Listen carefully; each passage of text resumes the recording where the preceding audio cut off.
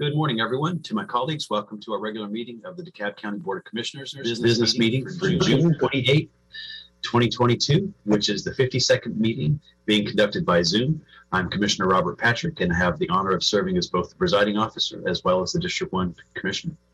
I want to extend a special word of thanks to the departments and all staff members for their hard work that makes it possible for the governing authority to conduct our meetings and broadcast them to the public. As of now, the public comment period is open and will remain open until 10 a.m. We have a dedicated email address where public comments may be sent. That email address is publiccomment@DeKalbCountyGA.gov. And I will repeat that, publiccomment@DeKalbCountyGA.gov. Only the comments received during this period will be read by the clerk as indicated in the rules for public comment in this agenda. All of the comments will be included in the official record of our meeting. Finally, to the listening public, I ask for your understanding as we continue to fine-tune this process. To the extent that there are glitches in today's meeting, I ask for patience as we work to correct them. As a reminder to my colleagues, the county attorney has not asked for an executive session. With that said, we'll begin with our printed agenda. Today, we are celebrating Black Music History Month in June, and I am honored that we have Davey Stewart joining us for his words of inspiration. Davey is the lead saxophonist for the legendary Al Green and frequents the Atlanta area with his own band, Davey Stewart and the Vibe. Davey, welcome.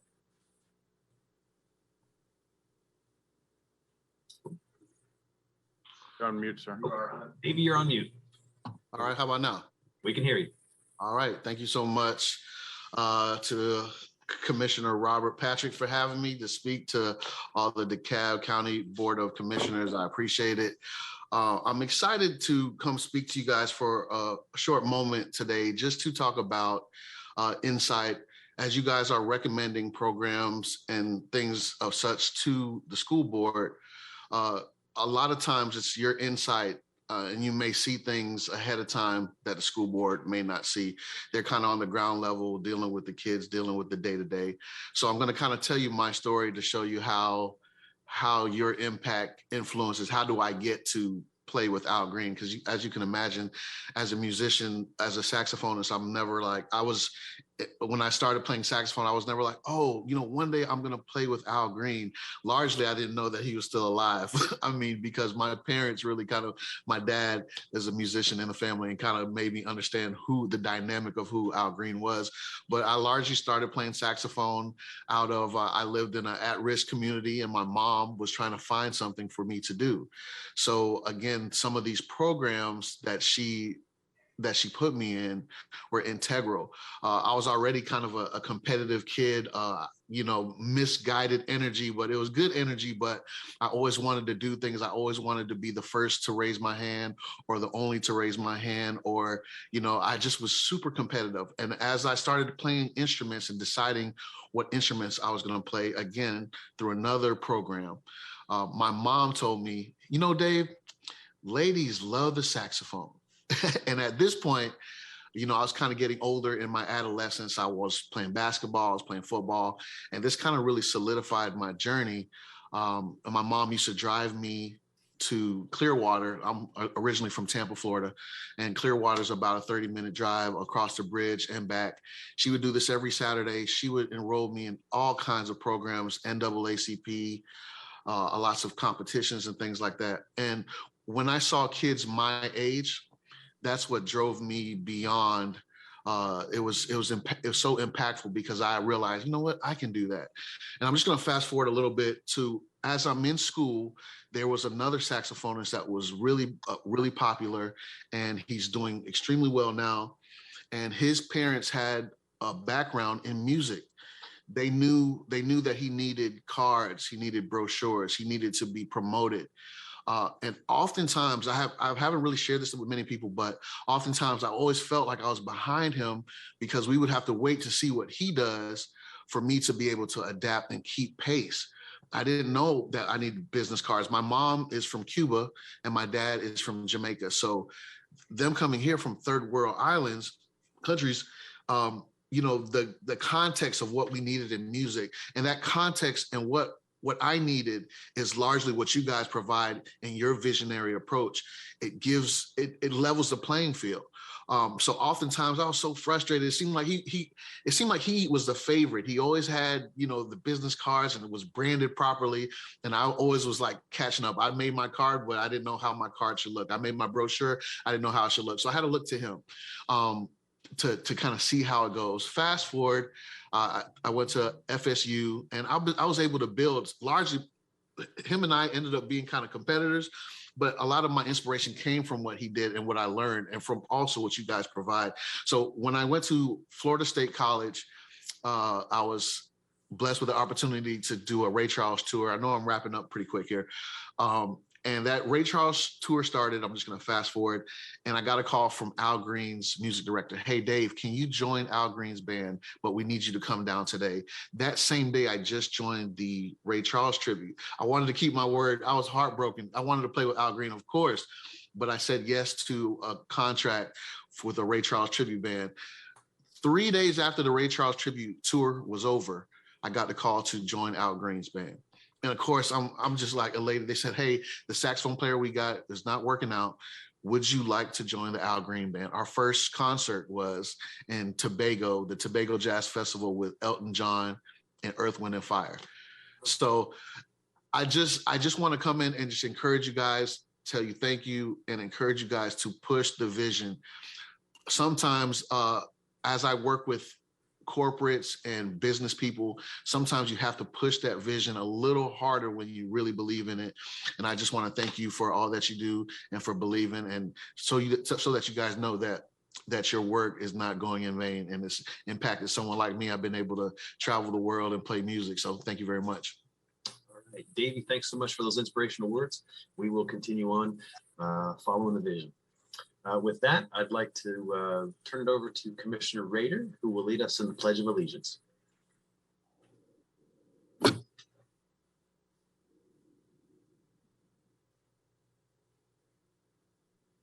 I pledge allegiance to the flag of the United States of America and to the republic for which it stands, one nation, under God, indivisible, with liberty and justice for all. Right, and now, Commissioner Patrick, if I could keep the floor for just a moment. If you would, please. Thank you. How many of you remember where you were in 1995, getting ready for the Olympics, right? Atlanta was very much a different place, and certainly DeKalb was also. But here in District 2, things were in some ways the same, because 25 years, well, almost 28 years ago now, in 1995, Caroline Enlow began full-time work with the DeKalb County Board of Commissioners as an aide to Commissioner Gail Waldorf. She, with another member of the staff, split the job actually starting in 1993, but in 1995, she became full-time. And I think most, if not every one of the members of the Board of Commissioners has felt the impact of Caroline's knowledge and experience here in the offices of the Board of Commissioners, because as elected officials, our roles are necessarily transient, but in many ways, the continuity of government is defined through the staff that we rely upon. And so Caroline has been the constant in District 2 for the past 25 years. Her actual anniversary came up in 2020, but obviously we were doing other things at that point, and the forms and the PIN have just come through. And so I know Caroline is watching, because I asked her to watch me do the Pledge of Allegiance, but I hope that she is enjoying this tribute, and I hope that each of you will join me in giving her a little bit of applause for her career-long commitment to DeKalb County in her role as Chief of Staff of District 2 Board of Commissioners.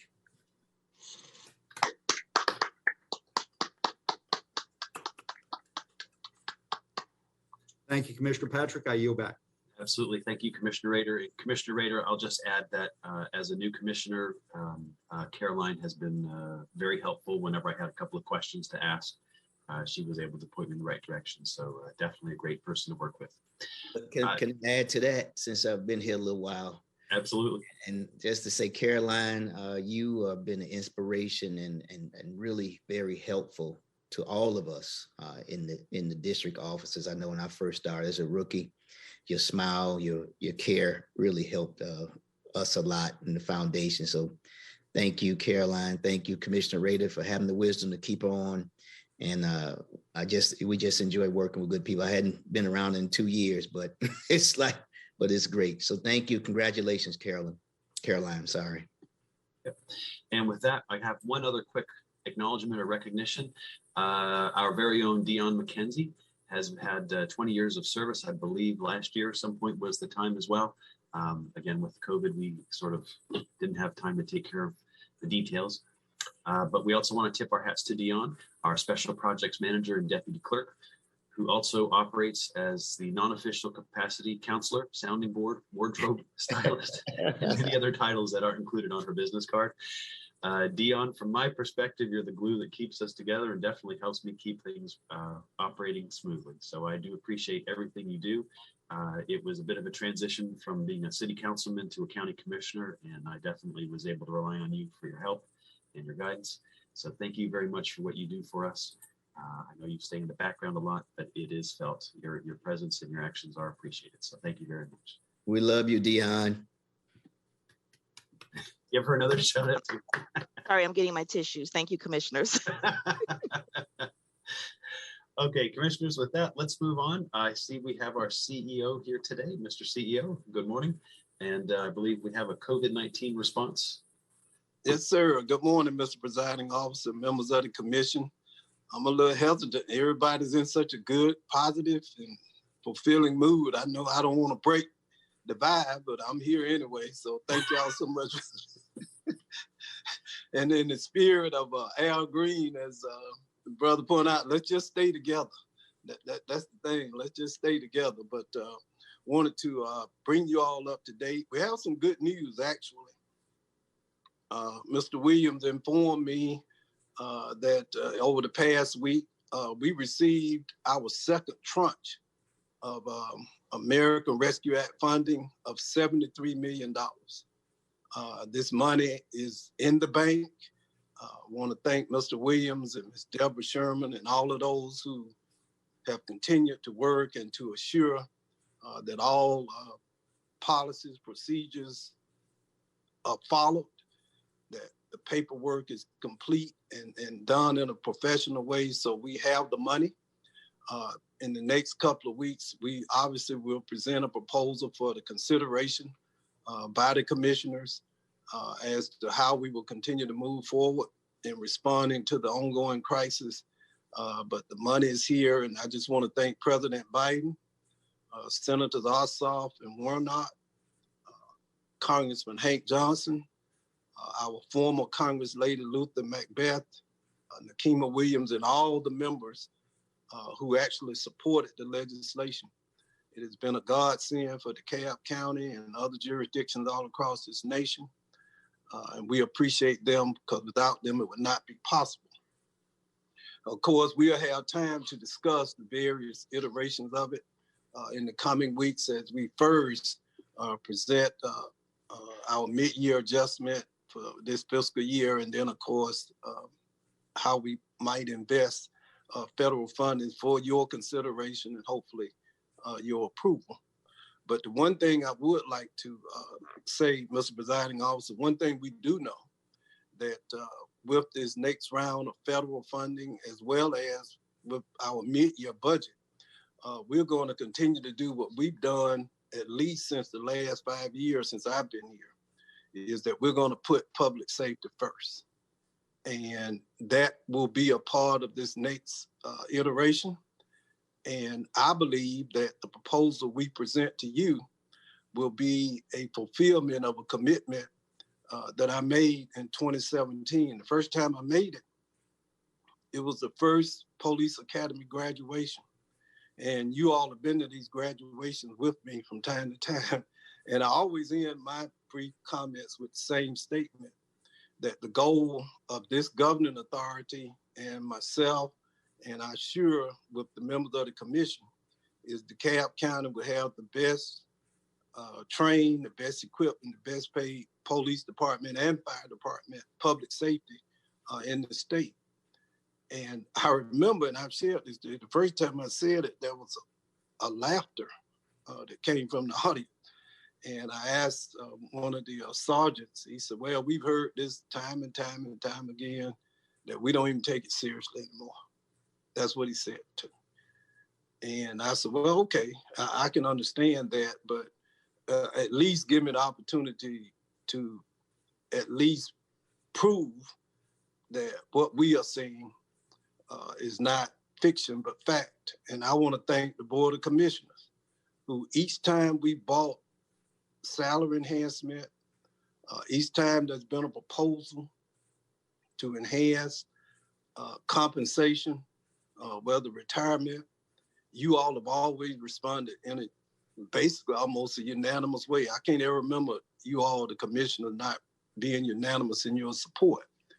So what we are going to propose to do is that we are going to achieve the objective, I believe, once we make our proposal to you, of having, as we promised we would, one of, if not the best paid and compensated police departments in the state of Georgia among large counties. And, you know, I can't compete with jurisdictions that got 20 officers, but among our cohort, I believe that the next proposal we present to you will contain that. But before, and the only way we could get that point is that you and collectively we have had to make investments on a continuing and ongoing basis. Oftentimes we get caught up in the latest news cycle where a jurisdiction will say we're going to do X, but what's not included in the news cycle is, well, what have you done over the last year, 2, 3, 4, 5 years? Because if you don't do something for 5 years and suddenly make a big splash in the 5th year, it sounds much more compelling than what it is. So I think Mr. Williams and Mr. Matowski have sent you all a document that I'd like for you to share with you all that looks at the commitments that have been made collectively by this government. It wasn't just me, because, you know, I tell you, I can't do anything without you. And it's in ascending order, but if we began back in 2017, you can see what we've done that has positioned us to be, quite frankly, the best, if not the best, or the best, the most highly paid department in the state of Georgia, once you see the next round of proposals that we're going to present. Beginning in 2017, and you know, I understand, memories are short. I get that. And right now, sometimes I can't remember what I did last week, much less what we did in 2017. You see, initially, when I came in office and talking to leaders in our police department, the one thing they said was that we need to address compression. And so in September of 2017, we implemented a one-time military style pay chart to adjust certain classifications based on years of service to market rate and address salary compression. That was a unanimous support from the commissioners. And also in 2017, in police, we had a military style pay chart designed to affect master police officers and sergeants with over 15 years of service and lieutenants with over 18 years of service. That was done. The next year, 2018, in April, that was a 3% increase provided to certain employees, including all sworn police officers. Note, it excluded employees who received an in-grade adjustment after pay and class implementation and hires only after July 1st, 2017. That was in April, it was a 3%. In October, that was a 4% increase for public safety employees, including sworn police officers. In October, we created a new pay scale for police. And in July of 18, 50 new police vehicles were approved and purchased with SPLOST funds. That, of course, delivery was going to be in September. In 2019, approved 50 additional to be purchased with SPLOST funds, and those were delivered in June. In 2020, in January, there was a 4% increase for public safety employees, including sworn police officers. And that also included non-sworn police, latent fingerprint examiners, and crime scene. And this was during the pandemic. So from March 19 to May 15, because of the challenges, we recognize it's a very difficult job, made even more challenging by the pandemic itself. This commissioner supported our recommendation to provide regular pay plus 50% pay and 50% comp time as hazard and incentive pay for all frontline employees, including police. Then on May 16th to July 24, it was regular pay at 25% plus and 75% comp time for all frontline hazard pay eligible employees. Then on July 25th, December 31st, it was regular pay plus 12.5% hazard incentive pay for frontline employees. That was in 2020 during the depths of this ongoing pandemic. Then from January 6th to August 6th in 2021, we continued to provide men and women who were on the front line doing very difficult jobs, 12.5% hazard pay incentive for all frontline employees. And by the way, you all know that long after other jurisdictions stopped providing frontline pay, I'm so proud that you all supported our recommendation to continue to provide hazard and incentive pay. From August 17th to December 31st of 2021, we continued the 6.25% hazard and incentive pay for frontline employees. In July of 2021, I'm so proud that people, and this was all earned, this was not given. These are compensation and salary incentives that have been earned. This governing authority provided a $3,000 one-time retention and incentive payment for public safety employees, including sworn officers. And that also included non-sworn fingerprint examiners and crime scene. Of course, that was one caveat. You must have been employed as of 17/21. That was in 21 and 22. From January to April, we continued the regular pay plus 25% hazard pay incentive for all frontline employees. In April, the 6.25% hazard pay was actually made permanent, and a $3,000 one-time retention payment for public safety employees. And that also included some non-sworn employees, and of course with the same caveats. In April, we increased the new hiring rate for police recruits to $47,000 a year. Of course, in June, we thank Governor Kemp for providing a $1,000 public safety incentive for sworn officers. In July, the county contribution to the 401A pension plan was increased from 3% to 6%. And just recently, we've increased overtime pay 3 times current pay for police officers. No other jurisdiction is offering that pay for overtime work. We can't find them in the state of Georgia, and that's just recent. With all that being said, we know that for all we've done is not enough. The men and women in uniform, they're our first line of defense. And, you know, I'm just so proud of Chief Ramos, Director Lumpkin, and those command staff officers, in particular, the people who keep us safe during a time where being a police officer is one of the most difficult jobs you can imagine.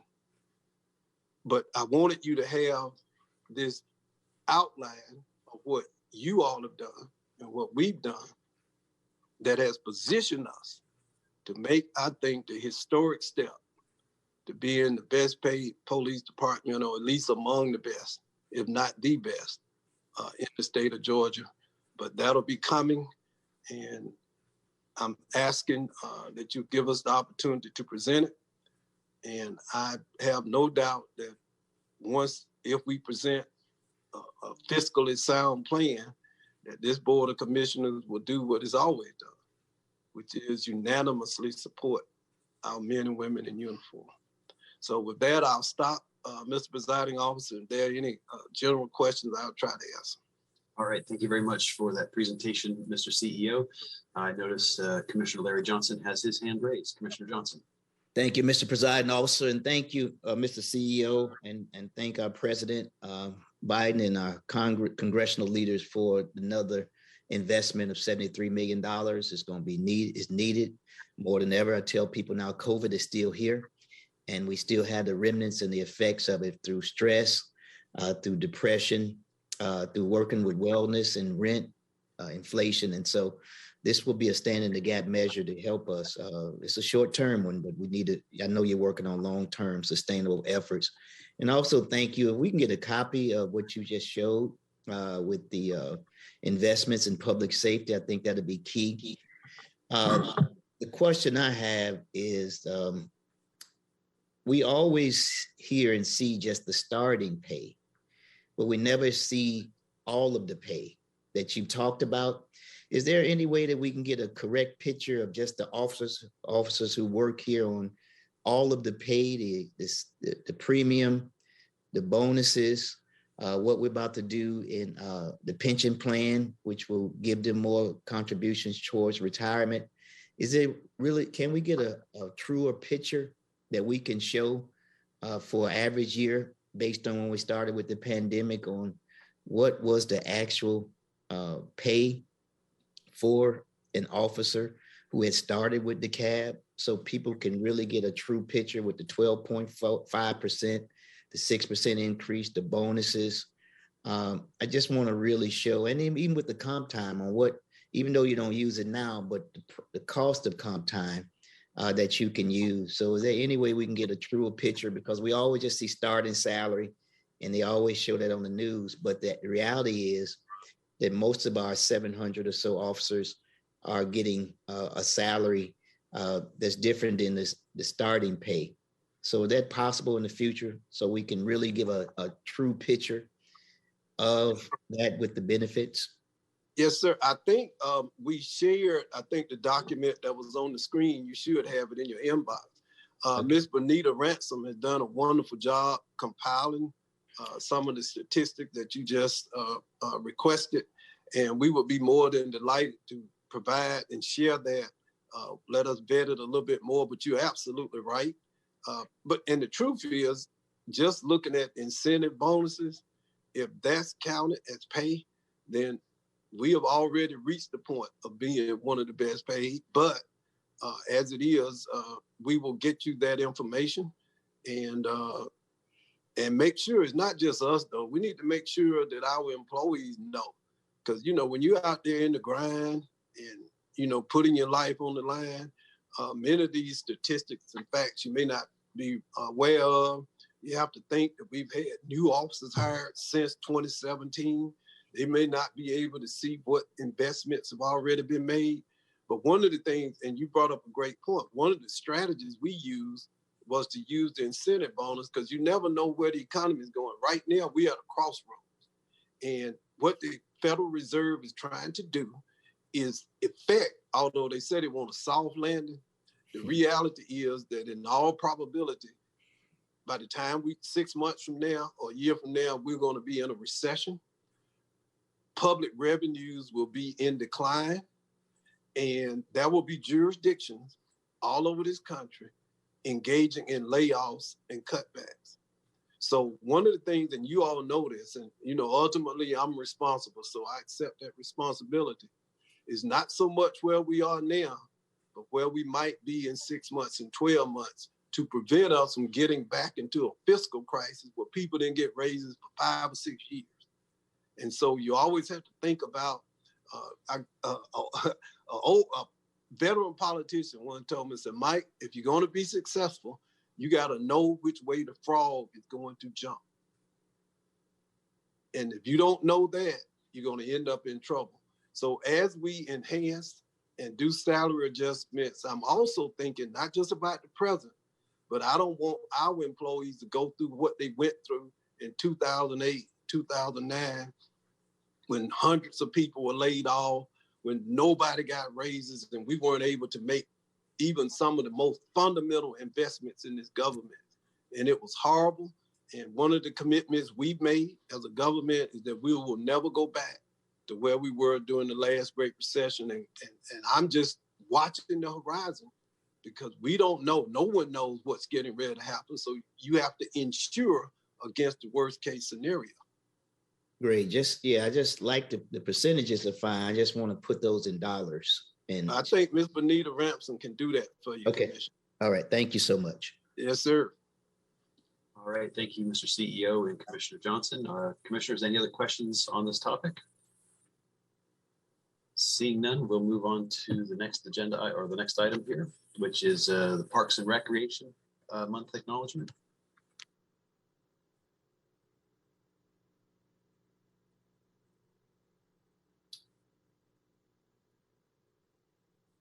CO Williams. Yes, I believe that would be Director Ellis.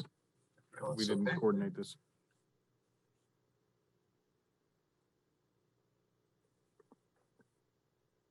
Good morning, Chuck. Good morning. We are not prepared to read that this morning. If we could delay that for one more meeting, we'd appreciate it.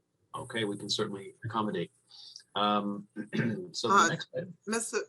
Yes. Design, I would have some comments for parks and recreation for my seniors, if I could just briefly have a couple of minutes for that. Okay. Okay, and I wanted to say good morning to everyone and to our seniors that's being honored this morning. David, Pat Jones, I don't know if I hear is going to be postponed for a week, but I just want to honor them, David and Pat Jones, Barbara Adams, Betty Johnson, Dorothy Wright, the city of Atlanta, and would like to say congratulations on your major accomplishments of advancing to the National Senior Olympic competition. Our seniors from right here in DeKalb County, Georgia, won a gold medal in the bowling team sports, and our own Pat Jones won a bronze medal for the women's bowling event.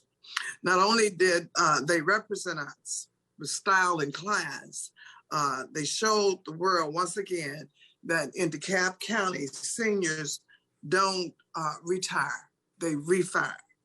So we're so proud of our seniors and what they have accomplished, and there will be no more to come as we continue, and there will be a lot more to come as we continue to celebrate their wonderful accomplishments. All right. Thank you very much, Commissioner Davis Johnson. You sort of stole a little bit of my thunder this morning. I was going to acknowledge that we have a little presentation from the Senior Olympic Bowling Team. Okay. If we have that ready to go, let's do it. Yeah.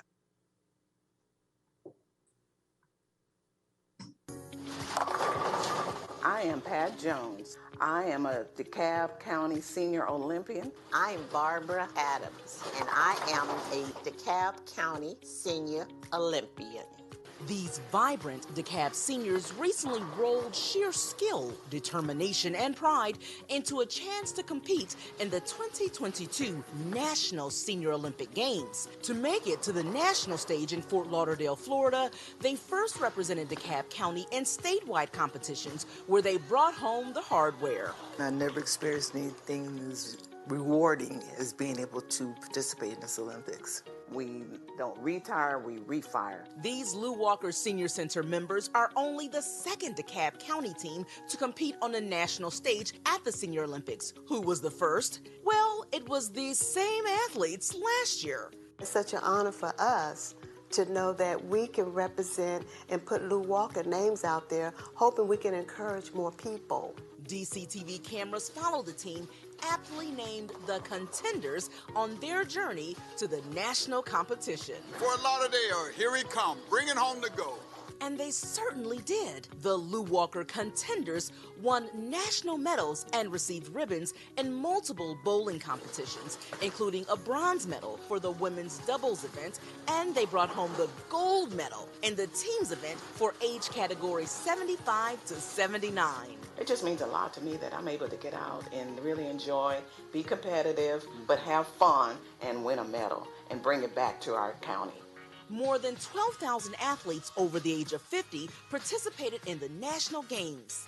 Competitions were held in more than 20 sports, including track and field, basketball, golfing, tennis, and more. DeKalb County's national senior Olympians are proud of their accomplishments, and they want to encourage other seniors to get out there and compete.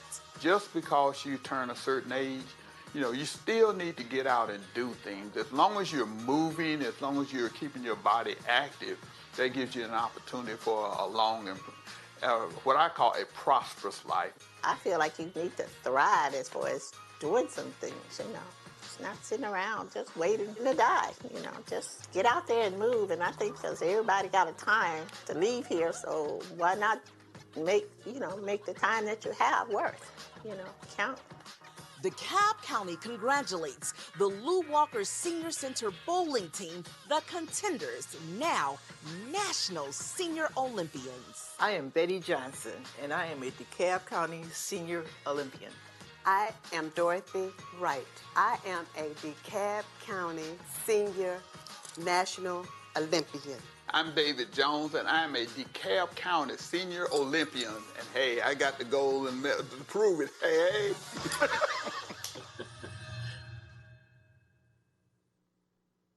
Well, thank you very much to Diamond Lewis for putting that together. Thank you very much to our seniors for really kicking butt. That's awesome. Thank you very much for what you guys are doing. And just to let you know, I turn 50 next month, and so I guess I'm going to be looking to join the team if you can use a presiding officer to help out. But anyway, with that, I appreciate everyone's tolerance. That wasn't on the printed agenda, but it was something I thought that was important enough that we should get that out to the media. With that said, let's move on to our regular agenda. Of course, at 10 o'clock, we're going to begin the public comments or public hearings. I think we have 10 items to get to on that. But first, let me slide down here. We're going to go into appointments, which is agenda item 1111. And this is on page 6, top of page 6 for those who are following. And this is appointment of the Oversight Committee of the Office of the Independent Internal Audit. And can we have someone give us a quick update on this? Yes, Mr. Presiding Officer, we can defer for another 2 weeks. We're trying to get the candidate to FAB this afternoon. Hopefully we can reach her and have her interviewed, and then we can move forward with the appointment. Okay, thank you very much, Dr. Obang. Commissioners, can I have a motion? Move to defer for 2 weeks. For 2 weeks. All right, give me 1 second here. I just got to get my notes up. Second. Thank you very much for the second. And moving on to the roll, seeing there's no hands raised or comments. Commissioner Rader? Aye. Commissioner Larry Johnson? Yes. Commissioner Bradshaw? Yes. Commissioner Davis Johnson? Aye. Commissioner Terry? Aye. Commissioner Cochran Johnson? Aye. And chair votes aye on that deferral, 7-0. Moving on to agenda item 1695, appointment of the new ethics officer, Alyssa Murphy. Can we have someone speak to that as well? Perhaps the county attorney?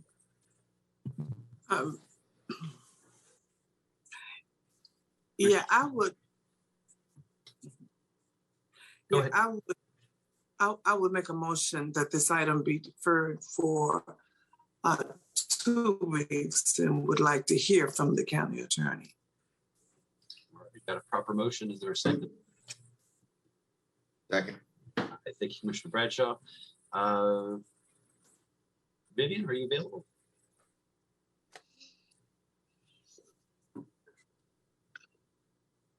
Good morning, Commissioners. I'm sorry, I could not get my computer to work. We are on item 1695. Is that correct? That's correct. Yeah.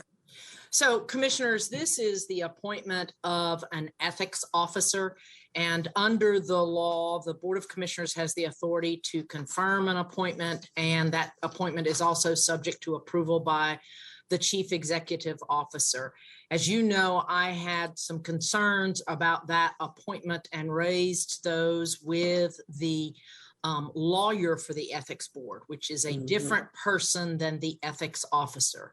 And it is my understanding that the ethics board a couple of weeks ago, appointed Ms. Murphy on an interim basis as the ethics officer, recognizing that that appointment would be subject to confirmation and approval by the Board of Commissioners and the CEO.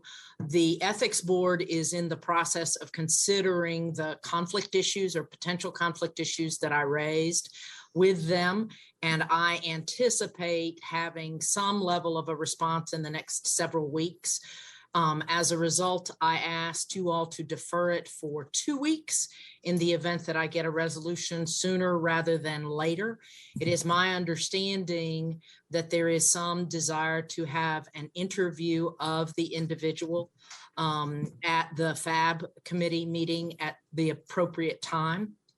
And I mean, not the FAB committee, excuse me. I think it's the ERPS committee. I may have the committee wrong. I apologize. To have an interview of the officer at the appropriate time, but at this juncture, I am asking for another 2-week deferral. It may be longer than 2 weeks, but I am hopeful that I can bring it back to you in 2 weeks. All right. Thank you very much, Vivian. Appreciate the update. Commissioners, we have a motion and a proper second for a 2-week deferral. Unless there's any questions, I'll go ahead and call the roll. Commissioner Rader? Aye. Commissioner Larry Johnson? Yes. Commissioner Bradshaw? Yes. Commissioner Davis Johnson? Aye. Commissioner Terry? Aye. Commissioner Cochran Johnson? Aye. And chair votes aye 7-0 on that deferral as well. Moving on, I'm going to ask the deputy presiding officer to take the next item. Okay. That would be item 2022-1836. The Commission District 1 recording of appointment of Luisa Tovo to the District 1 Community Council Board. Make a motion to approve. Second. Is there a second? Okay. The motion is made and second. District 1. Yes. Okay. And District 2, Commissioner Rader. Aye. District 3. Yes. Okay. And District 4. Yes. Okay. District 5 votes yes. District 6. Aye. Okay. And District 7. Aye. Okay. That recording is made and confirmed. Thank you. I yield back to the presiding officer. All right. Thank you very much, Commissioner Davis Johnson. I appreciate that. Next, we will move on to the consent agenda, beginning with agenda item 1699. This is for Commission Districts 1 and 6, consent to assign to DeKalb County contract number 21-801240 by Helicopter Express Incorporated. There is no cost to the county. Move for action. Agenda item 1773. This is for all commission districts. Approved minutes of the June 21st, 2021 Committee of the Whole meeting. Move for action. This is for Commission District 3. Agenda item 1818. District 3 CARES. District 3 Senior Home Repair Program to allocate an amount not to exceed $90,000 from the District 3 Reserve for Appropriation Fund to the DeKalb County Special Purpose Home Repair Program to provide aid to eligible District 3 seniors in need of home repairs. Move for action. Agenda item 1820. This is for District 3 again, to allocate an amount not to exceed $10,000 from the District 3 Reserve for Appropriation Funds for District 3 Concert Series. Move for action. The next one is for District 5. Agenda item 1807. to allocate $15,000 of the American Rescue Act funds reserved for District 5 to Be Someone Incorporated for the purpose of administering summer violence prevention chess and leadership program. Move for action. Okay, and this next few are going to be for District 6. Agenda item 1799, Commission Districts. Interesting. All right, Commission Districts 4 and 6 approve the requested District 6 ARP funds of $10,860 for Clarkston Shores Association, Clarkston Lake Communities to update a 2007 assessment of the stormwater damages so that they can seek outside funding to remediate and restore this lake and pond. Move for action. Agenda item 1802. This is for Commission Districts 2 and 6, a $24,620 District 6 ARP appropriation to reimburse for bipolar ionization for school HVAC system. Move for action. And agenda item 1819 for Districts 4 and 6 to approve a $75,000 District 6 ARP appropriation to be combined with the District 4 $75,000 ARP appropriation to augment field construction items 1 through 17, see attached budget, to support the Soccer in the Streets Station Soccer Program, an award-winning initiative that builds community through repurposing unused space in and around MARTA stations and provides safe spaces for multi-generational, multicultural to gather, play, learn, and grow. Move for action.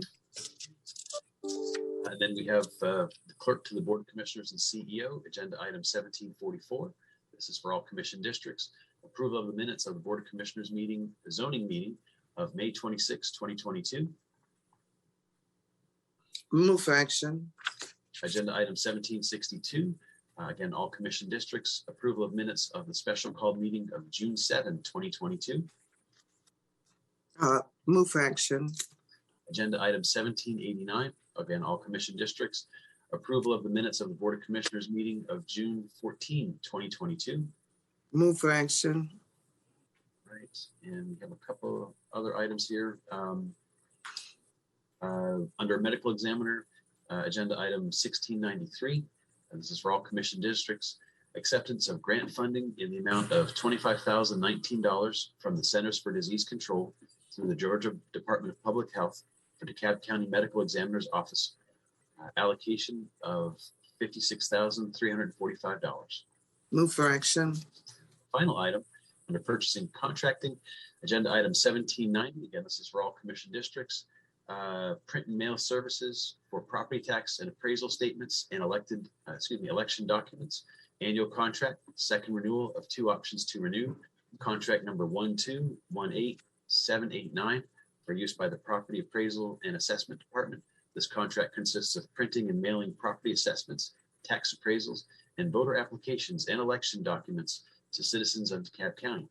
Awarded to Diversified Companies Incorporated, amount not to exceed $30,000. Move for action. Mr. Presiding Officer, I make a motion to approve 2022-1699, 2022-1773, 2022-1818, 2022-1820, 2022-1807, 2022-1799, 2022-1802, 2022-1819, 2022-1744, 2022-1762.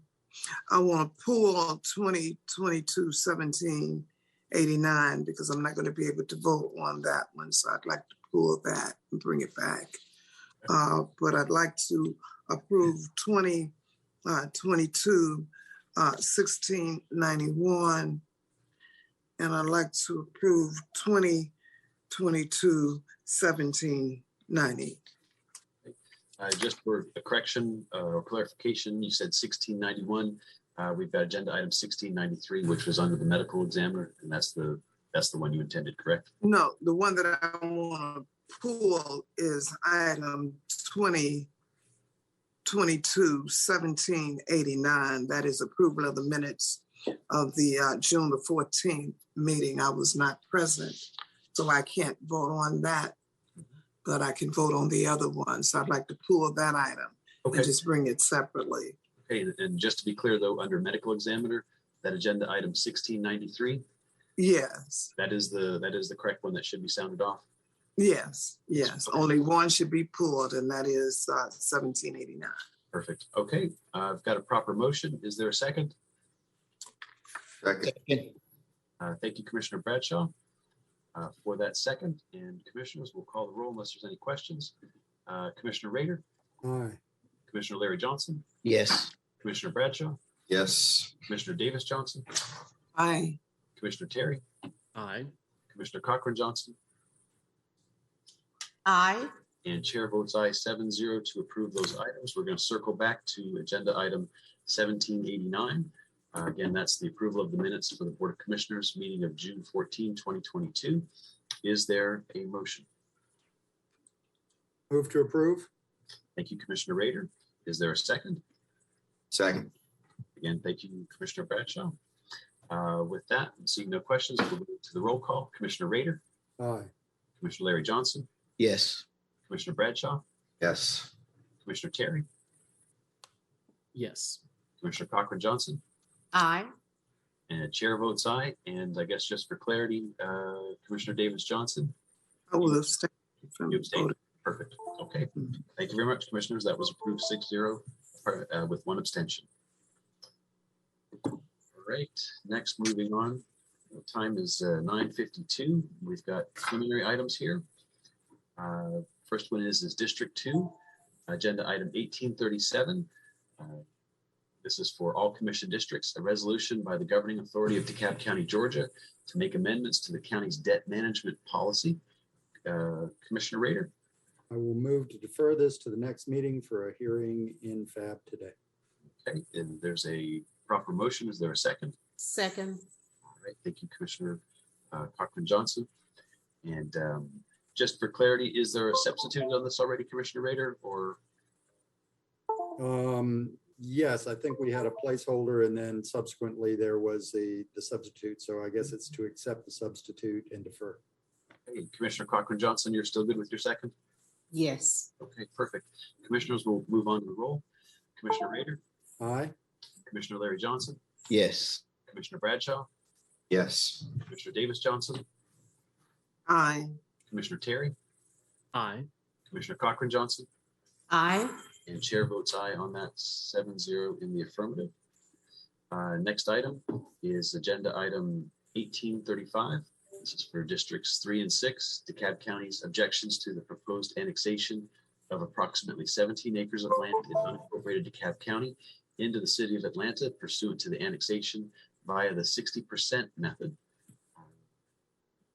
Commissioner, let's go for text, I guess, Commissioner Larry Johnson. This is Commissioner Ted Terry. I apologize. Commissioner Terry. Need a motion? Yes, I introduced this, walked it on at the committee of the whole last week. And if the law department could give everyone an update on this particular item. I'm not sure if anything's changed since we introduced it. Commissioner Terry, could we get the motion in second first and then go into the discussion component? Oh, I'm not even sure if we need to do a motion. But if we're, should I go ahead and go forward with motion, Attorney Welch? Yes, sir. Okay. All right. So I move to approve item 1835. Okay. All right. Thank you, Commissioner Terry and Commissioner Larry Johnson. Mr. Welch.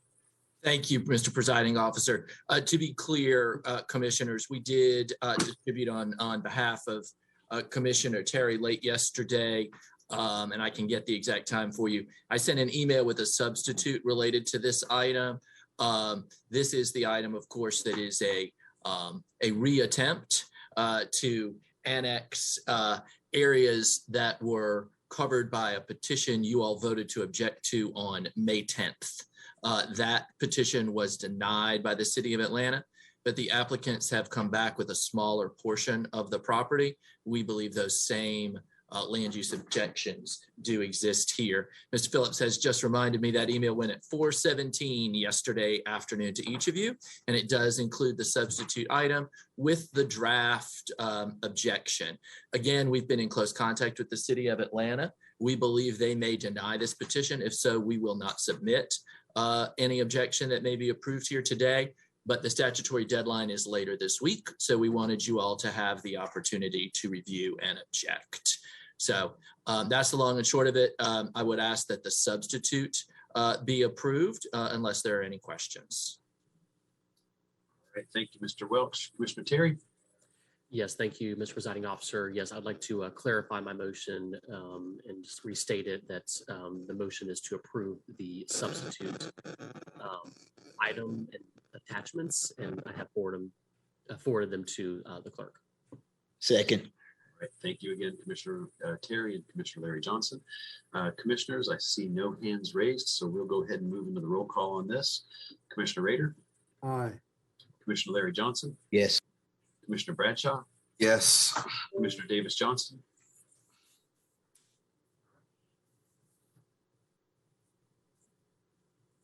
Commissioner Davis Johnson? Aye. Aye. Okay, perfect. Commissioner Terry? Aye. Commissioner Cochran Johnson?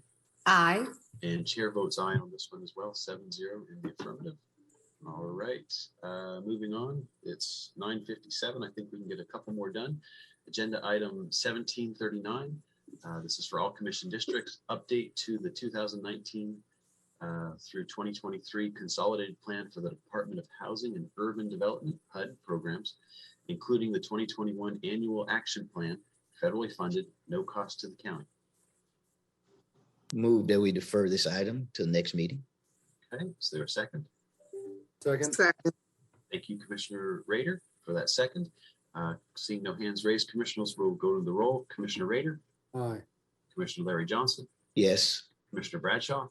Yes. Commissioner Davis Johnson? Aye. Commissioner Terry? Aye. Commissioner Cochran Johnson? Aye. And chair votes aye on that as well, 7-0. Moving on to the next agenda item, 1763, resolution to adopt an amended and restated plan document for DeKalb County's 401A defined contribution plan. And I'll note that there is a substitute on this one. Mr. Chairman. Thank you, Mr. Presiding Officer. The Groups Committee did hear this week and recommended this for approval. Was the substitute sent just in the last couple of days? Is that right? Commissioner Terry, you're sort of a little on the quiet side and a little bit on the scratchy side. I'm sorry. Let me move this a little closer. Yes, I don't have the substitute in front of me, but if the clerk can confirm that she hasn't. Yes, Commissioner, I sent it this morning. Okay, gotcha. All right, great. Well then, yes, so my motion is to approve the substitute for item 1763. Perfect. Is there a second? Second. Commissioner Rader? Unless there's any questions, I don't see any hands raised. We'll move into the roll call. Commissioner Rader? Aye. Commissioner Larry Johnson? Yes. Commissioner Bradshaw? Yes. Commissioner Davis Johnson? Aye. Commissioner Terry? Aye. Commissioner Cochran Johnson? Aye. And chair votes aye, 7-0 on that as well. All right, commissioners, it's 10:59. Let's see if we can get one more done. Agenda item 1801, request to accept subgrant award for the Criminal Justice Coordinating Council for fiscal year 2023 for the benefit of the Magistrate Court of DeKalb County's Misdemeanor Mental Health Court in the sum of $42,990 with a county match of $5,862. Commissioner Rader. This item was to be heard in committee, but examination of the actual grant award shows a post-dated execution date and an acceptance date that would need to be approved by the 30th of this month. So if I could, is there someone here from Magistrates Court that can speak to this issue? Or we can table it and wait until after we've done our public hearing. And if you are here from the Magistrate Court, please just use the raise hand feature to be acknowledged. I'm not seeing anyone at this time, sir. All right, so what I'm sorry, my apologies. We have Judge Stroud. I'll ask Judge to unmute. If she'd like to start her video, she may. Good morning. I am sorry I'm not in a position to appear on video, but I am here for any questions, Commissioner Rady, you might have relative to this grant. And you are correct, sir, that we do have to have it accepted and returned to the Council of Accountability Court judges in order for us to receive benefit. And that is how we actually operate this accountability court with those funds that we get from the state. Are these extraordinary appropriations, or is this your annual commitment from the CJCC? It's our annual grant, sir, but it's not a commitment. We have to make application annually for these funds. It just, this is a package of 4, and I'm just wondering why they came to us so late that we aren't able to go our normal course on this. Can you speak to when we receive notice of this grant? You said a package of 4. Are you referring to the other courts? 3 from the Superior Court. Yes, not from your court, but there Okay. are 3 that are similar to this in form and in schedule. Well, what I can say about anything that you see from the Council of Accountability Court judges is that once they go through their approval process, then they notify us. And what our requirement is that we have to turn it around and then get it on this calendar so that we can get it approved, because this Mr. CEO actually has to sign off on these things. And so we all received our approvals and the designated amount at the same time, which is why you see us all coming to you right now, trying to get them approved so that we can get these funds accepted, get their information back to them, because they are very strict with these state funds, because there's so many courts applying for them. I just heard in a report the other day, at one time, just in 2013, just for a little historical value, we only had about 73 of these courts in the state of Georgia. And I want to note that ours is the first and the longest running. Now there are approximately 100, I think they said, in 83 of these courts. So we're competing for these funds annually. And so as soon as we all got our approvals, then we made the proper submission to the Board of Commissioners to get it approved. That's why you see us all coming now, trying to meet that June 30th deadline. I found no documentation of when the sub-grant award was received. Can you tell me when y'all received that? Sure, let me get that right now. We received notice about the beginning of June, and I have that documentation. I will gladly forward it over to you. I thought I had printed it out, but we all received about the first part of June, early June, and they were running a little bit behind themselves. In fact, they're changing the process, and next year you'll see us coming to you with these sorts of things towards the end of the year, because they've changed the process and changed their fiscal year to run January to December like ours. All right. So if there's no objection, I would like the central staff and perhaps our Office of Grants Management to work together to make sure that something does come to the commission in a more timely basis. We only received this a week ago, and it acceptance on this schedule precludes a committee hearing on it, whereas these, obviously have merit. I think there is a concern about being able to do our due diligence and ensure that the commission has an opportunity to review them. So Dr. Obang, I would appreciate you getting in touch with both the constitutionals and our Office of Grants Management, or their offices, in order to make sure that there's sufficient time to review a grant award that was made about 30 days ago. So if there is no objection, and it is subject to objection, I would move approval of the item. All right, thank you, Commissioner Rader. Is there a second? Thank you, Commissioner Johnson. Commissioners, seeing no hands raised, we will go into the roll call. Commissioner Rader? Aye. Commissioner Larry Johnson? Yes. Commissioner Bradshaw? Yes. Commissioner Davis Johnson? Aye. Commissioner Terry? Aye. Commissioner Cochran Johnson? Aye. And chair votes aye, 7-0 on that as well. All right, commissioners, we are now at 10:05, and we will transition up to the public meeting, and I'll ask the clerk to read the rules into the record. Yes, sir. The DeKalb County Board of Commissioners will hold a public hearing during its regular business meeting on Tuesday, June 28th, 2022 at 10 o'clock a.m. This meeting will be conducted via teleconference Zoom. Simultaneous public access to the meeting will be available 1, via live stream on DCTV's webpage, and 2, DCTV channel 23.tv. The public is invited to join the meeting using the Zoom link, https://DeKalbCountyGA.zoom.us/7753778046, or by telephone 602-333-0032, conference code 217687. For those joining the meeting by telephone, please be aware that your phone number may be displayed to the public viewing or participating in the online meeting. The board will provide 15 minutes of time for citizens to speak in favor of an agenda item and 15 minutes for citizens to speak in opposition. Citizens who attend the meeting via the Zoom link above may join the public comment queue by raising their hand in the Zoom application, while citizens who attend the meeting via telephone may join the comment queue by pressing pound followed by 2. There will be no comment cards, so when you are called upon, please state your name and address for the record. Also, please be conscious of speaking time so that everyone has an opportunity to provide input in the allotted time.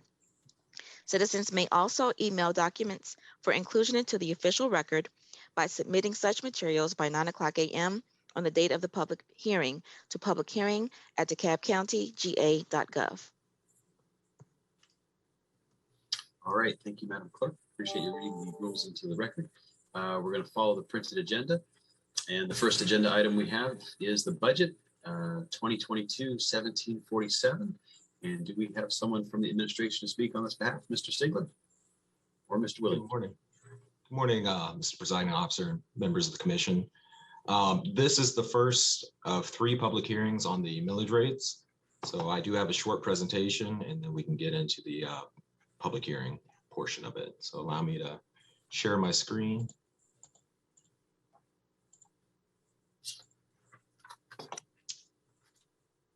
Okay. First thing we wanted to highlight for this year is the e-host, or the Equalized Homestead Option Sales Tax, which is a 1 penny sales tax that anyone who shops in DeKalb pays. And the proceeds from that tax goes towards tax relief for homestead property owners. And so in 2022, the e-host will provide $137 million to homestead property owners. And that's going to provide a 100% credit for the countywide millage rates levied for the general fund and the hospital funds. So that's a significant portion of the tax bill for homeowners. It's about 45% for resident and unincorporated. It'd be higher than that for many of the city residents. And the average or the estimated savings on a home that's valued at $325,000 is $1,230 being provided by eHost. In the 325, that's the average value of a homesteaded property in DeKalb County. Okay, the purpose of this public hearing is because of the state's Taxpayers Bill of Rights, which requires counties to calculate what they call a rollback rate.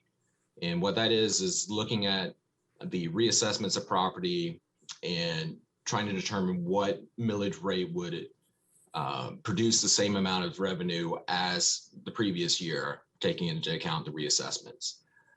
So the rollback rate for this year, which only includes our general fund and our hospital fund, was calculated as 8.838 mils. The proposed rate for those two combined is 9.464, which is the same as it was in 2021. However, since it's above the rollback rate, that's what has required us to hold public hearings and to advertise the tax increase. Okay. In total, DeKalb County has 6 active property tax millage rates. Only 2 of those, as I mentioned, the general fund and the hospital fund, are used in the calculation of the rollback rate. And coincidentally, those are the 2 also that are used for the EHOS credit as well. So the other millage rates include our police, fire, designated fund, and really just one bond fund now because we retired the debt on one of them several years ago. So when you combine all those rates together for the unincorporated area, the millage rate, the total millage rate remains at 20.81, which is the same millage rate that it's been since 2015. Okay, and this is just a schedule for the timeline here. Sorry, I think maybe some of those dates were slightly off. Okay, well, yeah, the first public hearing, this should say June 28th. So we have this public hearing at 10 a.m. and we also have one at 6 p.m. tonight. We're going to be advertising the 5-year millage rate in the Tax Digest history this Thursday in the Champion newspaper. And then the third public hearing will be held at 10 a.m. July 12th during the BOC regular meeting. That's also when the millage rates will be adopted, as well as the mid-year amendment. And then finally, July 28th is the tentative date for the Tax Digest submission to the Department of Revenue, which that's what allows us to then send out the property tax bills for the year. All right, this is just the web address to view this presentation and other information about the proposed budget. And if you have any questions or information, looking for information on property values, those can be found on the property appraisal website here. All right, thank you very much, Mr. Siegler. Commissioners, are there any questions? Commissioner Rader. Thank you. I did visit the webpage, and this item is information related to this is not yet posted. We received information as it relates to the administration's proposal for millage rates and amendments to the budget last night. It's I think it was about 6:30 last night. Mr. Siegler, I'm just wondering, on what basis do you expect the public to comment on this? Simply your presentation, because there is no public information available for the public to review in order to make comments on this proposed tax structure or the budget amendments proposed. And I realize that the public hearing is on the tax levy. And I understand that we did previously publish a notice of increase, but not of what those increases were. So what basis do we expect the public to be able to comment on these actions?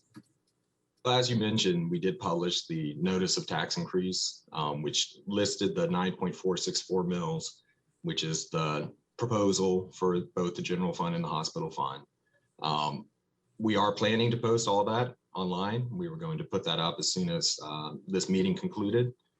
So that really is the purpose and intent of this public hearing, is about the millage rates and specifically the countywide rates. So we have provided that information both on our website as well as advertised in the Champion several weeks ago. Well, the notice, but not the structure, is that correct?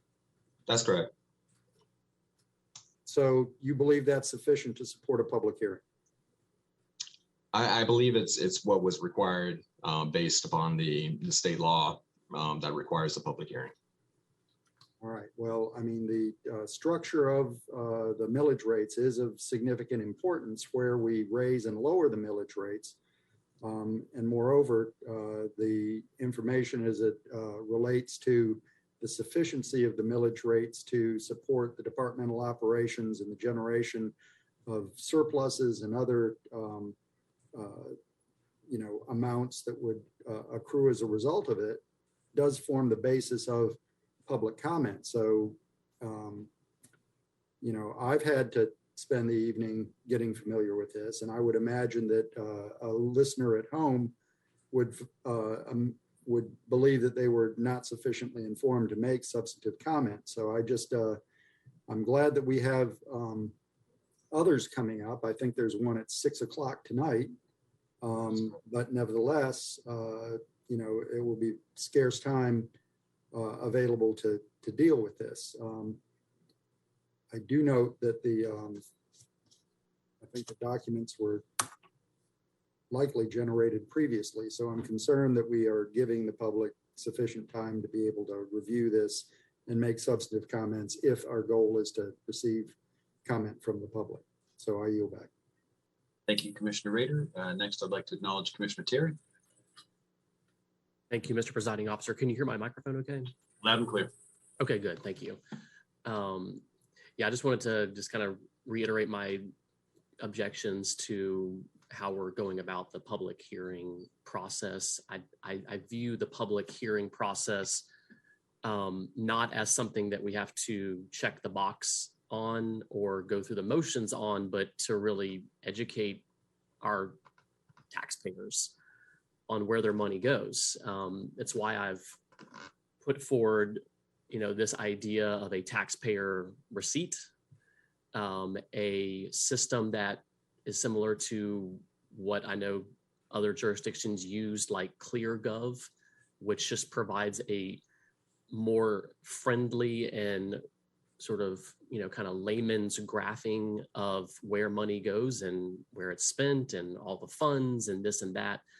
And, I would argue that all 7 commissioners don't 100% understand all of this. We understand a lot of it, but there's gaps in my own knowledge. And I feel like sometimes we're also kind of scratching our heads as well. And so if we're sometimes, kind of side-eyeing something and not exactly sure what's going on with it, then I believe that the public probably has at least the same level of, questioning, if not, complete confusion. And so I appreciate the evening public hearing. I think that was a suggestion I made, earlier this year. But that was, I guess, the spirit of having an evening meeting was, that was taken. But am I supposed to email people right now and tell them, hey, emergency notice, we're having a meeting to talk about, our $1.6 billion budget. So I just don't, I think I feel like we're going through the motions of, yes, we have to do the 3 public hearings, or maybe we don't have to do it. I'm not sure. It sounded like we had to do it if we were going to raise the rate. So maybe we're just doing 3 public hearings just because. But if we don't give people notice, if it's not structured in a way that, is conducive towards, constructive feedback or even some level of analysis into certain areas that are hotspots. Obviously, public safety is our largest expenditure. We are going to have a presentation at the ERPS committee next week on the public safety budget. We didn't have a public safety budget presentation for, back in February. So, the opportunity to do this evening public hearing tonight is great, and I appreciate that. But I don't know if we're going to really get much out of it if it's just some PowerPoint slides and let people just sort of say whatever they think for 30 minutes. I think a more constructive approach would be to, one, give more notice, more time, structure it in a way that provides for and sort of constructive feedback and an opportunity to educate and enlighten our taxpayers, because I think a lot of folks, again, don't fully grasp where everything goes. I think that's an important thing for any sort of interested citizen to tune into. I think the result of sort of delaying the public safety presentations are that we're going to talk about it at the ERPS committee next week in the afternoon. But it's really going to push, I think, the ERPS committee to do something particular on the public safety budget outside of the normal committee time. I think it would have been an opportunity for us to, dive into sort of more particularly interesting or relevant or touch point, aspects of the budget. It looked like there was maybe something coming on the public safety side. I gotta be honest, I wasn't really sure what we were talking about this morning with that little timeline. I wasn't sure where we were going with that. So maybe there's more information this evening that's going to enlighten the commissioners on, where we're going. So, hopefully we'll have more opportunities to dive at least into the public safety side of things.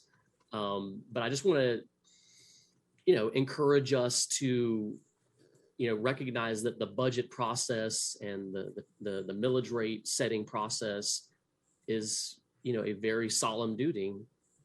And I see it as an opportunity for us to make the case that the county government and all of the aspects of our budget have really important things in it.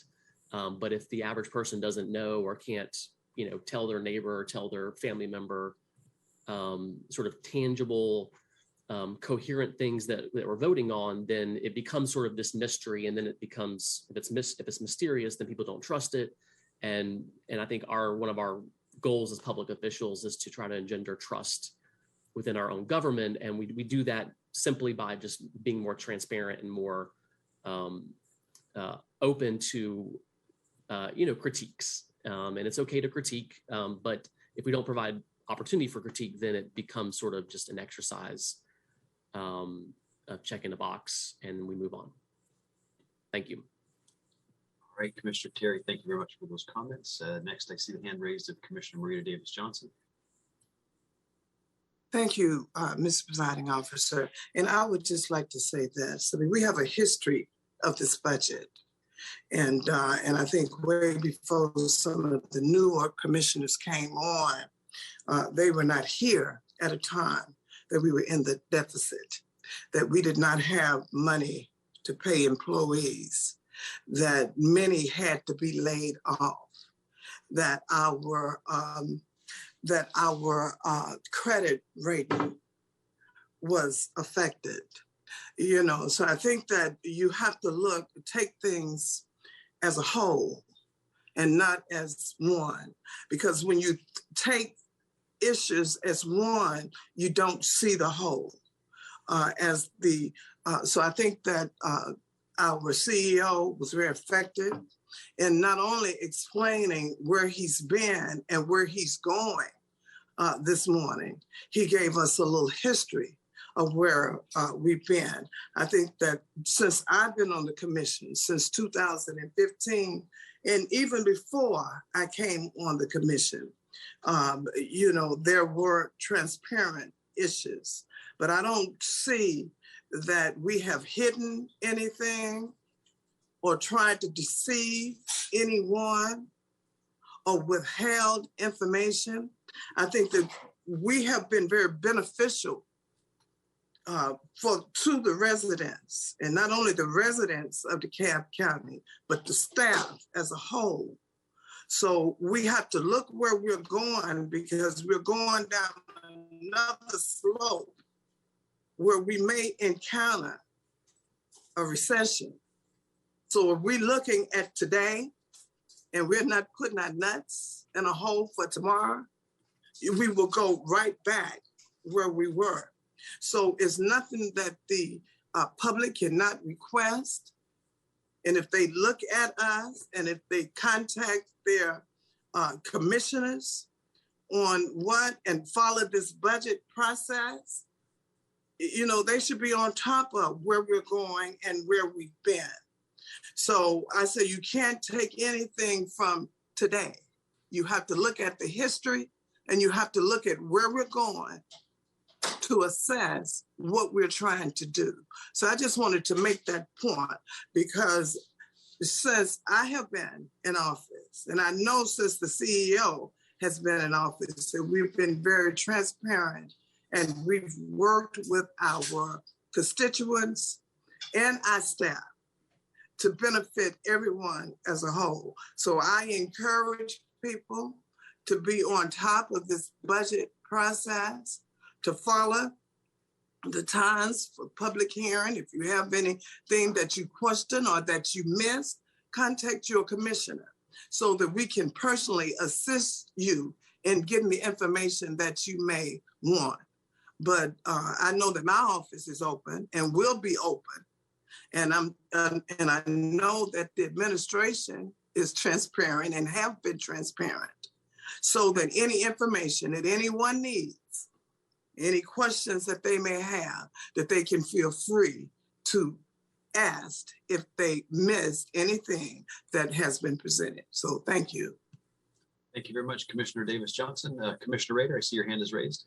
Yes, I'm going to just have to, since I've heard it twice here this morning by the CEO and now Commissioner Davis Johnson, I'm just going to have to refute this notion that there were massive or widespread layoffs associated with the past recession.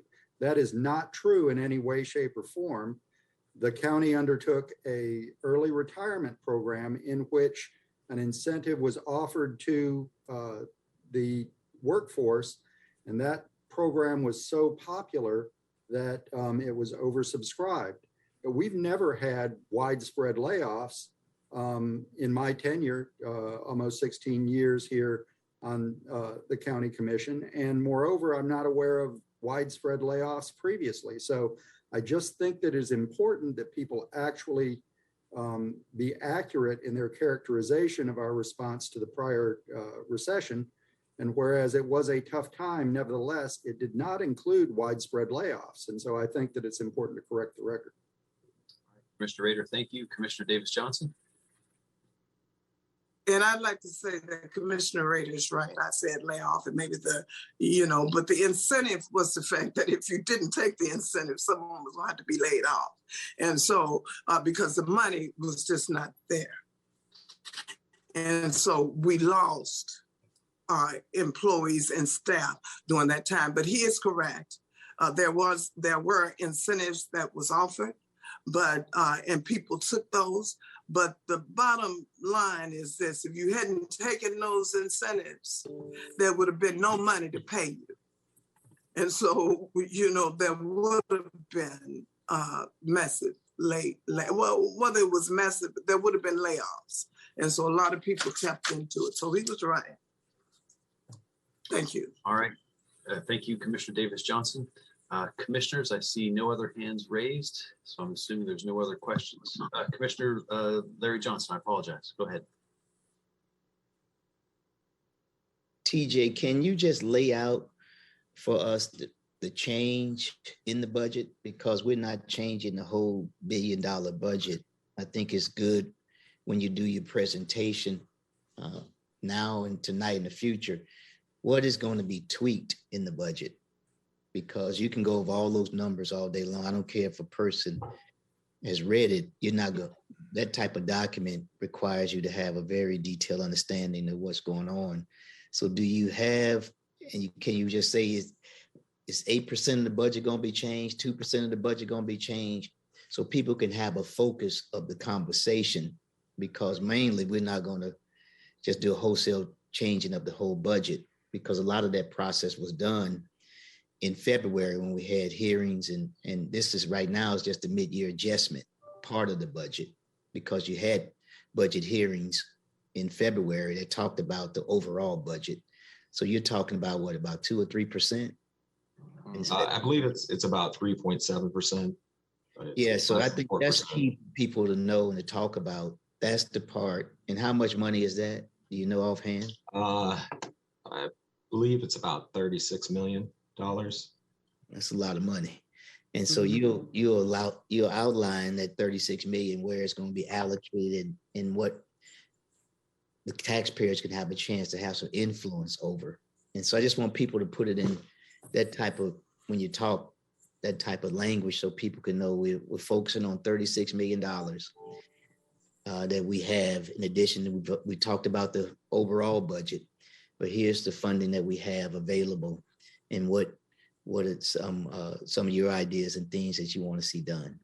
So, just make that clear when we're going forward, because you do have an abbreviated amount of time, but you're not going over the whole budget. You're doing a mid-year adjustment of the budget. And if I may correct myself, the total is $37 million out of the $1.5 billion operating budget, which is 2.4% of the net change from the original budget. So you had the hearings for the original budget in February, right? That's correct. Okay, so I just want people to be clear about what the discussion points is so people won't get overwhelmed by trying to say you got to go over and read the whole $1 billion budget, but you want to be able to focus on that those key components of funding and where is it going, so people can have more input on that 3.7%, and then hear from you all, the administration, on where you propose for that money to go. So I just want to make sure people understand what the mid-year process is about and what the scope and the discussion can be about if people choose to do that. You can talk about the $1 billion budget that we discussed, but I just want to make sure people know we're focusing a lot on the 3.7%, which is about $37 million, on where would it go and how do you, and what would be your wishes and insight on that part. So thank you for the clarity, and I appreciate it. All right, thank you very much, Commissioner Larry Johnson. Commissioner Ted Terry, I see your hand raised. Thank you, Mr. Presiding Officer. I just wanted to reiterate what I said earlier, that the largest piece of our budget is the public safety budget. And we did not have a presentation on the public safety budget in February. So the answer to, does anyone know what's in the public safety budget, is no, because we didn't have a presentation on it. We see line items on a spreadsheet, but we actually don't know the full extent of what's in the budget because we didn't do the presentation. So again, it's fine. Yes, budget to budget, it's basically salaries. All right, we understand that. But when we talk about our budget as a moral document, they say, and actually it's our president says, don't tell me what you believe, show me your budget. The budget is what we believe in. And so let's tell the public what we believe in. One of the things that I've noticed in government is if the average person doesn't know what to ask, I mean, we could say, oh, just ask us anything you want. You got a question, just ask us. If the average person doesn't know what they don't know, they don't know what to ask. And so it's not saying we're hiding something or that we're trying to be, secretive. It's just that people just don't know. And so we should take it as an opportunity to enlighten them, specifically where this money is going. And because we are not rolling back the millage rate, we are spending more money this year in tax revenues in our budget. And so regardless of how little it is, 2.4%, that's still an increase. It's still a change. It still should be acknowledged by the committees of jurisdiction and the commissioners that we did vote on it. I know there was some document that was floated around saying that the budget was a unanimous vote, and I didn't vote for it. And it's because I'm seeking more opportunities to enlighten the public on everything that we do. It's just a principled stance that if we don't fully know everything that we're voting on, and we're simply okay to say, if the CEO says he's got it under control, he's got it under control. That is a valid political argument. You could just say the CEO's job is to do the budget, our job is to approve it and maybe amend it here and there. That is a political position. You just philosophically believe the CEO's in charge of it, we'll let him handle it. I personally believe that we should still do our role as commissioners. And if we are going to approve something, that we actually know what we're approving. So I'm new, so I'm learning a lot, and some of y'all may know more about it from previous years, but every budget is a new document. So just knowing last year's budget or budget from 5 years ago, it's not the same. And we can make those distinctions in the public hearing. So, you know, the opportunity that I think I'm most interested in, again, the budget is our moral document. Public safety is our #1 expense. And you see this everywhere. The city of Atlanta just released their budgets. It's like 4 times the amount of money than everything else is being spent on public safety, just like us. So if we're spending all of that money on public safety, then the question becomes is what are we spending that money on? What is the strategy? What is the philosophy of where these dollars are going? We heard a little bit of it this morning. It sounded like it was highly trained, highly paid officers. Now, I would counter a highly trained, highly paid police force is probably the most desirable thing you want in your community. Mm-hmm. But I will also assert that anytime we're spending hundreds of millions of dollars of taxpayer money, that there ought to be some sort of oversight of policies and operations. DeKalb County does not have a civilian oversight board.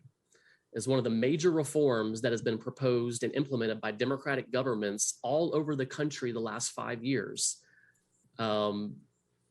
Police reforms, the basic police reform that you can do is a civilian oversight board. We don't have one. We don't have one in DeKalb, but we are proposing to spend more money on police training and salaries, and we are not willing to or not considering the overall implications of that and the strategy behind it. So I'm not trying to be critical. I'm just saying that this is an opportunity for us. Mm-hmm. Budget in February, mid-year, June to July, for us to tell the taxpayers, here's what we're going to spend your money on, and here's specifically what we really want you to know about. And because public safety appears to be the top priority in the budget, we should expand that out and just more fully explain what the strategy is. Last point I'll make is the Atlanta Journal-Constitution is continuing to discuss and write and investigate in their dangerous dwellings series. And the evidence that they're bringing forward is, I think, very compelling that the public safety challenges that we are seeing in our communities are stemming from aspects of these dangerous dwellings. And that a one-size-fits-all approach of more police training and more police pay, if that is the only solution to our crime problem, then we are missing the entire picture. Because we have said on this commission over and over again that if you want to address crime, you address it through education and healthcare and early childhood education and after-school programs. You address it through the whole person and the whole community. And so when I hear we're going to have that public safety is a top priority, I don't want to just hear it's only about the police department. I want to hear it's about the community services department and the human resources department. I'm sorry, the human services, community services. I want to see the whole government approach. I truly believe that we have the tools in our toolbox right now to solve our violent crime problem. But if we only take a one-size-fits-all approach, if we only say it's only about police, then we will continue to make the same mistake that our society has made for 30 plus years. The response to crime, just put more money in the public safety budget. It quite frankly is not working. And it is not a whole solution. It's a partial solution, but it's not a whole solution. I'm tired of people saying Democrats want to defund the police. And then you have Democrats and you have Republicans saying that, and you have Democrats saying, oh, no, we're funding the police. And it's a knee-jerk response to just put more money into police. But the residents and our taxpayers care about results. So we could win the political argument and try to win the political moment by saying, oh, no, we're funding police at record levels. But if the results don't actually lead to lower crime, then we've completely failed. And so we should focus on evidence-based policies. We should focus on results. We shouldn't play into the political arguments of the moment that are short-sighted. The answer to our public safety issues and our violent crime wave is not simply more police. It's the both and. Thank you. All right, Commissioner Terry, thank you for those comments. Commissioner Marita Davis-Johnson. Thank you. And this is my last comment on it. And I just want to say to Commissioner Terry, you are the chair of the ERPS committee. So I think that if you want to see a thorough presentation or investigation or explanation, I mean, you're the chair of that committee. You just bring it in your committee during this budget process. Next week. And so hold on. I'm just saying. So I'm just saying that is you're over that committee. So I say this is one shoe does not fit all. And I served as chair of the ERPS committee from the time that I came on up until last year. And so I can assure you that more has gone into public safety since I have been there, other than the money, because that's what people were asking about. Money, was saying money, money, money, money. And we wanted to see a more holistic approach to it. And that's what we dived into. But I, as chair of the ERPS committee, if I had questions on public safety, I brought some public safety to the committee. If I had questions on the budget and how funds were being used, I brought public service, public safety to my committee. And so I say that to say that this is, you chair this committee. And so if it's something that you feel is lacking, that the administration has not produced, then bring it to the public safety committee. And then, you know, you have authority over that and present and ask questions and present to the constituents as you see how we're lacking or what we should do, so that you can give people a better understanding as to monies that are being spent and policies that are being made and statistics that exist within DeKalb County, so that the public can be aware of doing this process and not so be dependent upon the CEOs or the administration's presentation. But you have the ability and the authority to dig deeper within your committee. All right, thank you very much, Commissioner Davis-Johnson. I see the hand raised of Commissioner Lorraine Cochran-Johnson. Yes, thank you, Mr. Presiding Officer. My question would be, what is the ask from us as it relates to the document that was received last evening at this time here today in this meeting? The ask today would be to defer it to the next meeting, so to the Okay. July 12th meeting. Understood. So at this moment, there is no ask. I just wanted to hear that there is an approval. So that will allow us to carry to necessary committees the document, have discussions, have a clear explanation when we speak of public safety and the enhancements thereof from the administration, so that there is clarity as we move forward as to what we are approving as we approve this mid-year budget. Is that correct, Mr. Sigler? That's correct. There will be, a number of different presentations, I believe, before we're actually in a position to vote on this. Okay, thank you for the clarity. So at this time, is there a motion to defer? I think we still have a public hearing to undertake. Yeah, Okay. Commissioner Cochran-Johnson, let's follow the regular process, please. Are there any other questions, Commissioner Cochran-Johnson? There are no further questions, Mr. Presiding Officer. Thank you very much. Actually, I have some questions, or actually requests for TJ and for the administration. I always find it helpful if we can have sort of a quartile breakdown of our residential properties that shows the different taxing funds that each property owner is responsible for.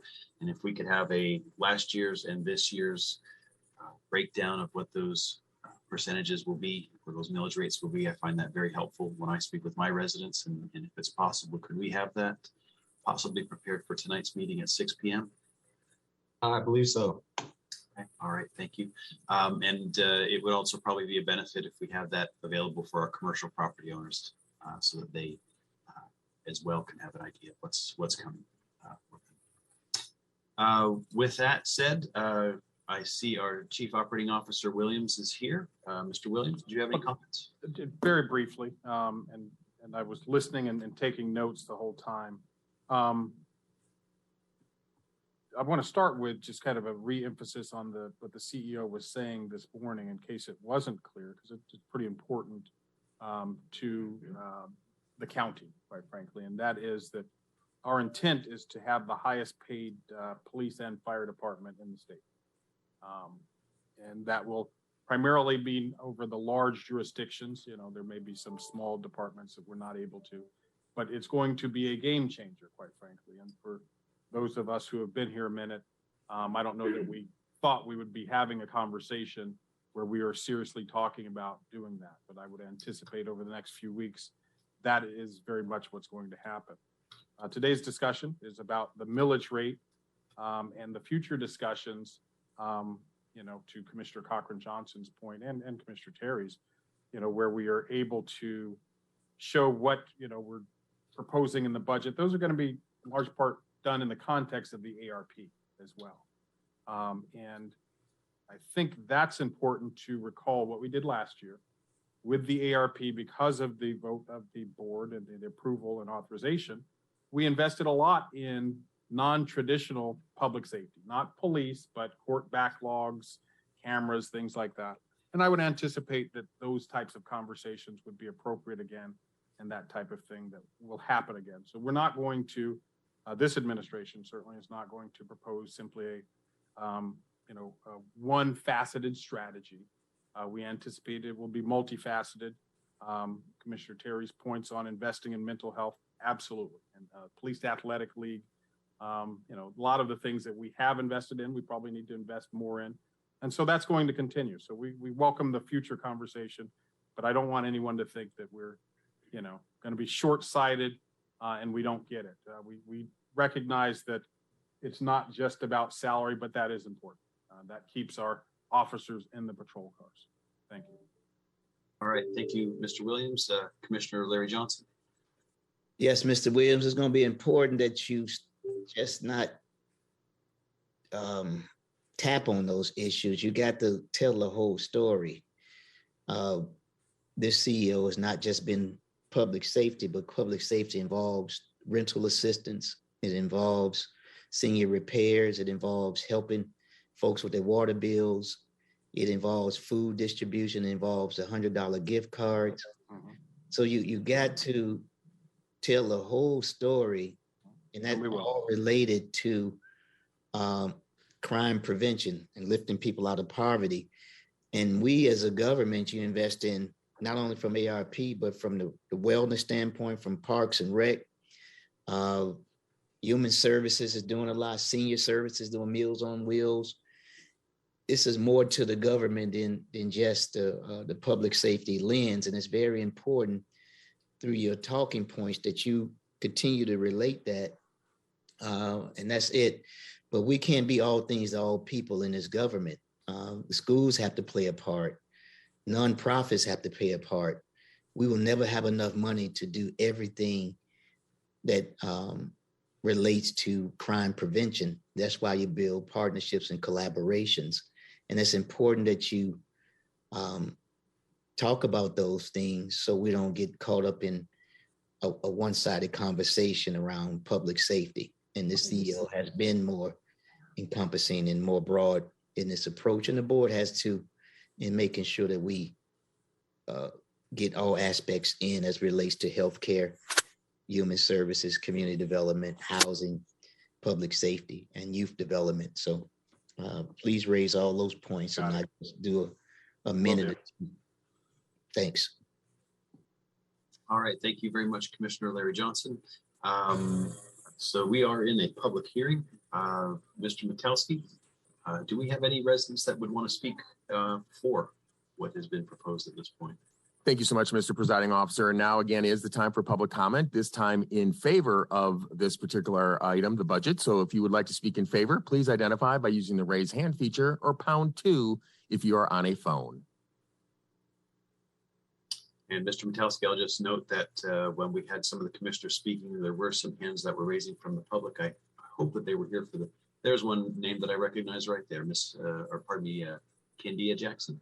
Very well. And again, we're still on the voting, or rather not voting, excuse me, but speaking in favor of. So I will ask Candia Jackson if she would like to speak. Please unmute. If you'd like to show your video, you may feel free to. And please state your name and address for the record. Hello, my name is Candia Jackson. I live at 2624 Woodfin Drive. It's in the Ellenwood area of DeKalb. I'm a little confused. When you say for or against the budget, you mean the more transparency for the budget? I think the context is from what information has been put out to the public at this point, do you support the idea of moving forward with the administration's proposed budget or millage changes, or are you opposed to those? Okay, I'm sorry. I was confused. I thought we were voting for the transparency of the budget. So well, I think we'll always support transparency. There's no question up here between staff and the elected officials. We most definitely want to see that happen. Okay, got you. Sorry, I misunderstood. Okay. Any other comments though? Oops, I'm sorry. Go ahead. We'll unmute you if you'd like to. Any other comments? Yeah. Well, I'm always for more transparency. I'm a little worried about the overpaying officers idea, but I'm really concerned about the effectiveness, because usually when like you throw more money at something and it doesn't yield the results you want, it usually does, is because it's going to the administrative team, but you may need to get an outside company to evaluate how that's better utilized, because it may be something in the training, it may be something in like the locations of the officers, it may be some of the statistical formulas you're using to calculate the probability of a crime. And then too, if you're going to ask people for more money, I agree with Mr. Terry. I'm sorry, I have my notes over there. You do want to be as transparent as possible. It's not that you, the board members haven't been very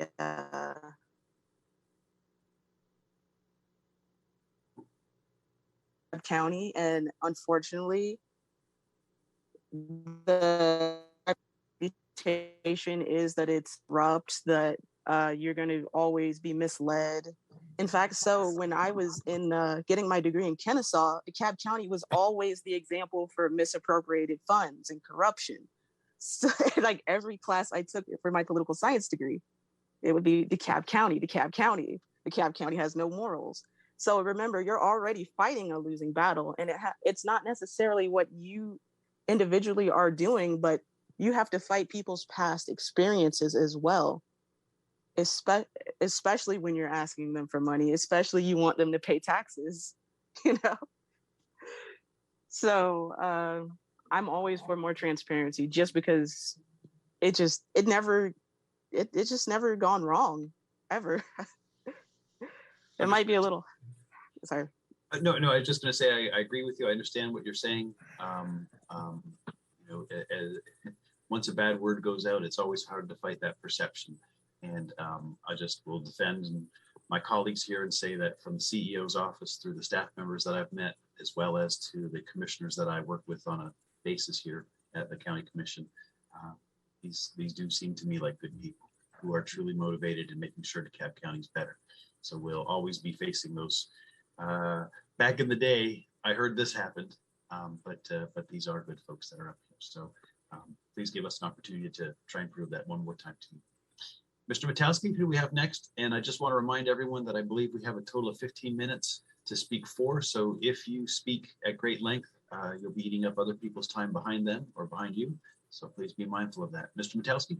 Thank you so much, Mr. Presiding Officer. And again, this is in favor of the millage rate proposal. Kristen T is our next request. I'll ask Kristen to unmute. If they'd like to start their video, they may, and please state your name and address for the record. My name is Kristen Turgeon, and I live at 980 Felldridge Court in Stone Mountain. And I'm just basically making a comment that I've always just paid my taxes and never really paid any attention. I just, DeKalb County, thank you, DeKalb County. I want to support everything in the schools. But my latest assessment gave an estimated tax that jumped $1,000 on my little nothing house. And so suddenly I'm very interested in where that $1,000 is going to go. And I know a lot of it is schools, and I never really understood the school part either, but where does my $1,000 increase go? Kristen, I think that it would probably be appropriate for tuning in tonight, where Mr. Metowski will show how we raise that $1,000 and what direction it goes into. Right. And Mr. Williams? Okay. And one of the things we will want to do, and I apologize for jumping in, but one of the beauties of the night public hearing is we do have the opportunity to really discuss and even look at the individual's tax bill. If there's a way to get the information, we may be able to assist, because what you may see is an assessment, which is one thing, but as Mr. Sigler indicated, because of our e-host, the general fund tax is virtually gone. So you're not paying that. So it could be school board, it could be municipal, we don't know, but we can provide more information individually if we can get in touch with you. thank you. And thank you so much for your comment. Our next request is from Lawrence Miller. I'll ask Lawrence to unmute. If he would like to start his video, he may. And please state your name and address for the record. You are still muted, sir. Sending you in. There you go. Hi, my name is Lawrence Miller. I live at 1413 Amherst Drive in Stone Mountain area. My concerns, I'm pretty familiar with millage rates and my tax bill. I looked at my tax bill, it increased my value about $80,000 this year. And with a millage rate last year of 0.43890, I'm questioning, even though our taxable value went up, would our millage rate go down in its entirety? I know right now we work on bits and pieces of the millage rate, but if we have an excess of money in our pool of money for DeKalb County, so we get, this young lady just hung up, said hers went up $1,000. I haven't calculated mine, but we have a huge pool of money because everyone's taxes are going up immensely, but our taxes are going up. So are our millage rates going down based on what you guys are working on right now? Because the millage rate dictates how much money you're going to pay for your taxes, not at the 0.43980 last year. Are we expecting potentially a lower rate since we have all these tax values going up with everyone's homes in DeKalb County? And Mr. Miller, just so you're aware, the public comment is meant for public comments. Feel free to continue to ask your questions. However, this isn't where there'll be specific engagement. However, hopefully those questions will be answered for you later or in the presentations at future public comment, the public hearings. Which meeting would that be, so I could be sure at that meeting? Because it says that you have a few meetings, but it doesn't say specifically about millage rate. I would just defer to Mr. Sigler. I believe there's one tonight at 6 p.m. And then the last one is Mr. Sigler. Yes, that's correct. So there's another public hearing tonight at 6 p.m. as well as one on July 12th during does any of them address the millage rate in its entirety, not just bits and pieces of it? Well, we can certainly answer those questions. So, I mean, we did address the 20.81, which is the county's portion of the millage rate. There's also the school's portion, and if you're in the city, the city's portion as well. I'm in unincorporated DeKalb. Right. So the millage rate for unincorporated is the 20.81, which is the same as what it was last year. So it doesn't go down even though we have this large increase in our values. Okay, thank you. And thank you so much for your comments. Our next request is from Michelle Ramirez. I'll ask Michelle to unmute. If she'd like to start her video, she may. And please state your name and address for the record. Hi, good morning. My name is Michelle Ramirez, and I live at 484 Hickory Hills Drive in Stone Mountain. I just want to thank all of our elected officials here for being in this meeting and educating us. My comment is I need to do more due diligence as a citizen myself. I was informed of these meetings earlier this year when at 8:30 at night, some residents were knocking at our doors asking us to attend these meetings. And I was not aware of that. And they said, it's really important. And I was shocked that there was a group of people walking at 8:30 at night, knocking at our doors, asking us to attend these meetings and talking about how important it is. And I asked, well, how am I supposed to know about these meetings? I was not aware. And they said, well, there's these signs. And I said, where are the signs? And they said, well, they put the signs at the end of the road where there was a dead end inside the woods. And I drove the next morning to see, and sure enough, the sign was at the dead end of our neighborhood, not at the front when you enter, but at the end inside the woods. Nobody walks into the woods. And it was in two sections. And I was so shocked. I could not believe that. And I was like, well, how's anyone ever going to know about this? And they're like, well, this is why we're walking around here and letting people know. And they're like, you know, it's funny because they're like, we're willing to risk our lives because it's late at night. And they're like, there's shootings, there's so much crime in our community, but this is very important for us. And that's why we're out here knocking at people's doors, asking them to please attend these meetings. Unfortunately, I couldn't attend a lot of them because they were in the daytime. So I appreciate that they're in the evening now. A lot of citizens work during the day and it's hard for us, but today I was intentional in taking an hour off from my meeting so I could attend this. So I myself am going to do better at being a citizen, to educate myself, to learn, and to also be able to actively participate and know what I'm doing, know what I'm paying my taxes, so that I can share that with the rest of the community, because I appreciate those people who showed up that night at my doorstep saying, hey, you need to attend these meetings. We need to actively participate in our community so that we can grow to be better. I don't understand a lot of what's going on right now, and I appreciate Ted Terry for mentioning, you know, we need to educate our community, talk more about where the taxes are going and so forth. So for that, I'm going to be more actively involved. I'm going to read up, and I just need to know, how do I go about finding out more about my community and these meetings and learning about everything, the taxes I'm paying, where is it going? I just need direction so that I can do my part. Thank you. And thank you so much for your comments. Our next request is from Beverly. I'll ask Beverly to unmute. If she'd like to start her video, she may. And please state your name and address for the record.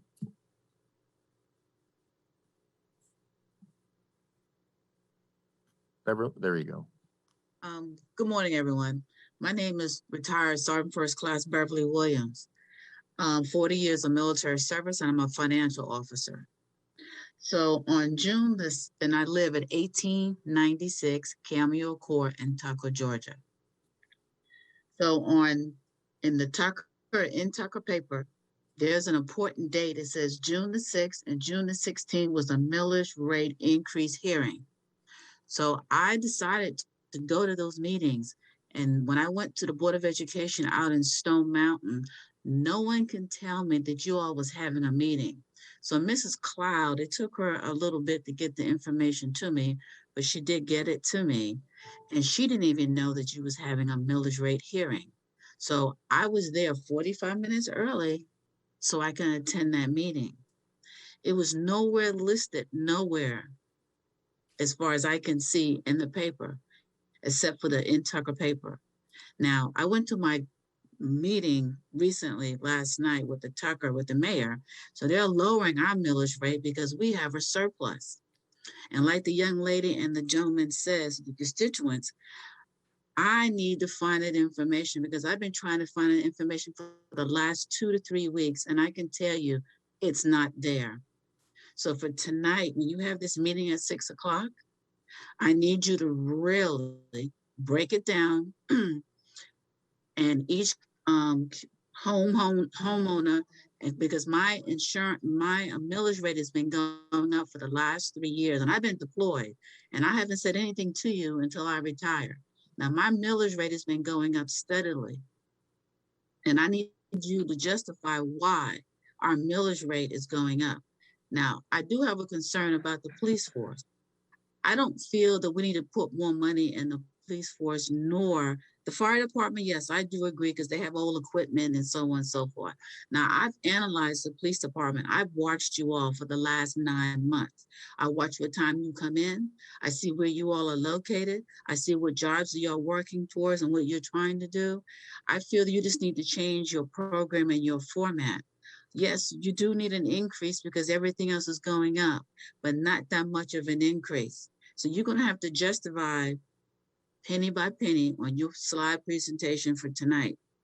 It needs to coincide what the public is wanting. And you have no idea what I want and the rest of my residents because you haven't taken the time to have a conversation with us, nor have decent committee meetings.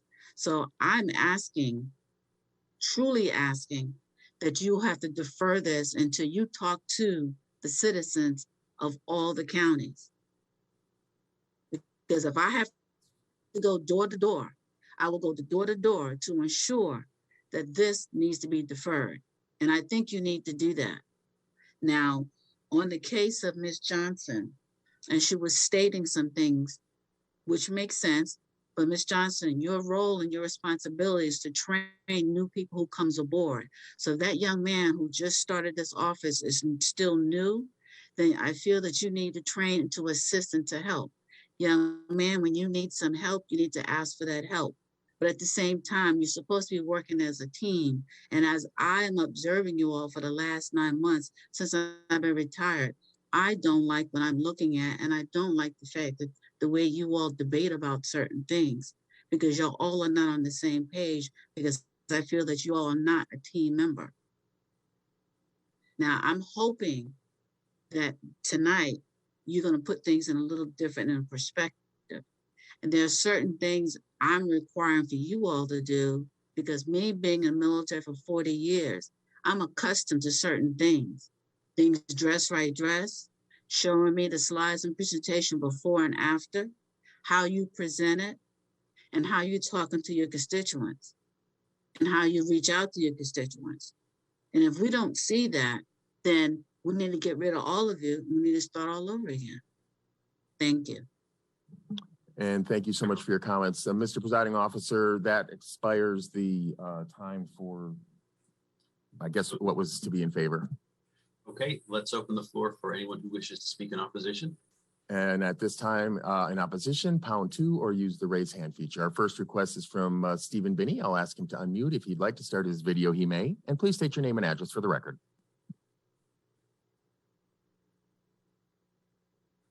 Stephen, you're still muted. Stephen Binney, 1083 Seville Drive, Clarkston, Georgia, 30021.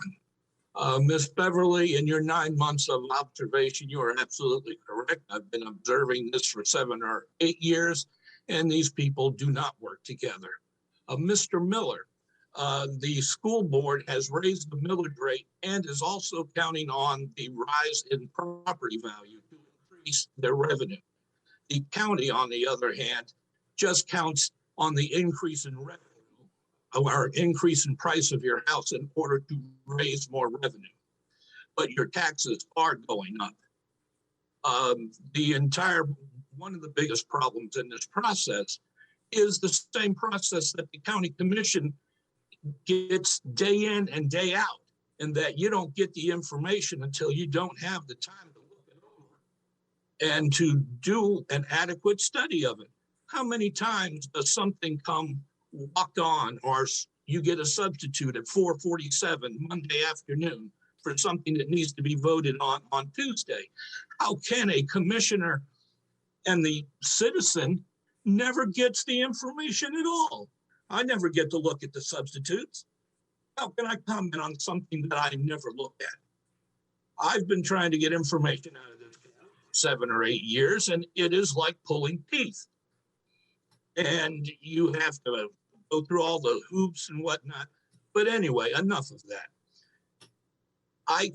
we have over $100 million in surplus. We're just getting $73 million from the federal government. Why don't we roll back the millage rate to keep us at the same finance level? Okay, we're going to have a recession coming up. The people who own the houses, own the businesses, they aren't going to need help, perhaps paying the same amount in taxes rather than more would be of great benefit to them. The rollback rate was going to be like 0.6, 0.8. That would be like somewhere between 6 and 9%. Mr. Sigler, I would like to know how much more cash the county is going to be collecting with the same millage rate next year, and also what percentage increase that is. I don't think that we got those figures from you, and I think those are very important. Once again, I call on the county to go back to the millage rate. Thank you for your time. Thank you for your consideration. Thank you, Mr. Binney. Mr. Matowski, who's next?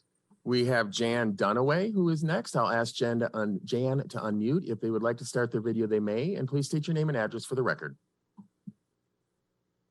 Yes, Jan Dunaway, 4672 Fellswood Drive, Stone Mountain. Couple of things. One, I agree with Commissioner Rader that we need some more transparency. We need to have the documents available to us to review prior to public hearings, and that it is not just to check the box what's required of us, that we actually do try to help. Another thing is that I would like to see an explanation of the tax freeze and how that applies, because I do see on my assessment, it is taken into effect somewhat. I cannot tell where my tax freeze was and where it is and how much of that is taken off. Thankfully, our houses are selling for more. That's a good thing.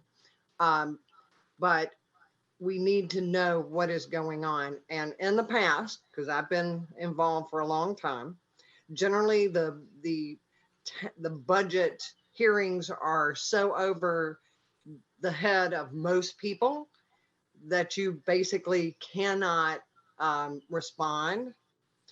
We do need to bring it down to a level where people can understand. I appreciate Commissioner Johnson speaking to that. We need to do a better job. The other thing I'm gonna mention is that in Gwinnett County, the senior, I can't think of the word, but anyway, seniors can get tax exemptions at 65. In DeKalb, it's 70 years old, but you have to be 70 by January 1st to apply for it. So I'm going back to work full time after retiring because I really can't afford to be retired at this point in time. So I will work until I'm past 70 and can apply for that exemption to stay in my house and be comfortable. Thank you. Thank you so much for your comment. Mr. Presiding Officer, that does exhaust the public comment. There is one hand raised, but she has already spoken, so I'll defer to you. But the normal process would be just one opportunity to speak per agenda item. But again, I'll defer to you, sir. Well, let's go ahead and give Beverly 2 minutes to. Very well. And so Beverly, I'll ask you to unmute again. If you'd like to start your video, you may. And if you could please state your name and address for the record again. Thank you. My name is Beverly Williams. My address is 1896 Cameo Court in Taco, Georgia. Like the young lady said, and also I want to give kudos to Mr. Johnson in the way presentations should be done in the future, and hopefully they will be that way by 6 o'clock tonight. But she is right, because I'm just retiring and I'm looking at myself where I might have to go back and work for a couple of hours because of this millage rate. Now, for the last couple of years, my millage rate is going up. And every time I challenge you all, you don't give me a straight answer. Now, tonight's meeting hopefully will answer all the questions that we all has addressed to Mr. Stigler. So Mr. Stigler, you have your work cut out for you. And I hope you all will be on the same accord. And I don't think we should have a millage rate anyway. Thank you. Thank you so much for your comment. This time, Mr. Presiding Officer, that exhausts all the requests for comment. Okay, all right. The normal course on a budget discussion as after we've had comments, Commissioner Rader. I was going to move deferral to our next meeting for public hearing. Thank you very much. Second. Thank you very much, commissioners.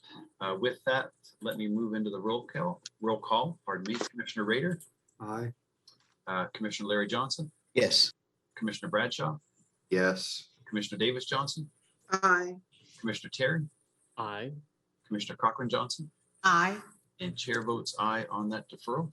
And with that, we will close that topic down for the time being and move on to our next agenda item. And this is at the top of page 3, 3516. This is for Commission Districts 3 and 6. Application Rockhaven Homes LLC, care of Battle Law PC, to rezone from R100 residential medium lot 100 to RSM small lot residential mix zoning district to allow the construction of single-family detached homes at 2717 Whitfield Road. And is this Mr. White? Are we speaking at Mr. White? There you are. Yes, sir. Up and ready to go. Okay. Good morning, everybody. Hope you're doing all right.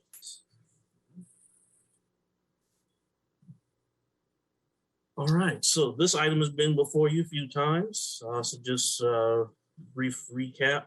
The subject property is located along Linecrest and Whitfield Road, the southern end of the county. The subject properties are outlined here in black, currently zoned R100. Everything in the darker green color is located in the RSM zoning district. As you can recall, the proposed site plan has gone through a number of iterations, and this is the final design from April 21st. The site plan has been revised to break up some of the block sections here to infuse some common space and open space area in between some of the residential lots. Just to note, this is a proposal for a 77 lot single family detached residential community. The proposal includes 2 access points off of Linecrest Road. That was an additional revision to this proposal. Also of note, you'll see across the western side, northwest, the north, and here in the northeastern side of the proposal, stormwater treatment areas. They'll be designed to handle the stormwater runoff from the development. We passed along some information that the applicant provided from a third-party engineer. The bulk of the site flows to the northeast towards Ward Lake. And so hence the stormwater treatment facility that you find here on the northeastern side of the property that will collect and detain stormwater runoff and then slowly drain towards Ward Lake. The remainder of the site along the western side will be captured in these 2 proposed stormwater treatment facilities. As you know, this part of the process is merely the zoning and the land use conceptual design portion of the development process. So if this concept is approved, then we move on to the preliminary sketch plat process, and then later the land development permit process, where a lot of the heavy civil engineering reviews and environmental reviews take place. So at that time, that's when our county engineers will engage with the applicant to ensure compliance with stormwater regulations, environmental preservation regulations, and similar land development code regulatory matters. So they have not reviewed this plan for complete compliance because it hasn't been required, as it doesn't occur until later in the process. But they are aware of the proposal. They have given cursory review of it. And in general, they're okay with what has been proposed thus far. We also had some concerns related to transportation that came up in the past. We reached out to the transportation department for further information. So just to note, per the zoning code, traffic impact analysis is not required unless the residential proposal includes 200 or more units. Additionally, there is a Georgia Department of Transportation count taken at Ward Lake Road annually. And so as of January of this year, the count for that location included 4,996 vehicles. And at some point, they go back and they massage that data to account for seasonal changes and things of that nature. And so that count was actually downgraded to 4,090 vehicles for the average annual daily traffic count. And so there would be the need for 16 to 18,000 vehicles per day in both directions to trigger study and consideration of widening Linecrest Road to deal with capacity issues. So that's the information that we provided to the commissioners from the Transportation Department. But based on our analysis of this proposal, staff recommends approval with conditions. All right, Mr. White, thank you very much. Is the applicant here? Yes, good morning, commissioners. How are you doing today? Good. Josh, how are you this morning? I'm doing great. It's a pleasure to see you all again. Yes, it is. If you wouldn't mind, give us your take on the world. Sure. So for the record, my name is Josh Mahoney, Associate Attorney at Battle Law, located at 3562 Habersham, North Lake, Tucker, Georgia. Brandon did an excellent job of covering all the points I was going to cover. So Brandon, I thank you for that.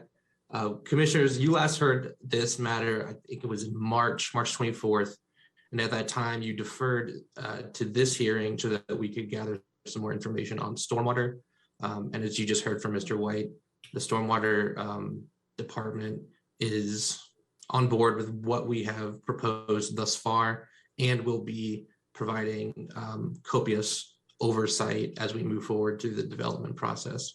So with that, I don't want to take up too much of your time. That is all I really came here to say. I am still online for any questions you all might have, but with that, I do humbly request that you approve this request. Great, thank you, Josh, very much. Mr. Matowski, let's open the floor to anyone that wants to speak in support of the application. And of course, remind anyone that does want to speak that we have a total of 15 minutes allocated for the support, and we'll have 15 minutes for those who are in opposition. But as you speak, you're taking away potential speaking time for other people that are in attendance of our meeting. So with that, Mr. Matowski. Thank you so much, Mr. Presiding Officer. And at this time, again, in favor of this particular item, please identify by using the raise hand feature or #2 if you're on a phone. And at this time, there are no hands raised, sir. Okay, then let's go ahead and open the floor to anyone wishing to speak in opposition to this application. And now in opposition, #2 or the raise hand feature, please. We have a request from Mary Capers Irvin. I will ask her to unmute. If she would like to start her video, she may. And please state your name and address for the record.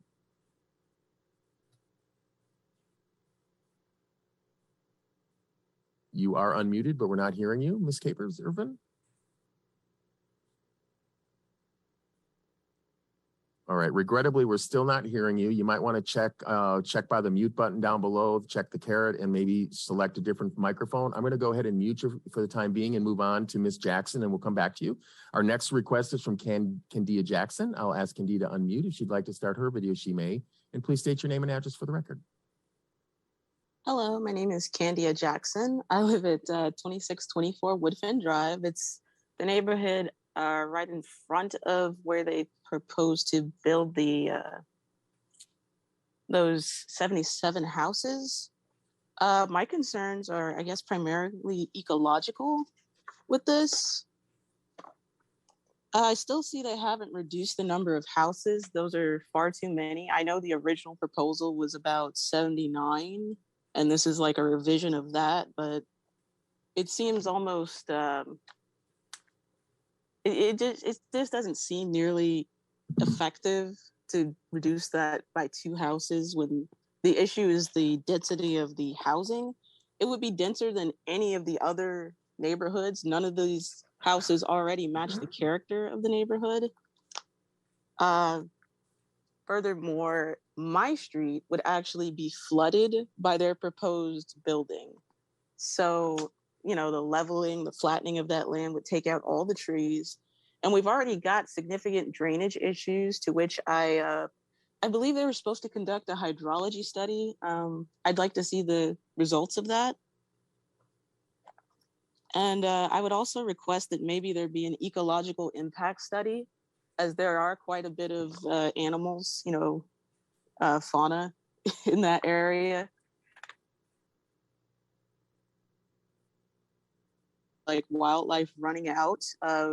We've had issues with possums, raccoons, snakes. Deer are especially troublesome on that back road because it's not very well lit usually. And I also have some concerns about the trip traffic report, which was conducted. Some of what was said on it, I have to ask, did it account for what's been about 2 years of illegal drag racing that goes on at night over there? Because that is a concern of ours.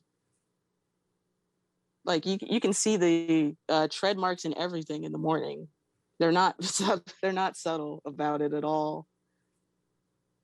Because I believe when I saw the trip traffic report, and maybe I read it wrong because I'm not used to reading those reports, I'll be honest, but it would put about 1,000 cars per hour on the road.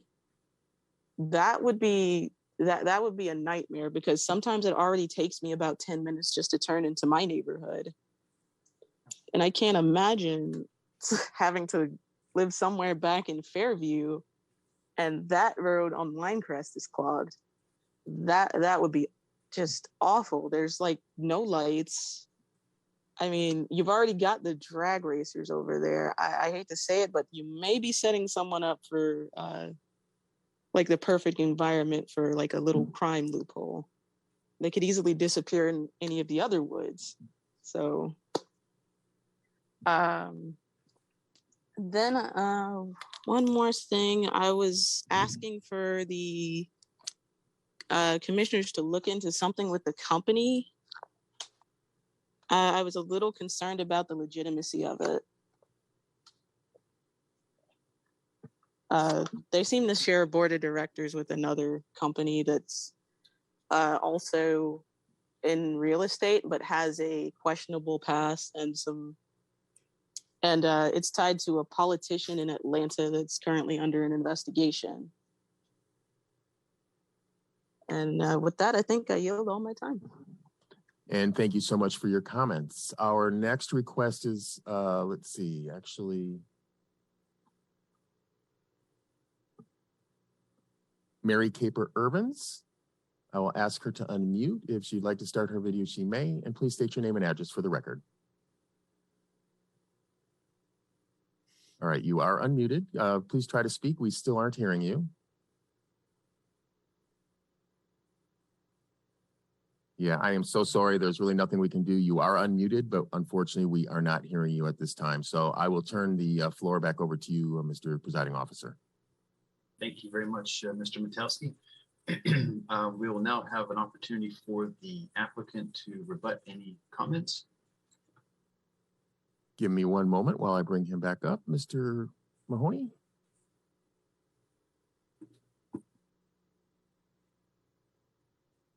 Hey, can you hear me now? Yes, we can. Perfect.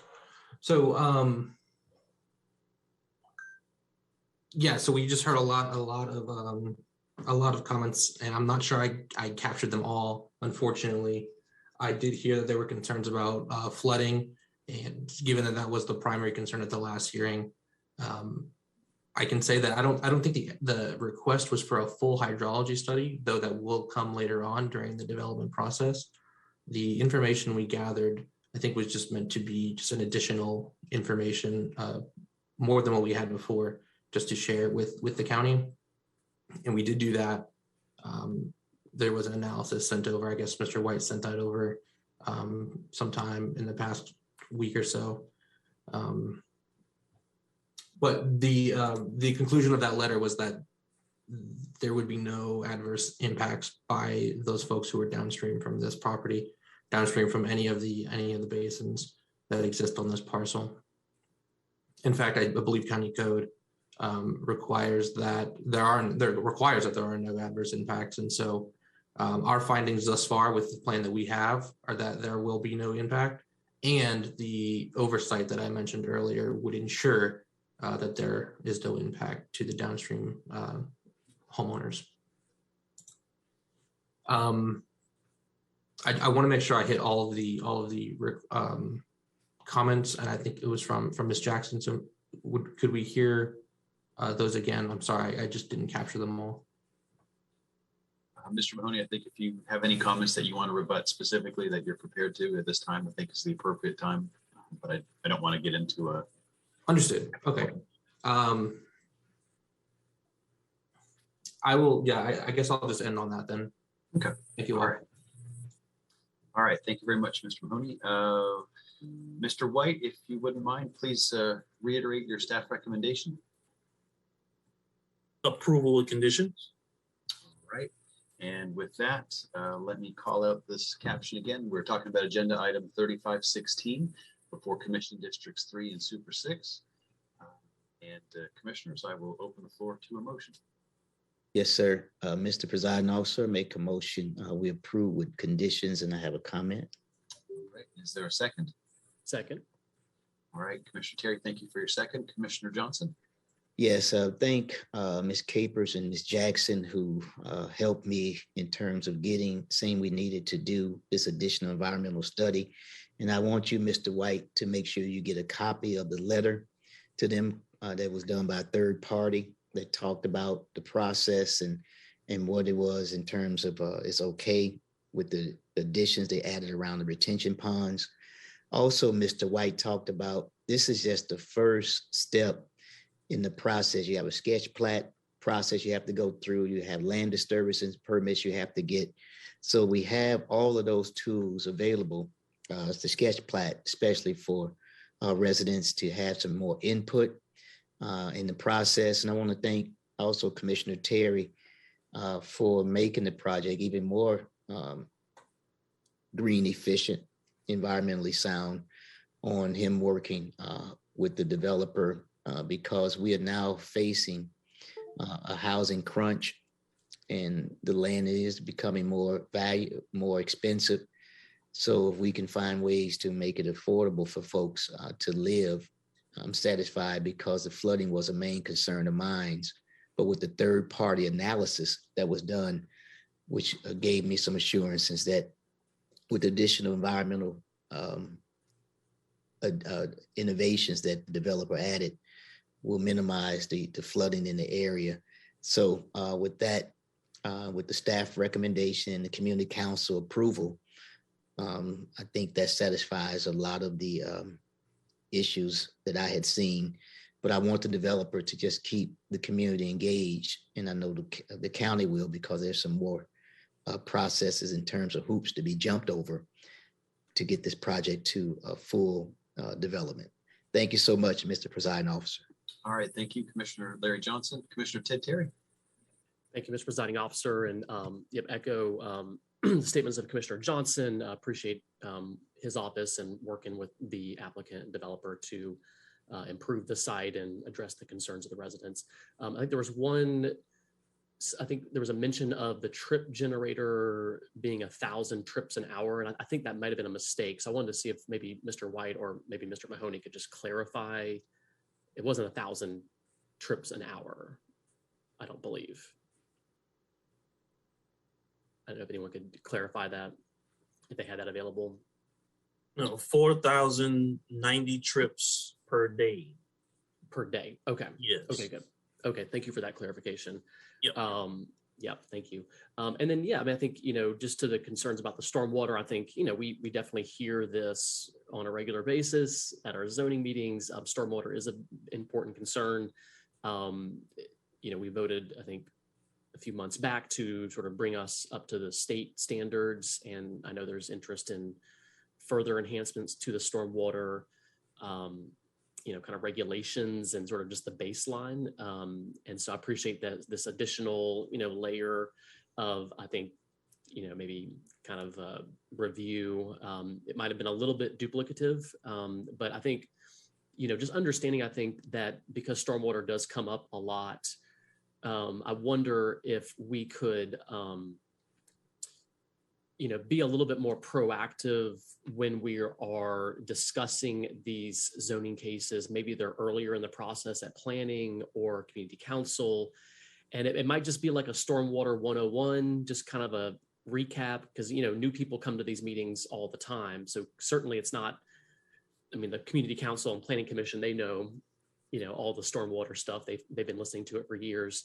But I think sometimes if you're new to it and you sort of hear there's going to be a clear cut and a stormwater system put up, and you've never heard about any of this before, it doesn't make sense. It can be very confusing. And so just knowing that, any sort of delays in otherwise, I think, appropriate projects, to the Commissioner Johnson's point, does increase, costs.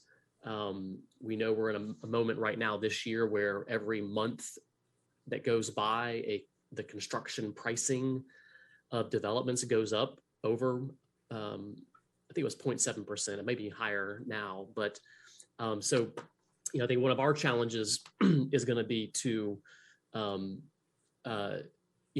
if we have a project, a proposal that's a rezone or a development like this or other, that, is good on its merits, any opportunity for us to, continue on the timeline and not delay things further, simply means that the overall cost of development could be, contained. But even a month or two delay can cause an increase in construction pricing, which means, ultimately that'll be passed on to the ultimate end buyer. Last point I'll just make, and I'm currently in discussions with a group that's done work in Metro Atlanta as well as in Asheville in the Southeast, and they're an organization, planning firm that analyzes tax assessments and service delivery. And one of the things that I think is becoming very apparent, and this is very true of DeKalb, is that even a new development like this, it's going to be newer, it's a little bit more dense compared to other areas in the immediate area. There still is a question about whether the property taxes derived from that individual home actually fully pays for the services that the government renders. And I just want us all to be cognizant of this, because we're hearing from single family homeowners who are seeing their assessments go up, and they're looking to us asking why. But we can draw a very straight line to the fact that commercial, industrial, and higher density parcels deliver more tax revenue than the services that we have to provide. And this is going to take some public education and a lot of analysis. But one of the challenges that we have in a growing county is that we bring on new developments that are going to be a net positive to the tax base, because currently this parcel is not valued at very much. And so it's not deriving much in revenue. But once the development goes in, the revenues will increase substantially. And so this is good news for the overall tax base. But if the ultimate service delivery costs are more for this neighborhood than the value and the taxes being reaped from it, then that means we have to make up for it in other areas of the tax, of the millage rate or the tax digest. So I just wanted us to be cognizant of that. I think that we've got a lot of really important developments that are, before us today and in future months. And I know planning staff spend a lot of time and energy working on these cases, and, the opportunity to keep these things on track and on timelines, I think ultimately is a win-win for the potential new owners / occupants of these units, as well as the overall tax base. Thank you. All right, thank you very much, Commissioner Terry. Seeing no other hands raised at this time, Commissioners, I'll go ahead and move into the roll call. Commissioner Rader. Aye. Commissioner Larry Johnson. Yes. Commissioner, I apologize. Your screen just went crazy on me. There we go. Commissioner Bradshaw. Yes. Commissioner Davis Johnson. Aye. Commissioner Terry. Yes. Commissioner Cochran Johnson. Aye. And chair votes aye as well. 7-0 is with that motion. All right, moving on to our next item, which is 3522. This is for Commission Districts 4 and Super 7. Application of Kyle Williams to rezone properties from R100, residential medium lot 100, to R60, residential small lot 60, zoning district to allow for the construction of single family detached residences at 4994 Rockbridge Road. Mr. Mr. White, are you leading us on this one? Yes, sir. Okay. All right. So thanks for the intro. Here is the future land use map for the subject properties. They're currently outlined in black. So the yellow represents the suburban character area. It's the current zoning map. So here are some conceptual elevations provided by the applicant. So this was the initial site plan. This was the revised version that went to Planning Commission in early May. And this is the version that you all saw on May 27th. So as you can see, the multitude of cul-de-sacs have been removed. The zoning request was modified from RSM to R60. The number of proposed lots was significantly reduced as well. And so it still retains the similar conceptual layout from the initial proposal. However, there's a northern portion, southern portion here closer to Rockbridge Road, separated by State Creek that comes through here. So everything in green is designated as a critical or sensitive environmental area. And so they've designated that on their plans here.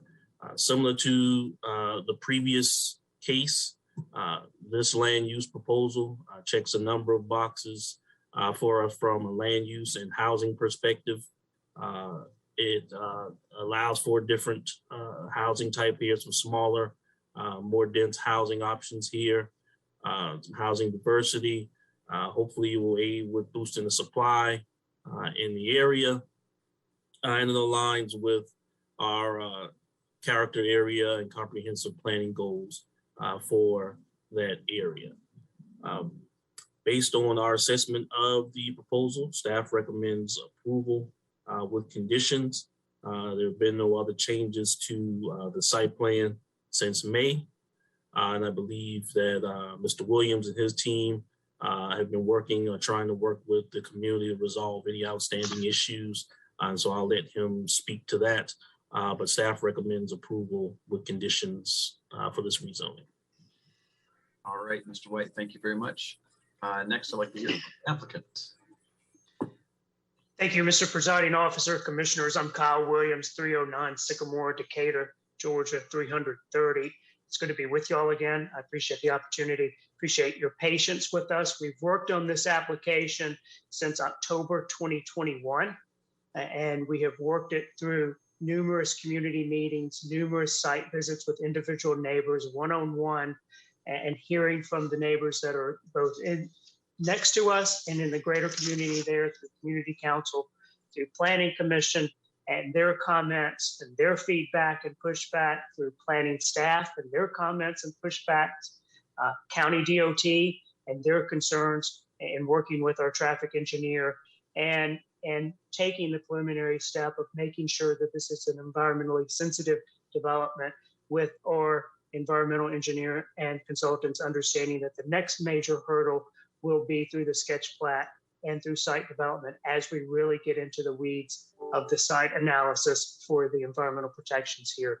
We believe that this current incarnation is a compromise and responds to the substantive, legitimate, really crucial concerns that the neighborhood had, that the Planning Commission had, that DOT had, and that your planning staff had. This reduces the density to 124 single family lots. That's a density of 3.12. This has increased the green space designations. It doesn't look like much on your screen, but this is over 9 acres of preserved green space, including a 20-foot dedicated green space on the outside of the lots, outside of the building areas, outside of the lots, that it buffers these lots even more. We've increased the lot width. We've looked at traffic. We've looked at construction timelines. We've looked at how to extend these roads in a sensitive way. But as good as I am, I can't solve everybody.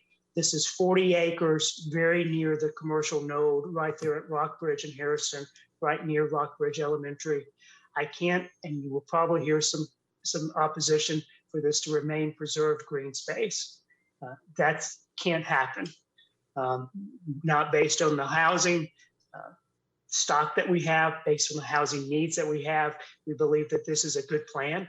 We believe that this is a compromise plan that takes into consideration how to develop this that makes sense. And we've looked at every incarnation. We looked at developing it under the R100, under RSM, under different configurations. And we believe that the plan before you represents the best outcome. I'm happy to answer any questions. Y'all have lived with this as long as I have, if not longer, and we appreciate your patience. I'll be quiet and reserve the rest of my time. All right, Kyle, thank you very much. Mr. Matowski, let's open the floor to anyone who wishes to speak in support of the application. Thank you so much, Mr. Presiding Officer. If you would like to speak in support of this application, please identify by using the raise hand feature or #2 if you are on a phone. Our first request is from Jacob and Sable. I will ask them to unmute. If they'd like to start their video, they may, and please state your name and address for the record.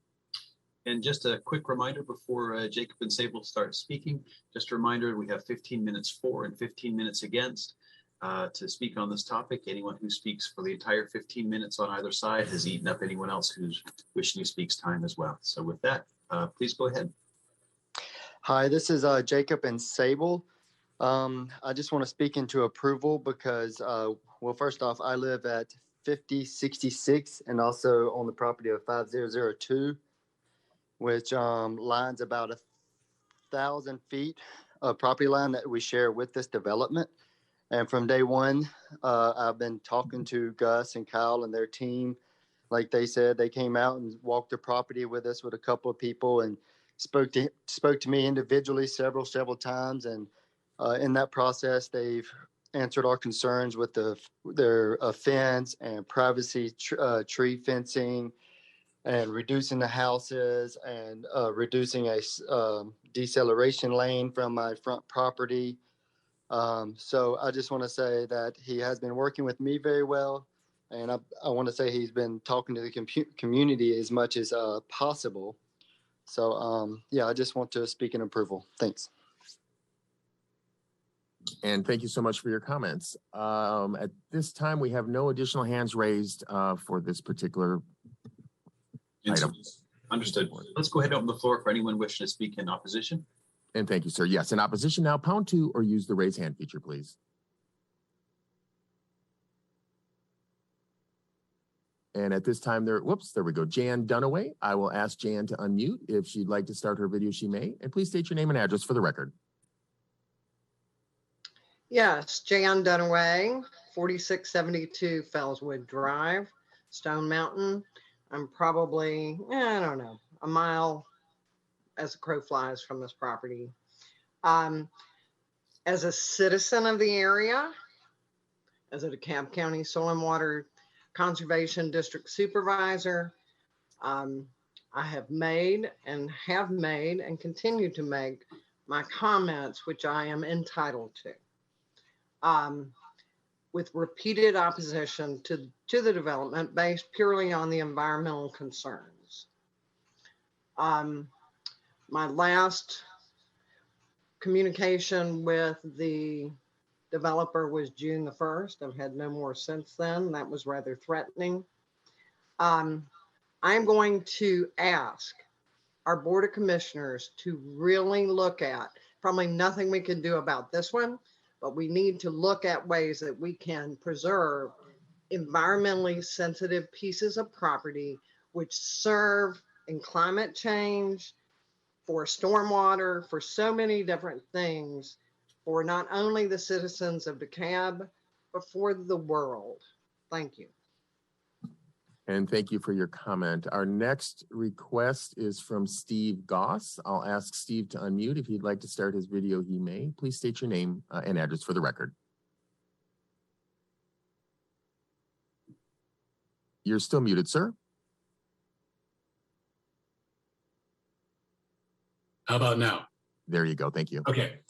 My name is Steve Goss. I live at 727 Kenilworth Circle in Stone Mountain. I've lived in Central DeKalb for 40 years. And I agree with what Jan Dunaway said. And I think that, you know, this property, as Kyle pointed out, has been in front of the commission or the community council or various other entities in DeKalb County since last fall of 2021. And I would hope that the commissioners at this point have all had a chance to go out and take a look at this site and look at what is probably the largest remaining unspoiled green space in Central DeKalb County. So from an environmental standpoint, I think it would be a real dereliction of our duty as stewards of our environment to approve this as it's proposed. Now, looking at the proposal, I do want to say that to my knowledge, the attorney or the developer, neither one has reached out to anybody on the Kenilworth Circle, Kenilworth Estates community since the last meeting. And I understand that this is the third iteration of the plan, which looks a lot like the second iteration. I still think it's way too dense. Those same comments were made by the Planning Commission and the Community Council in previous meetings. It's just too much compared to what R100 is the normal zoning of that area. So I would ask that, and I understand that stormwater will be dealt with later, depending on how this proceeds, but I would ask that, as it proposed, that the commission deny this request. Thanks again for your time.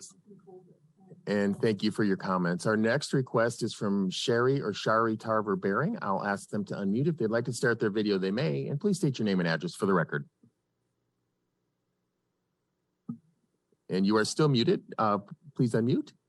Sorry. Hello. Good morning, everyone. Or I guess good afternoon. I am Sherry Tarver Baring, and I live at 560 Kenilworth Circle. I echo the concerns of the last speaker. I don't feel we've been consulted on Kenilworth Circle as residents. This is a private area with a private lake. My property abuts the planned development.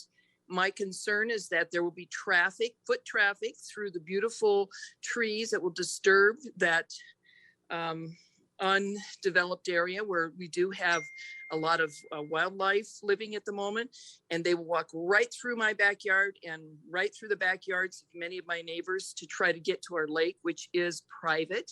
I did hear the only person speaking in favor seems to have a relationship with the developer to create a fence on their property. In fact, if this goes forward, that needs to be discussed with every property owner, especially that's abutting this development, because otherwise we will be extremely upset and have, you know, words with the developer related to the potential for trespassing.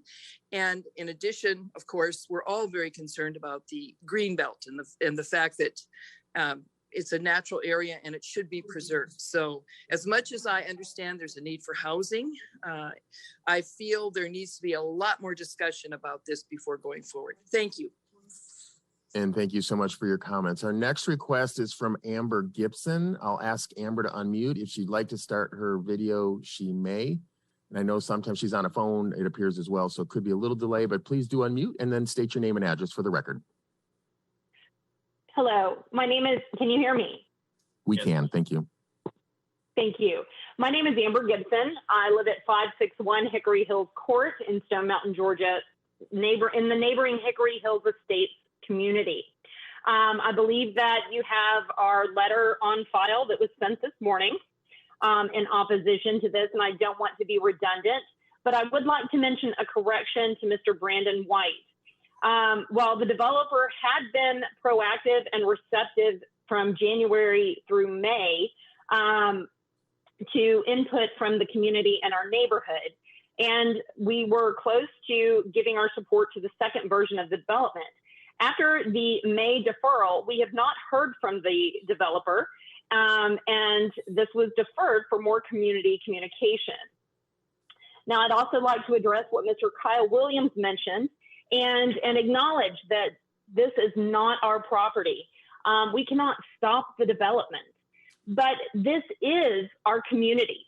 We are stewards of our community.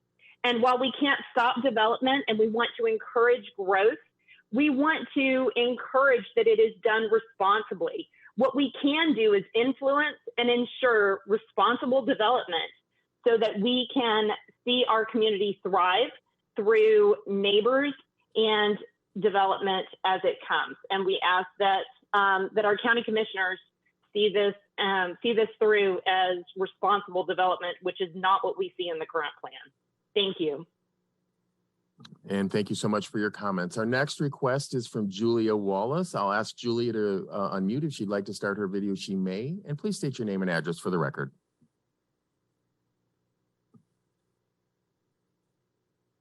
Ms. Wallace, sending you an invite again to unmute. All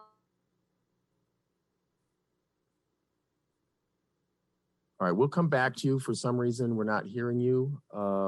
So our next request, and we will come back to you, Ms. Wallace. Our next request is Mr. Stephen Binney. We'll ask him to unmute. If you'd like to start his video, he may. And please state your name and address for the record. Stephen Binney, 1083 Seville Drive, Clarkson, Georgia, 30021. I believe that the number of houses on this property is a little bit overdone. I think a compromise might be just to develop it and the part behind the creek, leave alone. But I know that that would probably be unacceptable to the developer.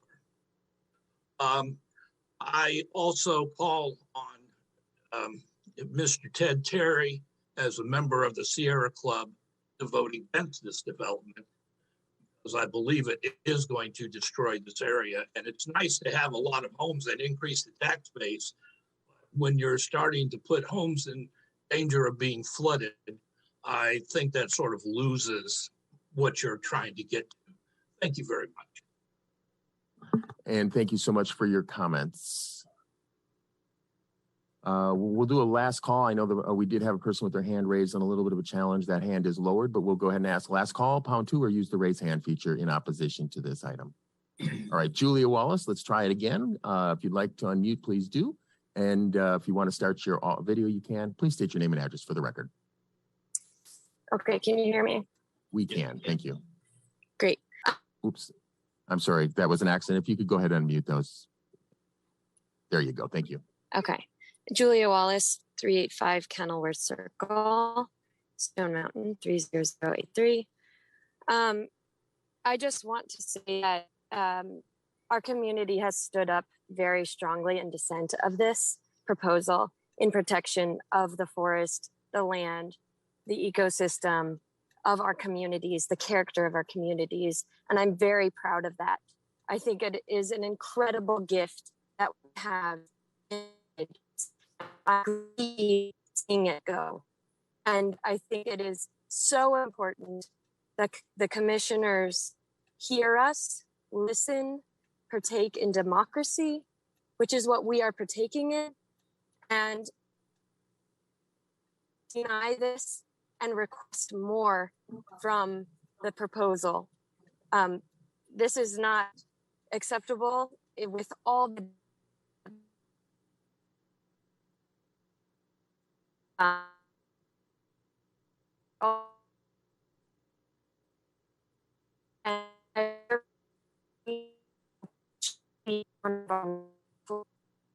can't hear him. Yeah, I think we'll acknowledge that Ms. Wallace is in opposition, and her signal is breaking up to the point where it's not easily understood, and we'll move on. Do we have time available for the last person who has a hand raised? I believe so. They're listed as Zoom user, so we'll ask them to unmute. If they'd like to start their video, they may, and please state your name and address for the record. Hello, can you hear me? We can hear you. Hi, my name is Rachel Esperance. I'm at 558 Hickory Hills Court, Stone Mountain, Georgia, across the street from our president and Amber, who spoke earlier. And I just really wanted to have my piece. I've lived at that community for 24 years, and I'm very happy with the community. My major concern is the size of the lots, as well as what it's going to do to the runoff. If you all could see my backyard currently, when there are torrential rains, there's a massive it becomes a stream. When you speak of actually altering the geography back there, I can only imagine what is going to happen to me and my neighbors' yards due to runoff, because you're going to totally take away all the trees. Also, I'm very concerned at the size of the lots. Every neighborhood that surrounds this property is R100. Why we would decrease the size of the lots, putting houses that are not comparable to the properties that are currently there, is going to lower my property values over the long run, rather than building properties that are actually consistent with the neighboring neighborhoods of Hickory Hills and the neighborhood that's right behind us that this property also borders. And so I just am not pleased with the current design. The lots need to be larger, and we need to protect what it's going to do to the environment, what it's going to do to the lake with the runoff, with the removal of the trees. And I would really hope that my commissioner would vote against this from District 4. Thank you. And thank you so much for your comments. At this time, sir, that exhausts all the requests for public comment. Okay, let's call on Mr. Kyle Williams if he'd like to rebut any comments or add any additional statements. Thank you, Mr. Presiding Officer. Listen, very quickly, y'all know me. Y'all know that we like to wrap this up with a bow and bring a consensus plan to you. We have tried in earnest for nearly a year to get there, including looking at agreeing with Hickory Hills to have their support if we did not extend Hickory Hills Drive. We thought we had their support. They reneged on that before the last meeting. We've reached back out. We've tried to have meetings with them, but I can't negotiate against no development. Same with the Kenilworth folks. We have tried to address what their concerns are: lot width, density, green space, water protection, stream buffer protections, traffic. All of those concerns we address both in our stipulation and the revised site plan, as well as the 9 conditions that planning staff put before you. They address those, including construction, traffic, and how this is going to be staged. We think this is a good plan. We think this makes sense. With respect to Jan and Victoria's continuing concerns and good work for my county in protecting the environment and protecting the stream, this is at the rezoning stage. We will stipulate and have stipulated that this is not a waiver, this is not a variance, and that everything will be more scrutinized as this proceeds. I'm happy to answer any questions. I appreciate your time, appreciate your effort. I know you've got a long agenda. All right, thank you, Mr. Williams. With that, I will ask on Mr. White to come reiterate his recommendation. Approval with conditions. Right, thank you, Mr. White. And at this point, let me go ahead and call this action out. Again, 3522 is the agenda item, Commission Districts 4 and Super 7. And at this point, Commissioners, I'll ask for a motion. Yes, thank you, Mr. Presiding Officer. At this point, I'm going to make a motion to defer for 2 weeks for decision only. Right, proper motion. Is there a second? Second. Proper motion and second. I see no hands raised, commissioners, so we're going to move into the roll call. Comment. I got a comment. Pardon me, Ted. I didn't see you there. Commissioner Terry. Thank you, Mr. Presiding Officer. I did want to take a moment to speak to the larger philosophy behind, I think, what some of the comments we've heard here today have sort of been coming from. We know that climate change is real. We know that climate change is causing massive disruptions, not only in our local climate and weather patterns. It was really hot and then it rains really heavily. We know we have to create a more resilient infrastructure locally just to deal with the impacts of a warming planet. We also know that climate change is literally disrupting millions of lives around the world, some of which end up coming to DeKalb because they're refugees. We have no technical climate refugees in the legal sense, but a lot of refugees have come because climate change has completely altered their lived environment to the point where people literally cannot live where their homes are. We have to be cognizant of the fact that we live in a county that for the last 60 years has, and these are, government actions have led to a zoning pattern that has encouraged and incentivized suburbanization. Suburbanization, as I pointed out in the earlier comment, is an inefficient way to fund a government because of the inequities of the tax system that currently exist. But it's also incredibly damaging for our environment, our community cohesion, and ultimate quality of life. This property should be the canary in the coal mine for DeKalb County. This property, along with about 25 others, represent the last undeveloped forested area in the county that could be developed, and developed in a pattern which, based on our single family zoning, would allow, as you saw in this site plan and many others, in essence, a 90% clear cut. Not this one, but just in general. DeKalb County years ago developed a conservation development ordinance, which was designed to incentivize higher density developments on portions of a parcel to preserve at least 50% of the land for conservation, but up to potentially 80%. And I want y'all to think about that. A development that could come into a neighborhood where 50 to 80% of the land could be left for conservation. You'd still get the same amount of housing. You'd say, in some cases, you'd get more affordable housing. And it could be a win-win for the county tax digest, as well as the environment and the nearby neighbors. Currently, the Conservation Community Development Ordinance would not work in this situation because it is completely out of date.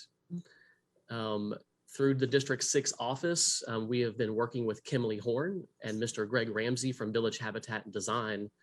And everyone will get a briefing on this at some point, probably after the next zoning cycle here in July, where we'll be proposing changes to the Conservation Community Ordinance to allow for developers such as the one that we're dealing with right now, to have a further incentive and legal allowance to preserve more land.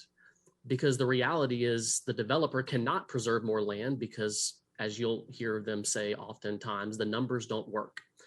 And so if the private market is telling us the numbers don't work, we can only build this one type of thing, but the public and our overall future posterity for protecting our environment and our planet is saying we need something else, but the policy in our county does not currently exist, then it is incumbent upon us to change the policy, because that's what we do. We're policymakers. We have to be creative. We have to think outside the box, and we have to look at all of the above approach. 20 years ago, if the neighbors came to me or to any one of us and said, commissioners, could you please buy this land and preserve it? The answer would be maybe, because 20 years ago, DeKalb County passed a park and green space bond referendum that literally gave the county hundreds of millions of dollars to buy land for conservation, for parks, for other environmental enhancements to the overall water and air quality of our community. The answer to the question today, can the county buy the land? The answer is no, because there is no money. That money has been spent or has been spoken for. We have recently partnered with the Trust for Public Land, and they have done an analysis of the opportunity for our county to implement a policy that would allow us to have the funding available in the future to buy land. This is not obviously something we can deal with today in this zoning case, but we've got to think outside the box. There are dozens of other properties just like this that are literally on the chopping block until we create a policy that charts a different course. And so, you know, as a practice, I did not review this zoning case. It's not in my district. And so I didn't have any discussions with neighbors or the developers. And so I think the general practice is not to vote against a zoning item or delay it unnecessarily if you weren't involved in it. But I do want to point out that we have the tools in the toolbox if we choose to act to address some of the concerns that we're hearing, not just today, but we've heard in other zoning cases before. Thank you. Great. Thank you, Commissioner Terry.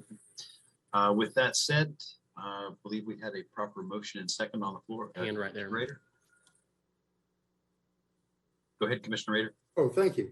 And this is more a question for Mr. White. The staff is recommending approval with conditions.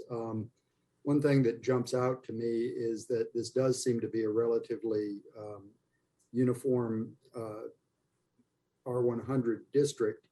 And in your analysis, you state that it would have reasonable economic use under the current zoning. And then it cites other reasons why the zoning proposal is in conformity. But I'm just wondering if you would please focus on your analysis or staff's analysis that suggests that upzoning this to R60 is more appropriate than maintaining it at the R100 density that it currently is zoned at and is dominant in the area around it. Mm-hmm. Yes, sir. And so with the system that we have in place as it relates to the comprehensive plan and the zoning that we use here in DeKalb, the suburban character area includes a number of zoning districts, a range of zoning districts, which range from the most restrictive being our residential estate zoning district, all the way through R60 and RSM as the two most dense options within the suburban character area.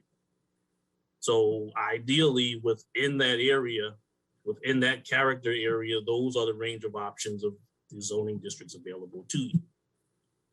Now, we also consider the intersection of North Hairston and Rockbridge Road currently contains a neighborhood center character area. And so part of what we've tried to do is use those character areas, those activity centers as the basis for the highest growth areas. But then we also want to complement those high growth areas, mixed use commercial centers with compatible density. And so this area is relatively close to an activity center. And so we took that into consideration as well. And so, yes, most of that area is R100. It was likely R100. It's been that way, if not, since the 50s for, several decades. And so this is an area, that intersection, that area that would be in transition. So to meet some of the goals that we have to contain growth and development within specific areas, then we also have to allow the growth to occur. So we can't say that we want to funnel it and focus it in a particular area, but we want to retain the zoning, large lot zoning from what we had in the past. And so the R60 zoning designation is an allowable zoning district in that character area. The particular use types that they propose, urban single family detached, are compatible with the detached homes in that area. Additionally, the perimeter lots that they'll have in the proposed subdivision have been designed to be compatible with the adjacent residential lots that are outside of the community. So they have to be 80% lot compatibility along the perimeter. So they've met that requirement as well. And so we take all that into effect. We have our regulatory bodies review, a cursory review of the proposal. So nothing significant jumps out from a transportation perspective. Nothing glaring has jumped out from our civil engineers or traffic and roads and drainage, sanitation, anything of that nature that would give us pause as to this development may be overwhelming to what's there now. And so we take all that into consideration, including the feedback from the community, including your feedback, and we make determinations on this proposal. In this particular instance, this is where we landed, approval with conditions. Okay, thank you. I just, this particular development reminded me a lot of a development that was proposed on North Briarcliff, or the site insofar that was ultimately developed as a sort of a conservation subdivision called Pendergrass Farms under the existing zoning code. And I was just, and you know, I mean, that particular project faced a lot of opposition for rezoning at a higher intensity than the R100 surrounding it. And the response of the developer there was to concentrate the development on a smaller area of the site and to dedicate the majority of the site to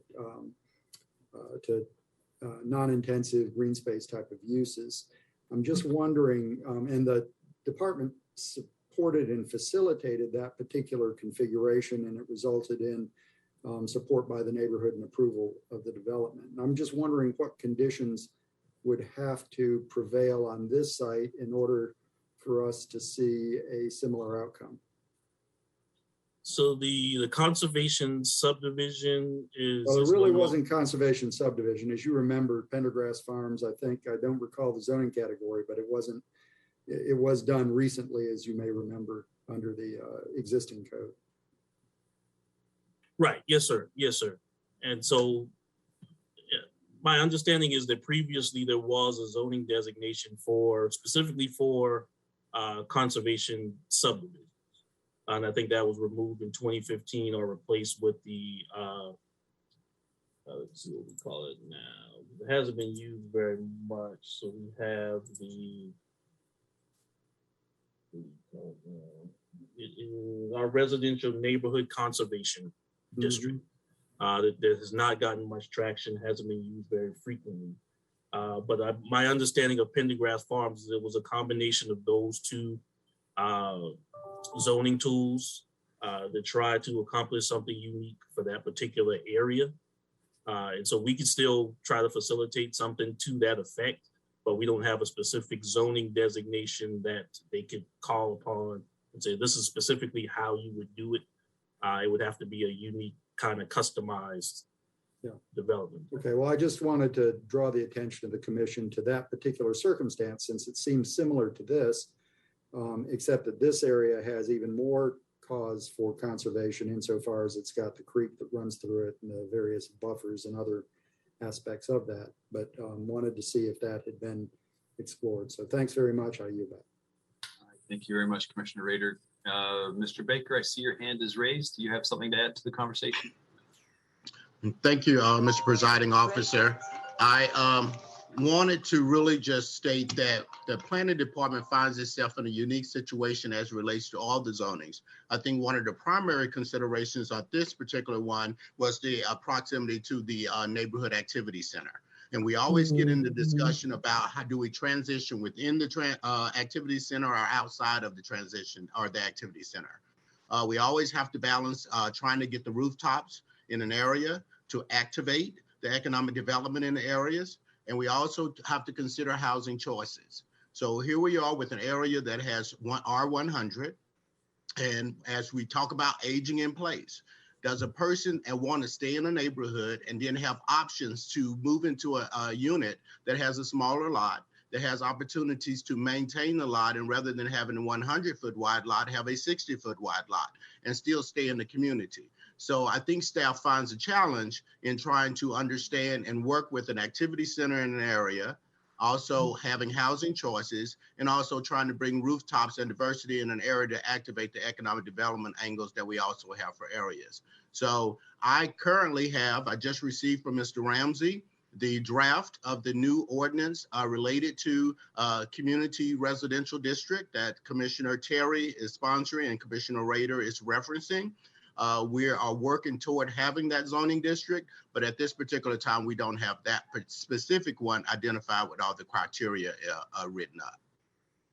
Okay, thank you very much, Mr. Baker. Appreciate that. Commissioner Bradshaw, if you wouldn't mind me asking you just to restate your motion so everyone is mind's clear of where we're going. My motion is to defer for 2 weeks for decision only. Okay, and I believe Commissioner Cochran Johnson, you had the second on that, is correct? I do, and it stands. Stands. Okay. Seeing no further comment, I'll go ahead and move into the roll. Commissioner Rader? Aye. Commissioner Larry Johnson? Yes. Commissioner Bradshaw? Yes. Commissioner Davis Johnson? Aye. Commissioner Terry? Aye. Commissioner Cochran Johnson? Aye. And chair votes aye. That's 7-0 on the deferral in the affirmative. Okay. Commissioners, we're coming up on the 12:30 hour, and we are on our fourth, I believe, public hearing item. So let's see what we can do. Agenda item 1474, Commission Districts 4 and Super 7, application of Lagavi Incorporated, doing business as Abigail Manor PCH for special land use permit, a SLUP, application for personal care home for up to 4 individuals in the R100 residential medium lot district at 518 Lake Michelle Court. Mr. White? Yes, sir. I'm still here. Okay. All right. Here is the zoning map. The subject property outlined here in teal. There's an aerial of the subject property. Currently contains a single-family detached residence. It's a photograph of existing residence.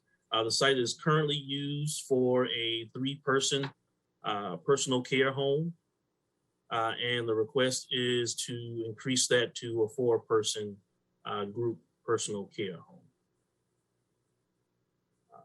Based on the evidence provided by the applicant and the feedback that we received from community council and the lack of any community opposition to the proposal, staff recommends approval with one condition.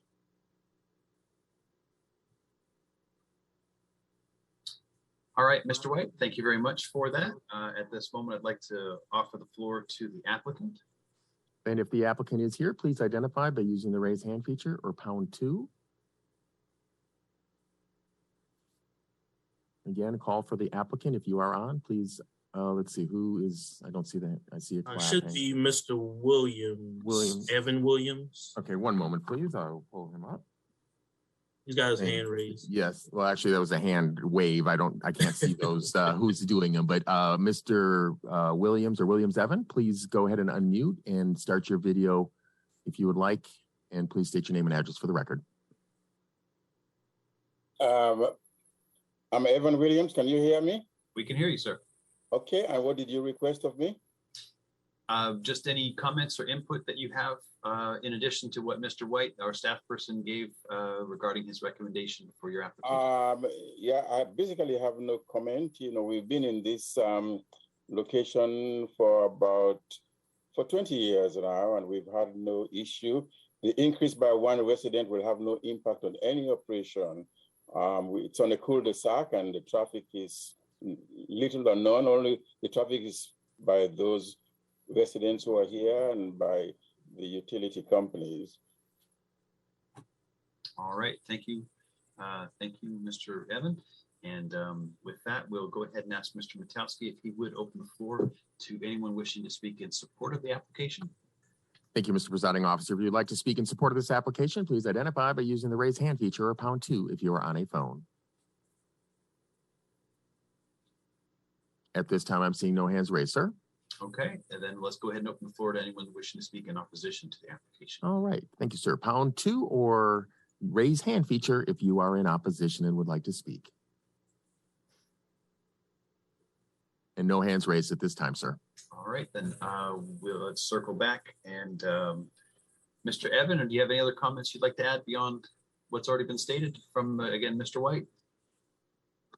And I have there we go. Mr. Wright stated it's approval with one condition. I wonder what that condition is. Mr. White, if you wouldn't mind restating the condition.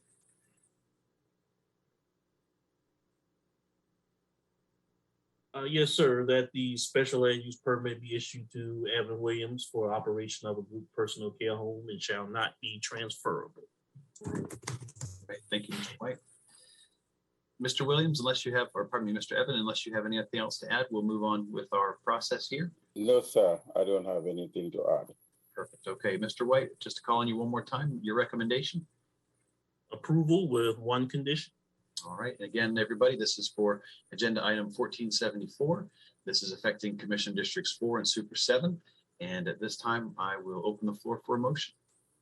Thank you, Mr. Presiding Officer. At this time, I'll make a motion for approval with the condition in accordance with the staff's recommendation.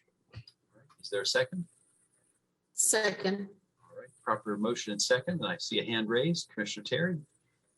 Yes, thank you, Mr. Presiding Officer. So is this currently a personal care home and now they just have to get the SLUP because it's more than 3 people?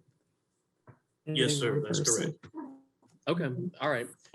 Well, I just want to point out that about a month ago, we denied a personal care home that had 3 people, it had 4 people in it, but they had to go back to 3 people. And here we're approving one, that in essence, I guess is operated and I guess that the only difference is neighbors didn't complain. But I just think that we should be consistent. I mean, it literally says in here in this staff analysis, housing policy number 7, increase the availability of special needs housing to meet the growing population. So I'm just pleading for consistency because these are some of the most vulnerable people in our community. And I don't know why we have to choose why in one area of the county it's better or worse. It just seems like it would just be a countywide policy that we should support housing policy number 7. I think it's a good goal. So, I mean, I support this. I'm glad we're approving it because, it's just 4 people in a house. Okay. So. All right, Commissioner Terry, thank you. Next, I see the hand raised of Commissioner Lorraine Cochran Johnson, followed by Commissioner Maria Davis Johnson. Oh. Thank you, Mr. Presiding Officer, for the acknowledgement. I just wanted to say to Commissioner Terry, as Commissioner Davis Johnson often says, one shoe does not fit all. Each time we're given a packet, we have to view the circumstances that are associated with the request with a specific SLUP that stands before us. We cannot have a general policy that automatically allows us to move forward a request. In this particular instance, and I do want people watching to understand, because I never want us to give the appearance that we are not fair and equitable in our application of being reasonable and prudent when something is brought before us. Those decisions as it related to that particular request, there were many different concerns that were raised associated with it, including individuals where there had been law enforcement called on several different occasions. So when you looked at the totality of the circumstances that were associated with the request that stood before us, I voted my conscience on that particular request, just as I'm doing on this one. As it relates to this particular request to upsize by one individual, there has been no police reports. There has been no incidents that are adverse to the community that were brought before us. So I just want us to be careful in our statements as it relates to a denial of a request, because this is a totally different set of circumstances. And thank you so much, Commissioner Patrick, for the acknowledgement. Thank you, Commissioner Cochran-Johnson. Next, we'll hear from Commissioner Rita Davis-Johnson. I think that Commissioner Lorraine Cochran stated what I was going to say, but I just want to elaborate just a little bit further on that. The reason that we have individual commissioners in each district, because we understand the fact that one shoe does not fit all, and all circumstances are not the same throughout the county. And I think that the best people to judge and listen to their constituents in any particular districts are the ones that they voted in.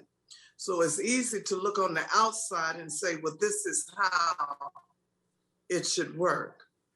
But I can appreciate each and every last one of our commissioners, and I can understand and appreciate the diversity and the difference that may exist within our individual districts. I was listening to a lady earlier that said that we should be on the same accord.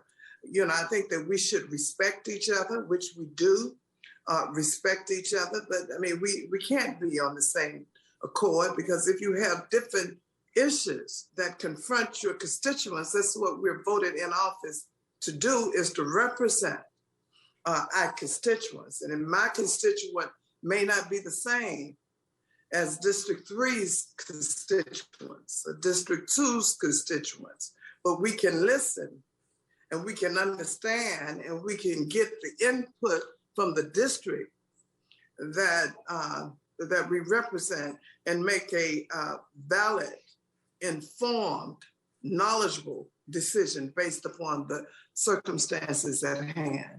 So thank you. Thank you for those comments, Commissioner Rita Davis-Johnson.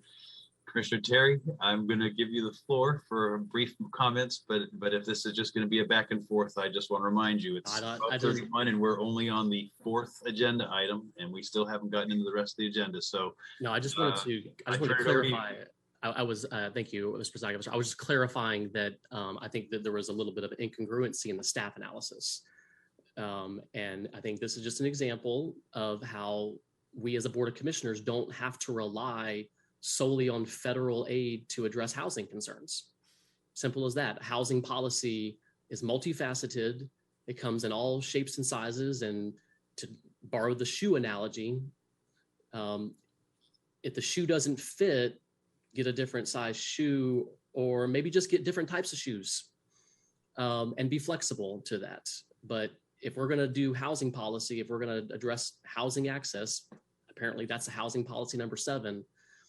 You know, I think we should be consistent on it. And, you know, if the policy was you can't have a personal care home if you had a crime report once in 10 years, then I guess that would be appropriate.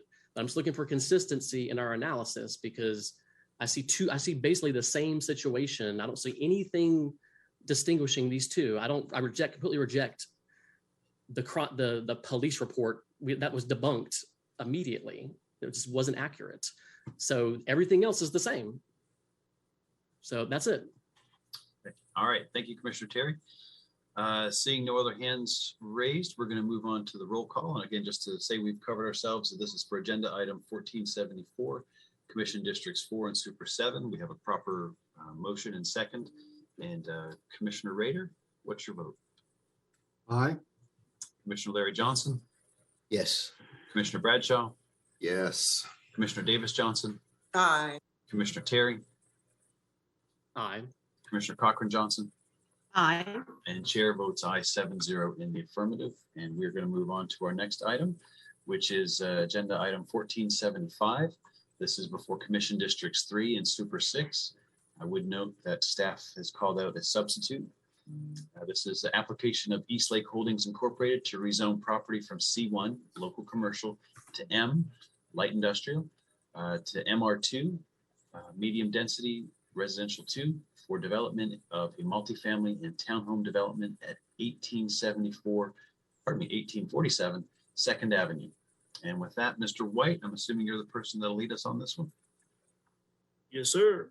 Okay, it's yours. All right. So here we have the zoning map of the area currently. Subject properties outlined in black. Second Avenue to the east, Glenwood Avenue to the north, Fayetteville to the west. Here's an aerial of the subject properties currently undeveloped. The subject properties are located in a neighborhood center activity center. So here's a rendering of the proposed development, which will include a combination of retail, townhomes, and apartments. This is the site plan that was provided to you all at your May 26th zoning meeting. There's been a slight modification to the site plan to account for some additional pedestrian facilities here along the northern portion of the site here, and then off-site along Alexander Avenue, which has been discussed thoroughly over the past month or so. There'll be some additional site enhancements here, some fencing here, a gate, and access to the pedestrian path along the northern side of the property. And this is also reflected in this landscaping plan here. As you can see, the pedestrian path along the north, and then the existing Alexander Avenue right-of-way here. Additional landscaping sketches here. And then the center, central green, that'll be the focal point here of the development. Retail building here, possible pavilion seating area here, and then an abundance of green space and pedestrian amenities here. And so since the meeting in May, the applicant has gone back out, has had countless engagement with the community, as demonstrated by the approval letter that you received on behalf of members of the community in the substitute packet on yesterday. It's based on compliance with the zoning ordinance, consistency with the goals of the comprehensive plan for this particular activity center and character area. Staff recommends approval with the conditions as dated June 28th. Let me make sure. Make sure I'm giving you the right date here. Sorry, June 23rd. Substitute conditions are dated June 23rd.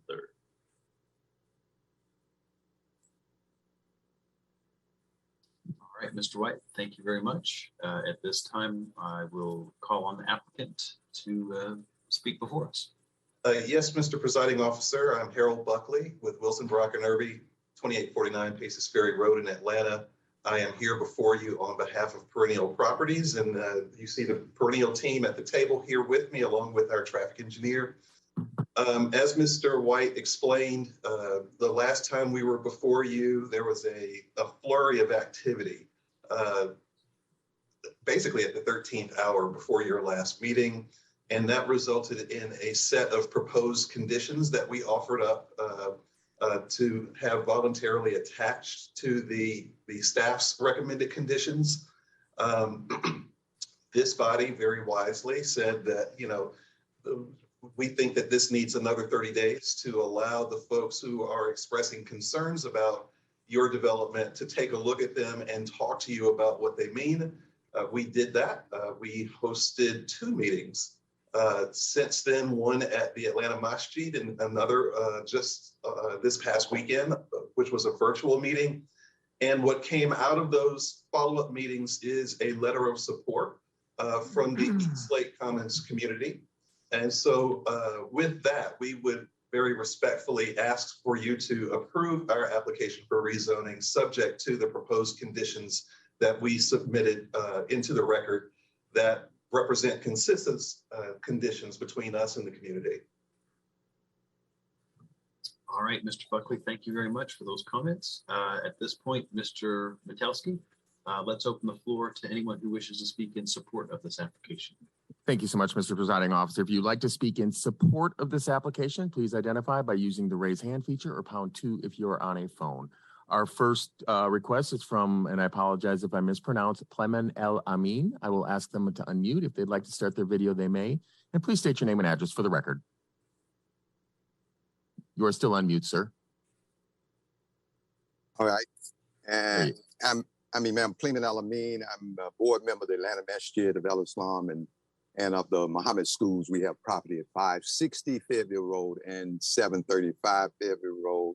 Operate 8 businesses, and I have 15 or 20 members that live in the immediate area. Our property abuts this development on the north side, and we have found Perennial to be very open and responsive to the input and concerns of our community and our neighbors. And they have incorporated most of those concerns that have come to them into the project.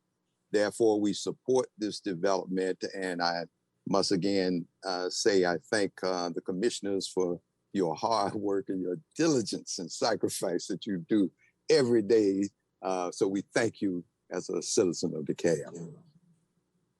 Thank you so much for your comments. Our next speaker request is from Christopher Ray. I will ask Christopher to unmute. If you'd like to start his video, he may. And please state your name and address for the record. Hi, Chris Ray at 1996 Longdale. And I just wanted to say that ever since I moved here a couple of years ago, I've been looking at that space and wondering how it could be developed. And seeing this proposal, I think it's a pretty excellent use. It'll add density, a little bit of retail space, which is always appreciated for the area, and hopefully can make things a little more walkable and encourage transit in the long run. So I just wanted to speak in favor of it. Thank you for your time. And thank you for your comments. Our next request is from Muhammad Jihad. I will ask him to unmute. If he'd like to start his video, he may. And please state your name and address for the record. Hello, my name is Muhammad Jihad. I'm a local business owner, 566 Fayetteville Road inside the Atlanta Mosque community. And honestly, I'm just looking forward to the new development. I'm in support. Perennial Properties have been transparent through these past meetings and speaking to the community in regards to what needs to be done, what can be done. And overall, I'm excited about the whole project and look forward to East Lake community to continue to grow and great things come out DeKalb. And thank you so much, commissioners, for you all outstanding work y'all doing for the community. And I appreciate everything. So thank you. And thank you for your comments. At this time, sir, that exhausts all the requests for public comment on this side at this time. Okay, let's go ahead and open the floor to anyone wishing to speak in opposition to this application. And if you are in opposition and would like to speak, #2 or the raise hand feature, please. And there are no requests at this time, sir. Okay, at this point, then let's bring Mr. Buckley back and see if he has any additional comments. One moment, please.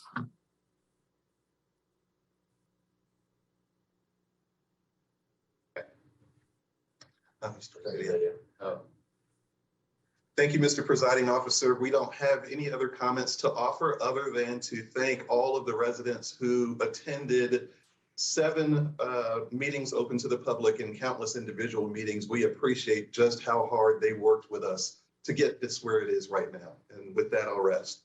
All right, thank you very much, Mr. Buckley. Mr. White, would you mind reiterating your recommendation?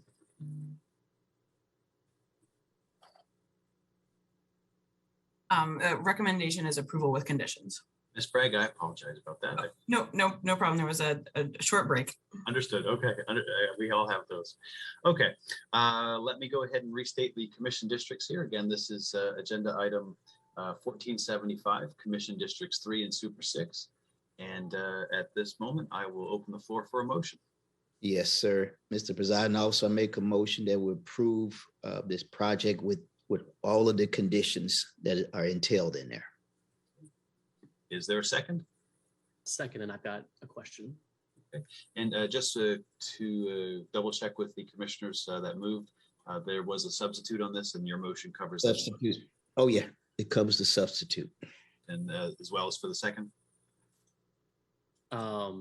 Yes, I think so. Is the substitute not linked in the agenda packet, or was it emailed recently? It was emailed, Commissioner, from Mr. White. I see 4 conditions. Are there more conditions than the 4?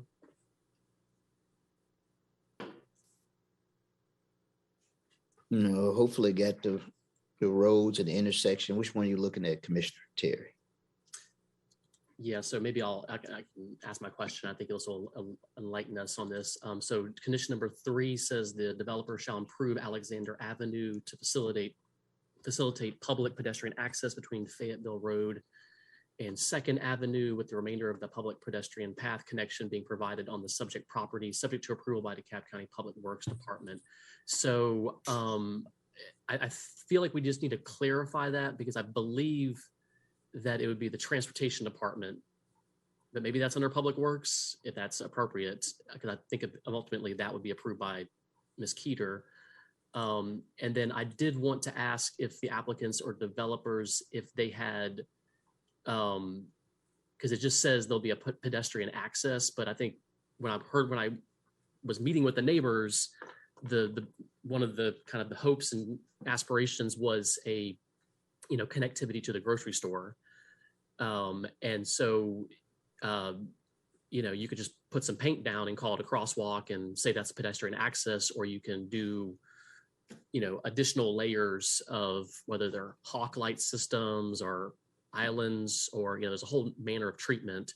And so I really was looking for a more sort of specific detail on what that pedestrian access looks like. And the reason why I'm bringing this up is because if we just put some paint down, we can't claim that's a safe route to go get your groceries. I think the idea here is that people can walk and bike to the grocery store, and we need to protect that pedestrian realm as much as possible. And it really means going beyond just, crosswalk paint. So I don't know if the applicants or developer could maybe just enlighten us or expound upon what they think they have to do versus what might be the best treatment.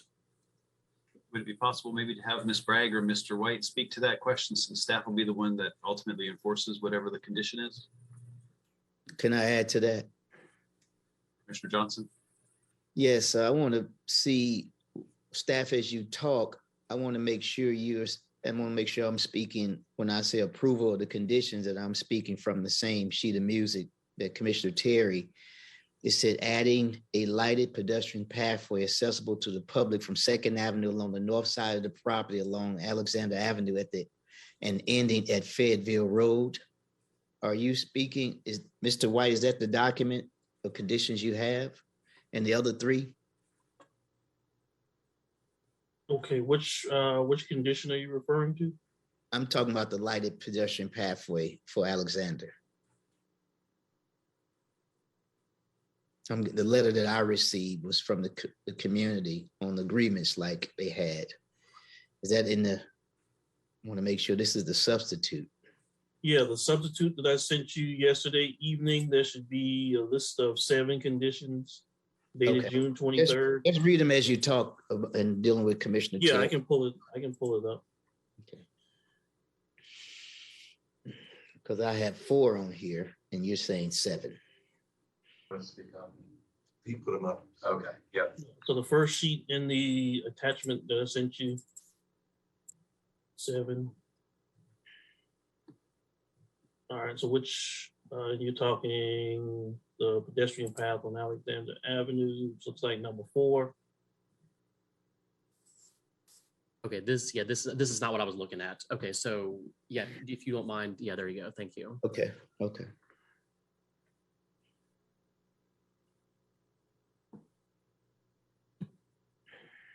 So this describes how it'll be constructed. Okay, rectangular rapid flashing beacons.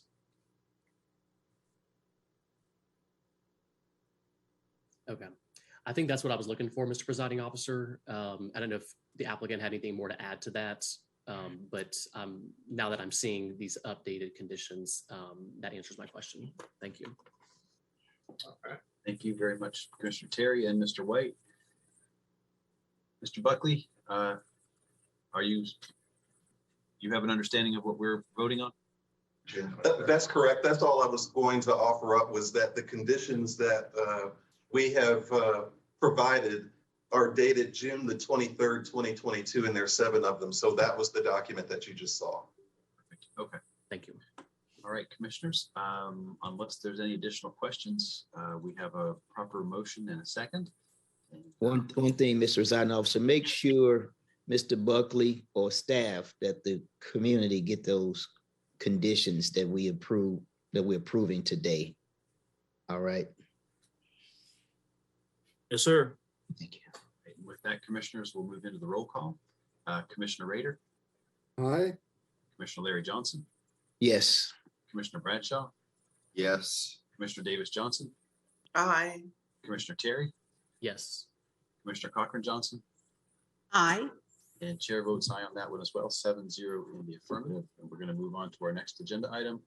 This is 1481, Commission Districts 4 and Super 6. Yes. Commissioner Patrick, please take the next 2 together. All right, thank you. Again, 1481, and this is for Commission Districts 4 and Super 6, application of AK Memorial Shopping Center, LLC, to amend the future land use map from NC, Neighborhood Center, to CRC, Commercial Redevelopment Corridor Character Area, to allow for film, movie, TV production studios at 5615 Memorial Drive. And I'll go ahead and sound off the next one. This is agenda item 1482, again for Commission Districts 4 and Super 6, application of AK Memorial Shopping Center, LLC, to rezone properties from C1, local commercial, to OD, office distribution, zoning district, to allow for film, movie, TV production studios, again at 5615 Memorial Drive. And with that, also, do we have Mr. White, do we have a substitute on this one to go as well? No, sir. Okay. But just briefly, commissioners, would y'all like to include 1487 as well? This is the OD text amendment. I will ask Mr. Bradshaw or Commissioner Bradshaw if he wants to take all 3 at once or take them individually. Yeah, if that doesn't violate any protocols, they're all these items are joined at the hip. So if we can take them together, get it knocked out, I'm good with it. I'll go ahead and sound off agenda item 1487. This is for all commission districts. Application of the Director of Planning and Sustainability for text amendments to the zoning ordinance, Chapter 27, to amend Article 2, District Regulations, and to amend Article 5, Site Design and Building Form Standards, to increase the maximum building height allowed in the OD, Office Distribution Zoning District, with limitations. This text amendment is countywide. Mr. White. And I'll keep this one very brief. This is the zoning map for the subject property, represented here at the corner of Memorial Drive and Hamrick Road. As you recall, we have a proposal here to rezone the OD for the construction of a film studio and other OD uses. At this time, we're recommending a full cycle deferral to continue our discussions with the applicant regarding the ultimate proposal for the site and some additional commercial uses that may be permissible on the subject property. So our recommendation for all 3 is for full cycle deferral. All right, thank you very much, Mr. White. Do we have Crystal with our applicant? Go ahead. Hi, good afternoon, everyone. Thanks for having us today. And we do concur. We are looking to do a full cycle deferral, if that's okay. Okay, all right, thank you very much. Mr. Metelsky, at this point, let's open the floor to anyone who wishes to speak in support for these 3 zoning actions. Thank you, Mr. Presiding Officer. If you'd like to speak in support, please identify by using the raise hand feature or #2 if you are on a phone. Our first request is from Jan Dunaway. I'll ask Jan to unmute. If she'd like to start her video, she may, and please state your name and address for the record. Yes, Jan Dunaway, 4672 Fellswood Drive, Stone Mountain, about a quarter mile down the street. I don't even know what to say. I hope that this still goes forward and represents what we have been discussing now for quite some time. I am in support of the movie studio. I am greatly disappointed, but we will see what comes of this. Thank you. And thank you for your comments. At this time, I am seeing no additional hands raised, sir. All right, let's go ahead and open the floor to anyone wishing to speak in opposition to these three zoning actions. Any of you would like to speak in opposition, now would be the time, #2, or use the raise hand feature, please. We have a request from Deborah Mitchell. I'll ask Deborah to unmute. If she'd like to start her video, she may, and please state your name and address for the record.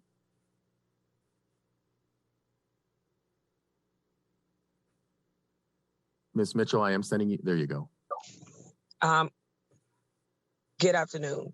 Thank you, commissioners. I am in opposition of the plan, and I've stated my concerns to many of to all the commissioners, so I won't prolong any time, and I will allow other folks to speak. But we are in opposition, and thank you for the deferral, because we do feel like we need more time to come up with some more ideas to keep our youth off the street. I thank Commissioner Cochran Johnson for always responding. And I also thank Commissioner Ted Terry for accepting our invitation and coming out to see ISA and see the impact that it is having on the community with our youth.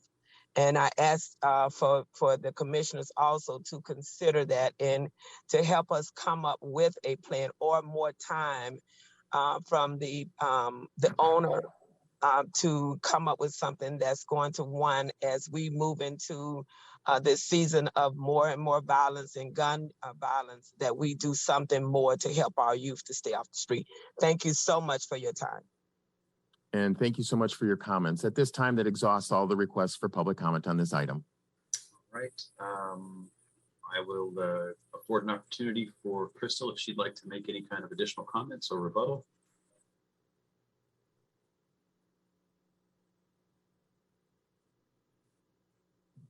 All right. Not seeing any activity, so we'll go ahead. Oh, one moment. So that may have been my fault. Yes, I'm not seeing them here at this time. Okay. All right. We'll go ahead and ask Mr. White to reiterate the staff recommendation. Full cycle deferral. Okay.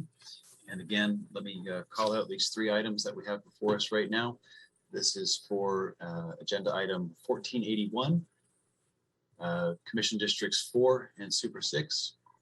Agenda item 1482, again for Commissions Districts 4 and Super 6, and then agenda item 1487, which is an application for a text amendment. And I will open the floor for a motion. Commissioners? Yes, my motion is for full cycle deferral. All right, is there a second? Second. Thank you, Commissioners.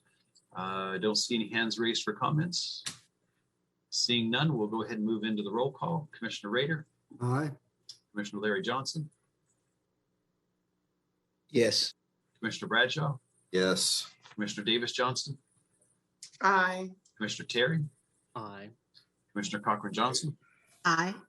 And chair votes 7-0 in the affirmative for that motion. So that is decided. That is deferred.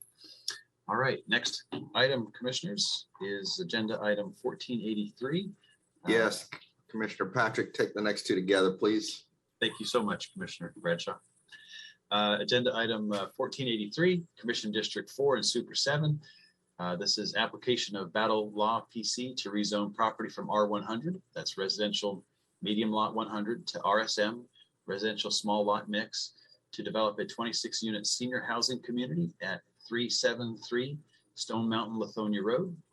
And I'll go ahead and sound off the next one. Agenda item 1484, Commission Districts 4 and Super 7. Application of Battle Law PC for a special land use permit, SLUP, to develop senior housing cottages within the RSM Residential Small Lot Mix District at 373 Stone Mountain Lithonia Road. Mr. White.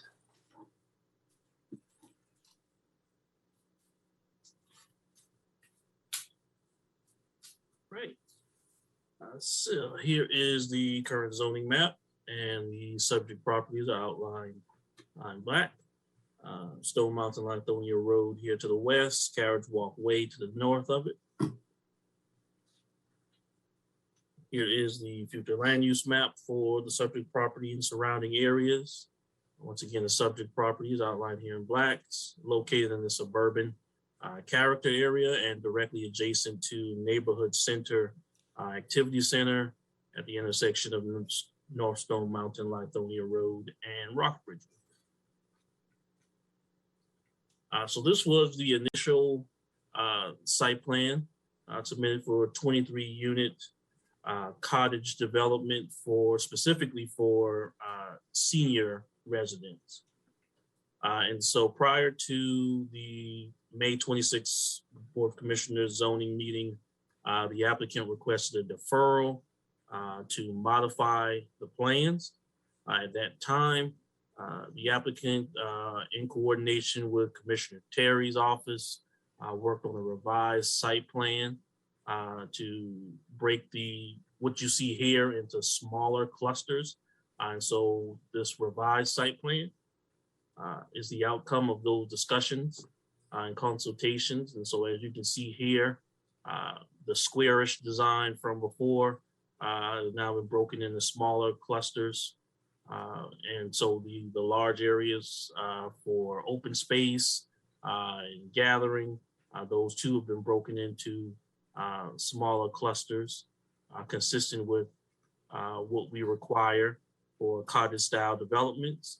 The proposal will also include clubhouse here at the southern end of the development, dog park in the southeast corner, community garden, some potential event space here out in the open for gatherings and other recreational activities here along the south.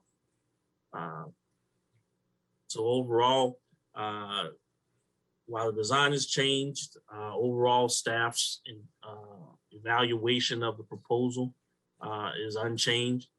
We think the proposal fits the character of the area surrounded by single-family detached housing types. The zoning is adjacent to the neighborhood center activity center, which through the comprehensive plan, the zoning ordinance, you want to get those uses clustered as closely as possible together. Additionally, there's been no opposition from surrounding property owners or adjacent community stakeholders regarding this proposal. And so therefore staff recommends approval with condition. All right, thank you. And this is a substitute item. And there is a substitute on this as well. All right, thank you very much, Mr. White. At this point, we'll open the floor up to the applicant to hear Josh and what he has to say. Hey, good afternoon, everybody. Pleasure to see you all again. For the record, Josh Mahoney, Associate Attorney at Battle Law PC, located at 3562 Haversham at North Lake, Tucker, Georgia. I'll be brief on this one as well.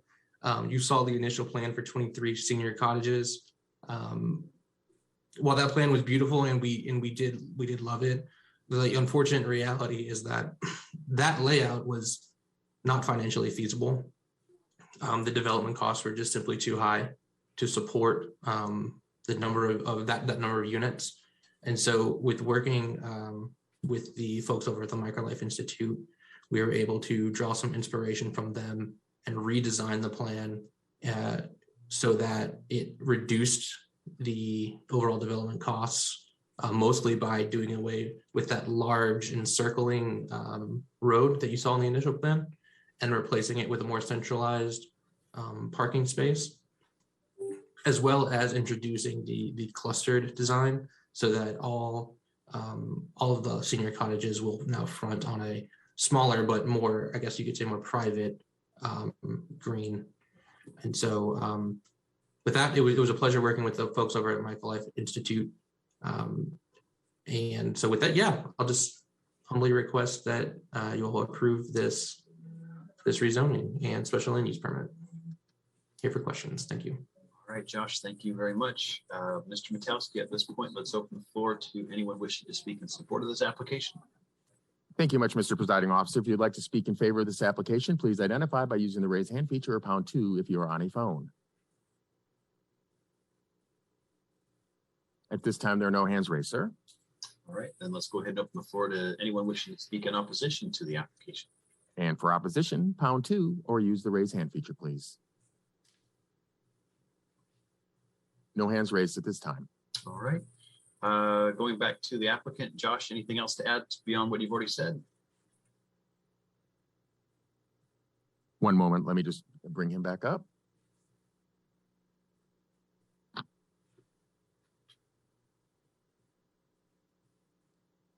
All right, sir. Mr. Mahoney? Thank you. Nothing to add at this time. Happy to answer any questions though.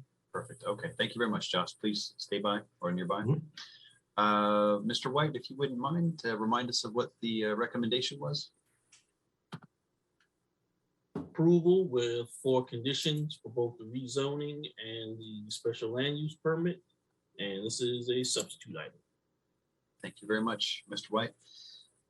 Commissioners, just to make sure we're all talking about the same thing, agenda item 1483, Commission Districts 04 and Super 7. And again, 1484, Commission Districts 4 and Super 7. I'll open the floor to any motion. Yes, at this time, I'm going to make a motion to approve the substitute with conditions as recommended by the planning staff. All right. Is there a second?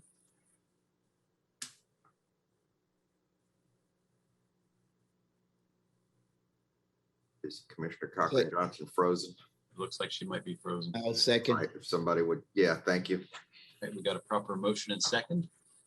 And unless there's any questions or concerns, I'll move into the roll call. Commissioner Rader? Aye. Commissioner Larry Johnson? Yes. Commissioner Bradshaw? Yes. Commissioner Davis Johnson? Aye. Commissioner Terry? Yes. And my screen for the commissioners has disappeared, but Commissioner Cochran Johnson, if you're on, do you have a motion or do you have a vote?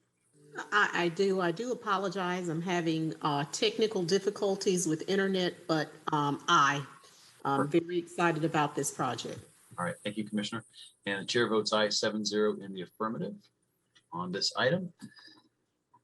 Seeing no other public hearings before us, I'll go ahead and turn it back over to our clerk, who will read the rules for public comments. Yes, sir. Public comments may be submitted by sending an email no longer than 1 page to public comment. One more. I'm sorry, Commissioner Sorry, Johnson. Commissioner. That's up. It's 1487. That's done. That got tied in with 1481 and 82. Okay, thanks. Yep. Public comments may be submitted by sending an email no longer than 1 page to publiccomment@DeKalbCountyGA.gov, which must be received between 9:00 a.m. and 10:00 a.m. on the day of the meeting. Only those emails received during the allotted time may be read aloud and broadcast. Emails received outside of the allotted time will be included in the public comments record for the next meeting after the receipt of those emails. The body of your email must include your first and last name, followed by your address. By submitting an email at any time for public comment, you agree to have your name, address, and email broadcast on the teleconference Zoom and entered in the record minutes. Abusive, profane, or derogatory language will not be permitted. The public comment segment will not exceed 30 minutes, and individual emails will be read by the clerk for no more than 3 minutes each. The county reserves the right, at the county's sole discretion, to 1, add your email to the record minutes without reading any of it into the broadcast, or 2, add your email to the record minutes and read all or a portion of your email into the broadcast. Commissioner, we have 4 that were received within the allotted time. All right, if you wouldn't mind, please go ahead and read them to the record. Okay. Our first is from Mr. Stephen Benny. Good morning, Commissioners. I like a good story. Do you? However, when it comes to DeKalb County, the true story is always more interesting than fiction. DeKalb County's Watershed Department has a contract. It was signed in October 2017 for $27 million. Its purpose consists of primarily providing installation and repair of water and sewer pipes in various sizes. One of the three entities awarded this contract was a joint venture by the Renee Group, Inc., Camkin Consulting, Inc., for $9 million. Camkin was owned by Ms. Shonda Norton. Federal prosecutors say Chandra Norton and an unnamed second party applied and received $7.8 million through the Federal Paycheck Protection Program, PPP, then used it for personal purchases. Norton was charged with federal wire fraud conspiracy and pleaded guilty in November 2020. The charging document accused her of conspiring with an unnamed individual one to file nearly a dozen false and fraudulent PPP loan applications. DeKalb officials did not become aware of the indictment until last year and have continued contracting with Norton's Camkin Consulting, sending them a check last month. They say Ms. Norton no longer owns the company and over the last 2 years or so has not profited from any work in the county. But documents obtained by the AJC show that Ms. Norton merely transferred her ownership stake in the company to her husband. Give me a break. Ms. Norton is currently assisting the government in the investigation and prosecution of others. Who exactly Norton is helping the feds investigate is not clear. In her charging document, Individual 1 is described only as a Fulton County resident who was the owner and controller of certain corporate entities based in the Northern District of Georgia. My money is on Shalita Renee Robertson being Individual 1. Ms. Robinson, whose company also has water and sewer contracts with DeKalb County, including the joint venture the commission is currently considering expanding and awarding an additional $6 million. The Renee Group brought Camkin out of their joint venture shortly after the contract was approved in 2017. However, Camkin has received $1.2 million to stay on as a consultant to the Renee Group on the contract. The county says that Renee Group only notified them late last month that it ended the joint venture with Camkin years ago. There was no notification requirements, officials said. In the signed contract, Renee Group promised an over 20% LSBE participation. In the 6 years since the contract was signed, the Renee Group has received over $51 million and has not paid a penny to its listed LSBE participants. All of this constitutes a breach of contract, and I ask the Commission to not include the Renee Group in this current change order and assign their additional work and funding to the two other contractors. Thank you for your time and consideration. Stephen Benny. Our next is from Dr. Ed Williams. Good morning, Commissioners. My name is Ed Williams. I have lived in unincorporated South DeKalb for over 20 years. I'm the chair of the group Concerned Citizens for Effective Government. MARTA is seeking to sue me for $166,000 because I challenged the basis in which MARTA extended the 1% sales tax and the service contract extension to 2057 without a referendum. MARTA claims that the lawsuit is frivolous, but that doesn't add up. Why would it cost $166,000 to dismiss a frivolous lawsuit? And why would it take 3 attorneys from a high-powered law firm, Holland & Knight, to have a frivolous lawsuit dismissed? If the lawsuit was that frivolous, then it should have taken only 1 attorney and much less money to have it dismissed. Instead, MARTA has spent hundreds of thousands of dollars and also hired a former justice of the Supreme Court, Leah Sears Ward, to act as general counsel. I think MARTA knows that my lawsuit is not frivolous, but has instead chosen to engage in intimidation and lawyer it up to stop me at any cost. In 1971, the citizens in DeKalb and Fulton counties voted to levy a tax for 50 years. I was 7 years old at the time and was not old enough to vote or petition the courts. The reality is that most of the citizens in this room and in the metropolitan areas living in DeKalb and Fulton counties have not yet had an opportunity to vote on any MARTA service contracts. In 1971, there were more residents living in the Atlanta city limits than in the DeKalb and Fulton counties' rural areas. In 2022, the population of DeKalb and Fulton counties has increased by almost 1 million citizens, and we should have another referendum for transit services and a new list of projects after 50 years. It is time. The sales tax funding mechanism came about in 1971 because homeowners did not want transit funding done as part of property taxes. This is the reason that a referendum was held in 1971 for voters to approve the sales tax levy for 50 years.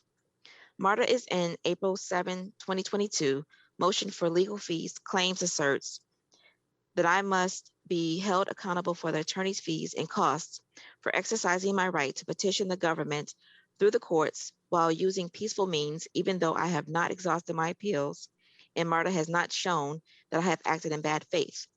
My lawsuit seeks to do two things. One, to prevent MARTA from illegally continuing to extend the RTCAA beyond August 31st, 2021.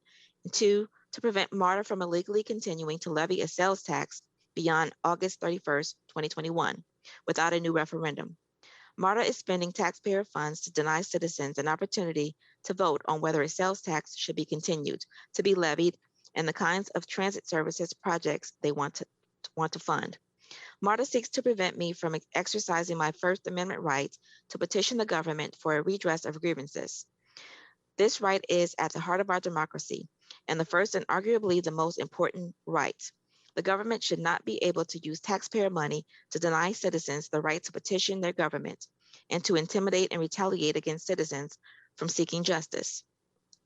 The Commission should not permit the law firm Holland and Knight to continue to pursue attorney fees against me and other citizens who are acting in the public interest and who are exercising their constitutional right to petition the government for redress and grievances. Citizens in Georgia have a right to seek justice, equity, due process, and equal justice in a court of law. Our next is from Steve Goss, 727 Kenilworth Circle, Stone Mountain, Georgia. To Commission members, following the May 26th deferral of the vote on the 4994 Rockbridge Road development and the public meeting on June 28, 2022, it was hoped that action would allow more time for communication between the residents of the neighboring communities and the developer, Gus Abalo, to resolve the deep disagreements between them. Unfortunately, that has not been the case. In fact, I am unaware of any effort in the last month by Mr. Abalo to reach out to our community. The revised proposal Z2212453331 submitted by the developer now requests a rezoning from R100 to R60. As a longtime resident of neighboring Kenilworth Estates, I am absolutely opposed to this and am in agreement with members of the Community Council and the Planning Commission that the proposed change is still too drastic, a density that is way out of line with the R100 zoning of Hickory Hills to the west, Kenilworth Estates to the north, and the neighborhoods along Rockbridge Road to the south. There is also concern with the lack of adequate stream buffers, as well as the significant erosion that will result from the clear cutting of about 80% of that 40-acre forested tract of land. That erosion puts the 12 homes along Kenilworth Circle and Kenilworth Drive in direct peril. Please deny the developer's request. As always, thank you for your careful consideration of this issue. Our last is from Amber Gibson. My name is Amber Gibson. I live at 561 Hickory Hills Court in Stone Mountain, Georgia. I'm the president of the Hickory Hills Estates Homeowners Association. On behalf of the Hickory Hills Estate Homeowners Association, we wish to oppose the current development plan of 4994 Rockbridge Road. Our primary goals are to keep our neighborhood and families safe and protect the infrastructure of Hickory Hills Estates by keeping the roads within our neighborhood closed to neighboring development and ensuring safety and privacy for the homes within Hickory Hills Estates that border 4994 Rockbridge. 2, reserve our community by keeping 4994 Rockbridge Road development at R100 to blend with all neighborhoods surrounding 4994 Rockbridge. On May 26, the commissioners deferred decision of this development to allow the developer more time to work with the neighbors and community to come to a more suitable resolution for this development. Following that decision, the developer has not been in contact with our neighborhood for any input or considerations. We recognize that growth is inevitable and needed to see our community flourish and thrive, but it has to be done in such a way that protects, encourages, and nurtures the existing communities while enriching our existing neighborhoods and emphasizing what makes our community desirable. With several recently approved residential developments along Rockbridge Road, we are weary of such fast, dense growth affecting traffic, schools, and our safety. We ask DeKalb County to keep this property development zoned R100 and help preserve our community as one that will stay desirable, promote responsible growth, and attract families and businesses for generations to come. Thank you for your time. Sincerely, Amber Gibson. That concludes our comments. All right. Ms. McKenzie, just the 4 items there. I thought I had a resident who reached out to me that was certain she was wanting to have some comments read into the record. Did she not get those to us? It came outside of the time allotment, but I can read it if it's the preference. If it wouldn't be a problem, let's go ahead and read that in. Okay, yes, sir. From Miss Betty Fendrick at 531 Briarly Close, Dunwoody. After numerous emails for the past 2 years, I am still trying to determine how I get my representatives to initiate a property tax exemption for the elderly, similar to the one in Cobb, Cherokee, and Forsyth as an example, based on age only. I am familiar with all the current exemptions. I do not qualify for any, nor do many of the elderly in this county. None of our current exemptions mimic the other ones. The current increase makes it impossible to sustain residents in DeKalb. All I want to know is how is this done and who takes the lead? I cannot seem to get an answer. Betty, and she left her mobile number. And I'll ask Mr. Sigler if he wouldn't mind having that added into his discussion for this evening as well. So thank you very much, Ms. McKenzie. With that, commissioners, it looks like the last agenda item we had tackled or got us to agenda item 1671, and this is going to be on the top of page 11. Commission districts for all. Grant acceptance, fiscal year 22, high intensity drug trafficking area. Grant for $276,156. I believe this went before the ERPS committee. Yes, it did. All right, I think I'm missing. What item was it again? 1671, and it's here it is. just Okay. one short of the top of page 11. Got it. Thank you very much. Yes, so the ERPS committee did review this and recommended approval. So at this time, I'll move to approve item 1671. Is there a second? Second. All right, thank you, Commissioner Bradshaw. Seeing no hands raised, we'll move into the roll call. Commissioner Rader? Aye. Commissioner Larry Johnson? Yes. Commissioner Bradshaw? Yes. Commissioner Davis Johnson? Aye. Commissioner Terry? Aye. Commissioner Cochran Johnson? Aye. And chair votes aye on that one, 7-0 in the affirmative. And we'll move on to the next item. This was before the Public Works and Infrastructure Committee. This is agenda item 1697 for Commission Districts 3, 5, and 7.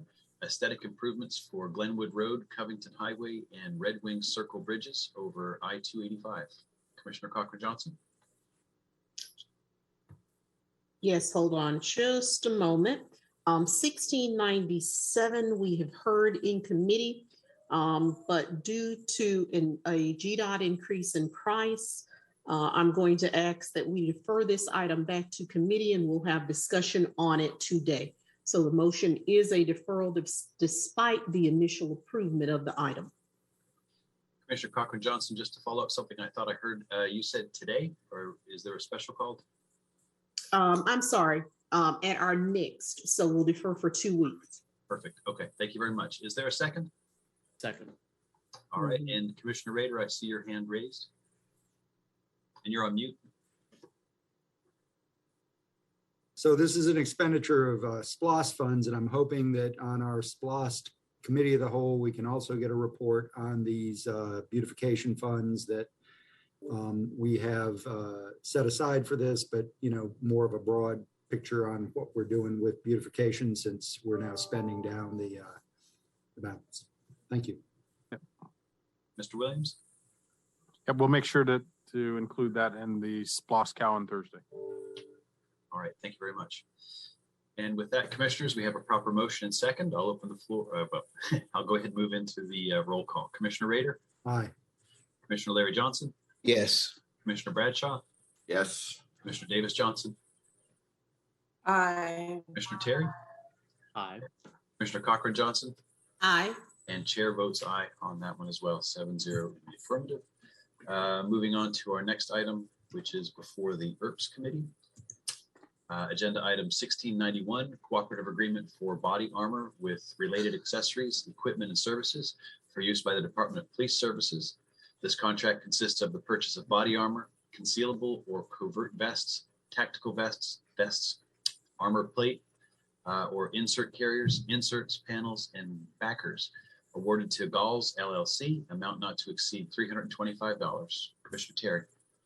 Yes, thank you, Mr. Presiding Officer. The ERPS Committee did recommend approval for this item, and so I will move to approve item 1691. All right, is there a second? Second. All right, thank you, Commissioner Rader. We've got a proper motion and second. Seeing no hands raised, we'll go into the roll. Commissioner Rader. Aye. Commissioner Larry Johnson. Yes. Commissioner Bradshaw. Yes. Commissioner Davis Johnson. Aye. Commissioner Terry. Aye. Commissioner Cochran Johnson. Aye.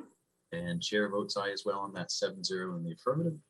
Moving on to our next item, which is before the Ops Committee, purchasing and contracting, agenda item 1662. Yes, Mr. Presiding Officer. Yes. These items 1662, 1675, 1677, and 1681, and the last one is 1690. We have not brought them before the Ops Committee, and of course, I will be calling a special call meeting for sometimes this week. And so if I could just defer all of those until after the special call meeting, I would appreciate it. All right, let me go ahead and sound these off and then we'll take them. Agenda item 1662, low bid invitation, number 22-101479 for on-call plumbing services, annual contract with 2 options to renew for use by the Departments of Facilities Management and Recreation, Parks, and Cultural Affairs. Consists of the repair, replacement, maintenance, and installation of plumbing fixtures at residential, commercial, industrial properties, and county parks located within unincorporated DeKalb County. Recommend award of the to the lowest responsible and responsive bidders. J2 Connect Incorporated, formerly known as J Squared Plumbing, and B&W Mechanical Contractors Incorporated. Total amount not to exceed $700,000.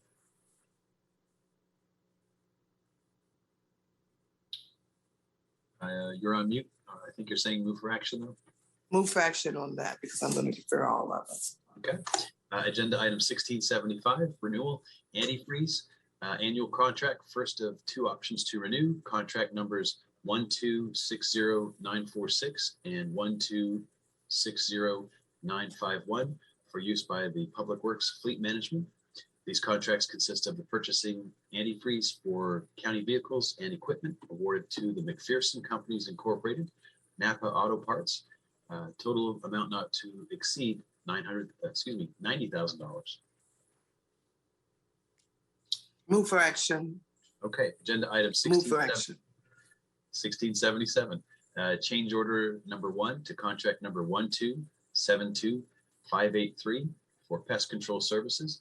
Annual contract with 2 options to renew for use by the Department of Facilities Management. This contract consists of providing pest control services at county-owned facilities awarded to All Pro Pest Services Incorporated. Amount not to exceed $8,726.32. Move for action. Okay, agenda item 1681, renewal, purchase of automobiles, vans, trucks, and accessories. Annual contract, first of 2 options to renew. Contract numbers 1262401, 1262403, 1262413, and 1262406 for use by Public Works Fleet Management. These contracts consist of purchasing replacement vehicles to enable county personnel to complete daily tasks that require the use of automobiles. Awarded to Wade Ford Incorporated, Hardy Chevrolet Buick GMC Incorporated, Hardy Family Ford Incorporated, and ZT Auto CDJR Union City LLC.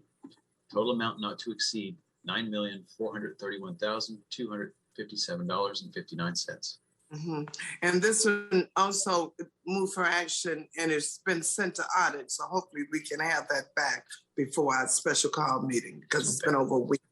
Perfect.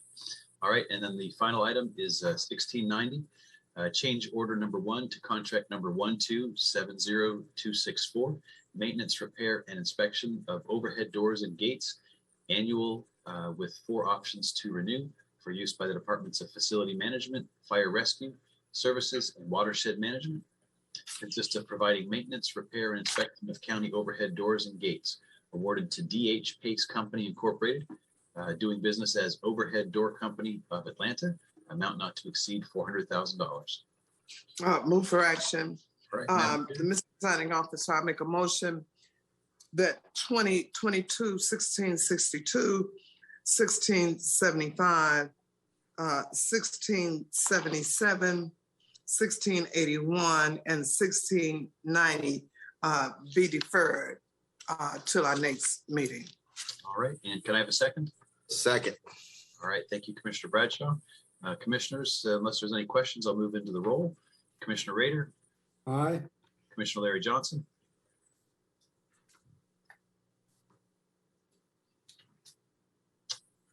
Commissioner Larry Johnson.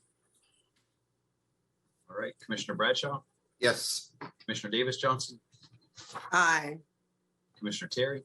Aye. Commissioner Cochran Johnson. Aye. And chair votes aye, 6-0 in the affirmative for that. I'll vote yes.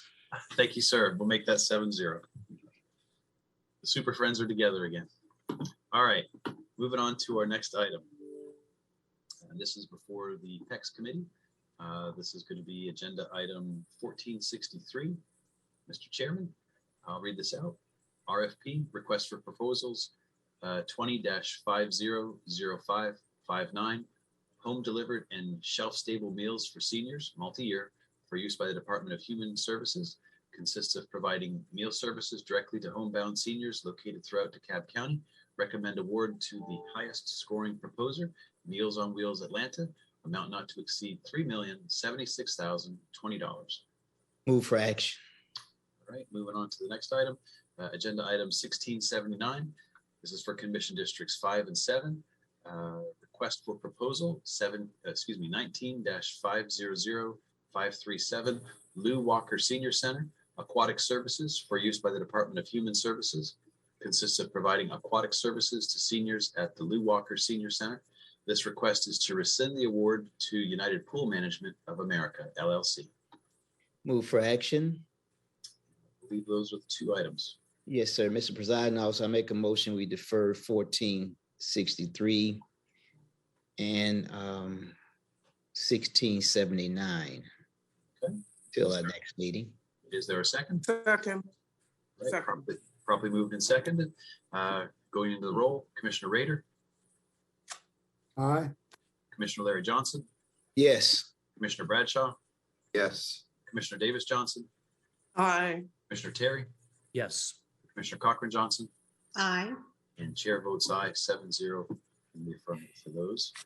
All right. The next items are going to be before the PWI committee. Madam Chair, I think there's 5 that are in line.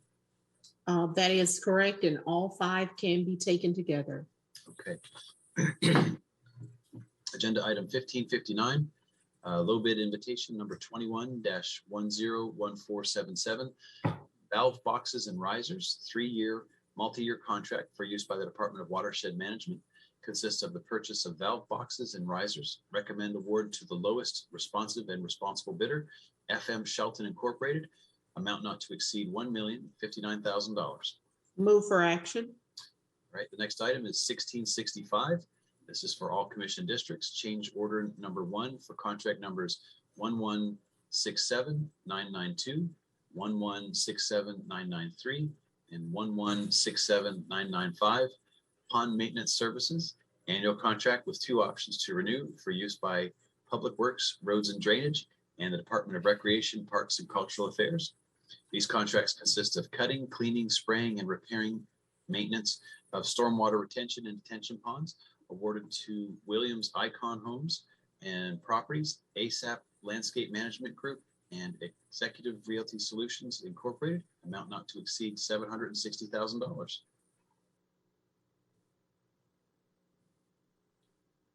Commissioner Cochran Johnson, are you frozen? Might be frozen.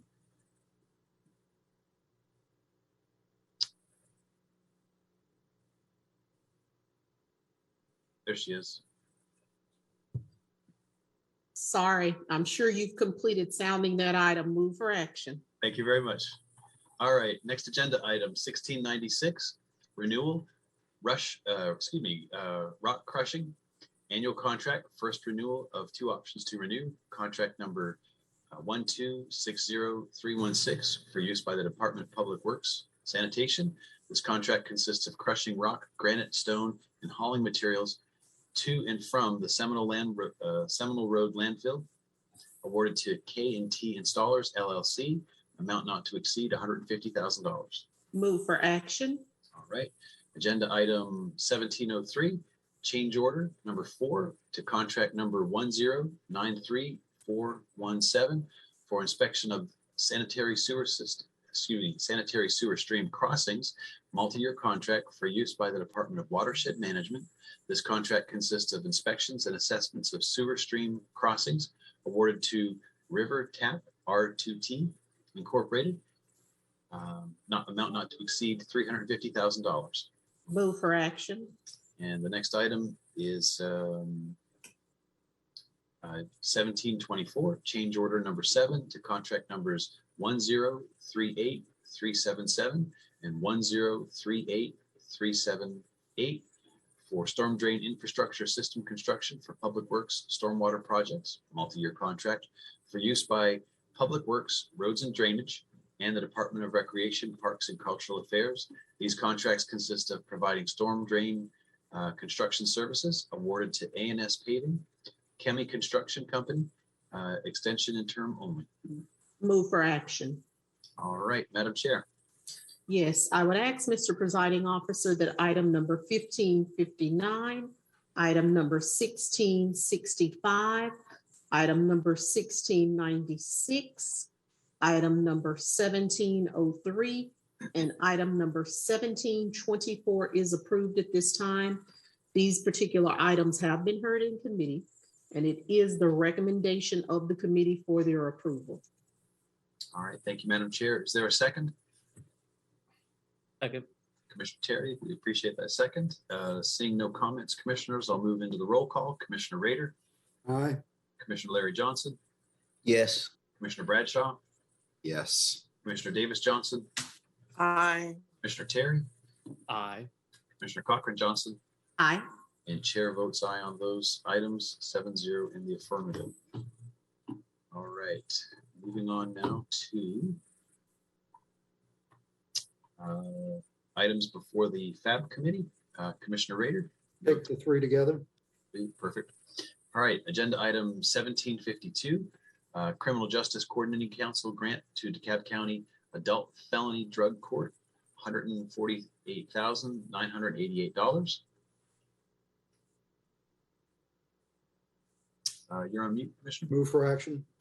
Agenda item 1753, Criminal Justice Coordinating Council grant to DeKalb County Felony Mental Health Court, $106,467. Move for action.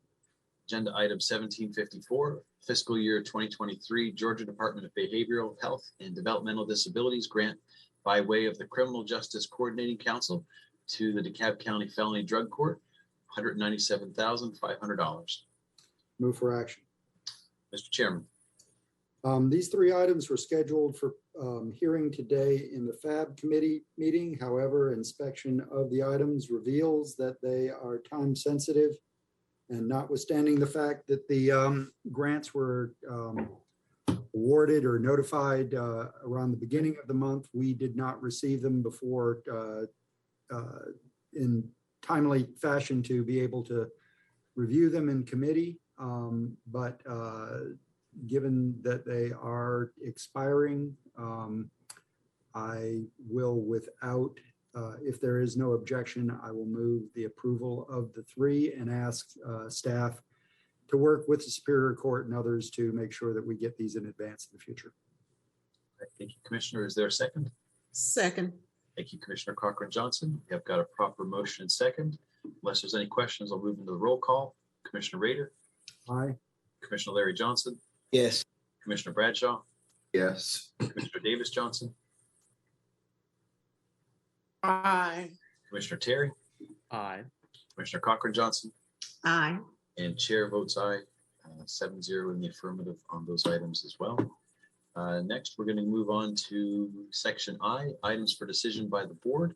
And we're going to begin with PECs. Mr. Chairman, this is agenda item 2851, request to consider establishing an annual traffic camping program. Yes, I make a motion we defer for 30 days. Is there a second? Second. All right, proper motion and second. We'll move into the roll call. Commissioner Rader. Aye.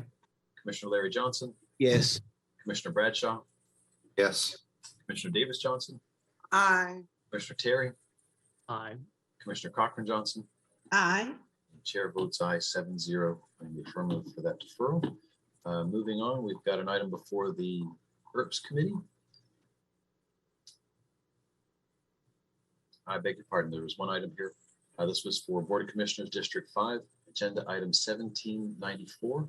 And before I go any further, I just want to make sure this is called out as normal course. This is the appropriate time to bring this item back up.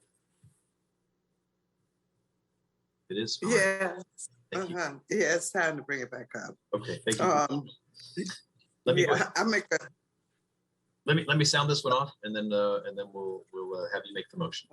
Again, agenda item 1794, an item to approve the transfer of $5,000 from the District 5 Reserve for Appropriation account to the Office of Youth Services for the purposes of programming costs of the DeKalb County Youth Commission Leadership Program. Madam Chair. Yeah, I make a motion to decide to be approved. Second. All right, thank you, Commissioner Rader. Seeing no hands raised, we'll go into the roll call. Commissioner Rader. Aye. Commissioner Larry Johnson. Yes. Commissioner Bradshaw. Yes. Commissioner Davis Johnson. Aye. Commissioner Terry. Aye. Commissioner Cochran-Johnson. Aye. And chair votes aye on that, 7-0 as well. All right, now moving on to our next item. This was before the ERPS committee.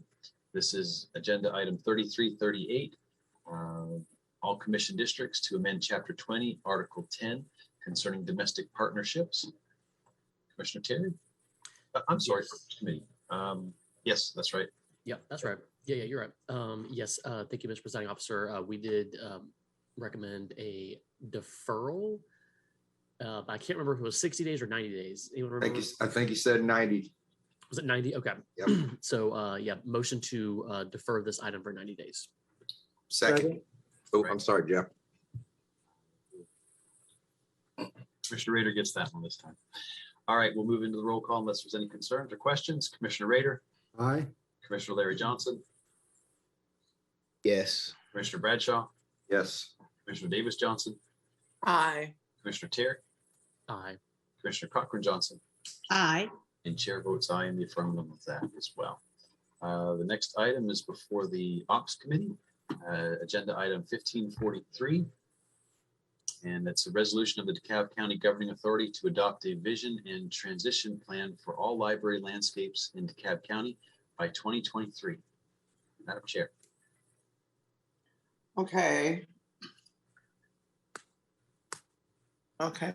Yeah, I'm going to make a motion to defer this item so that I can hear it back in ops. Okay. And is there a time frame? Let's defer it for 2 weeks. Second. All right, a proper motion second.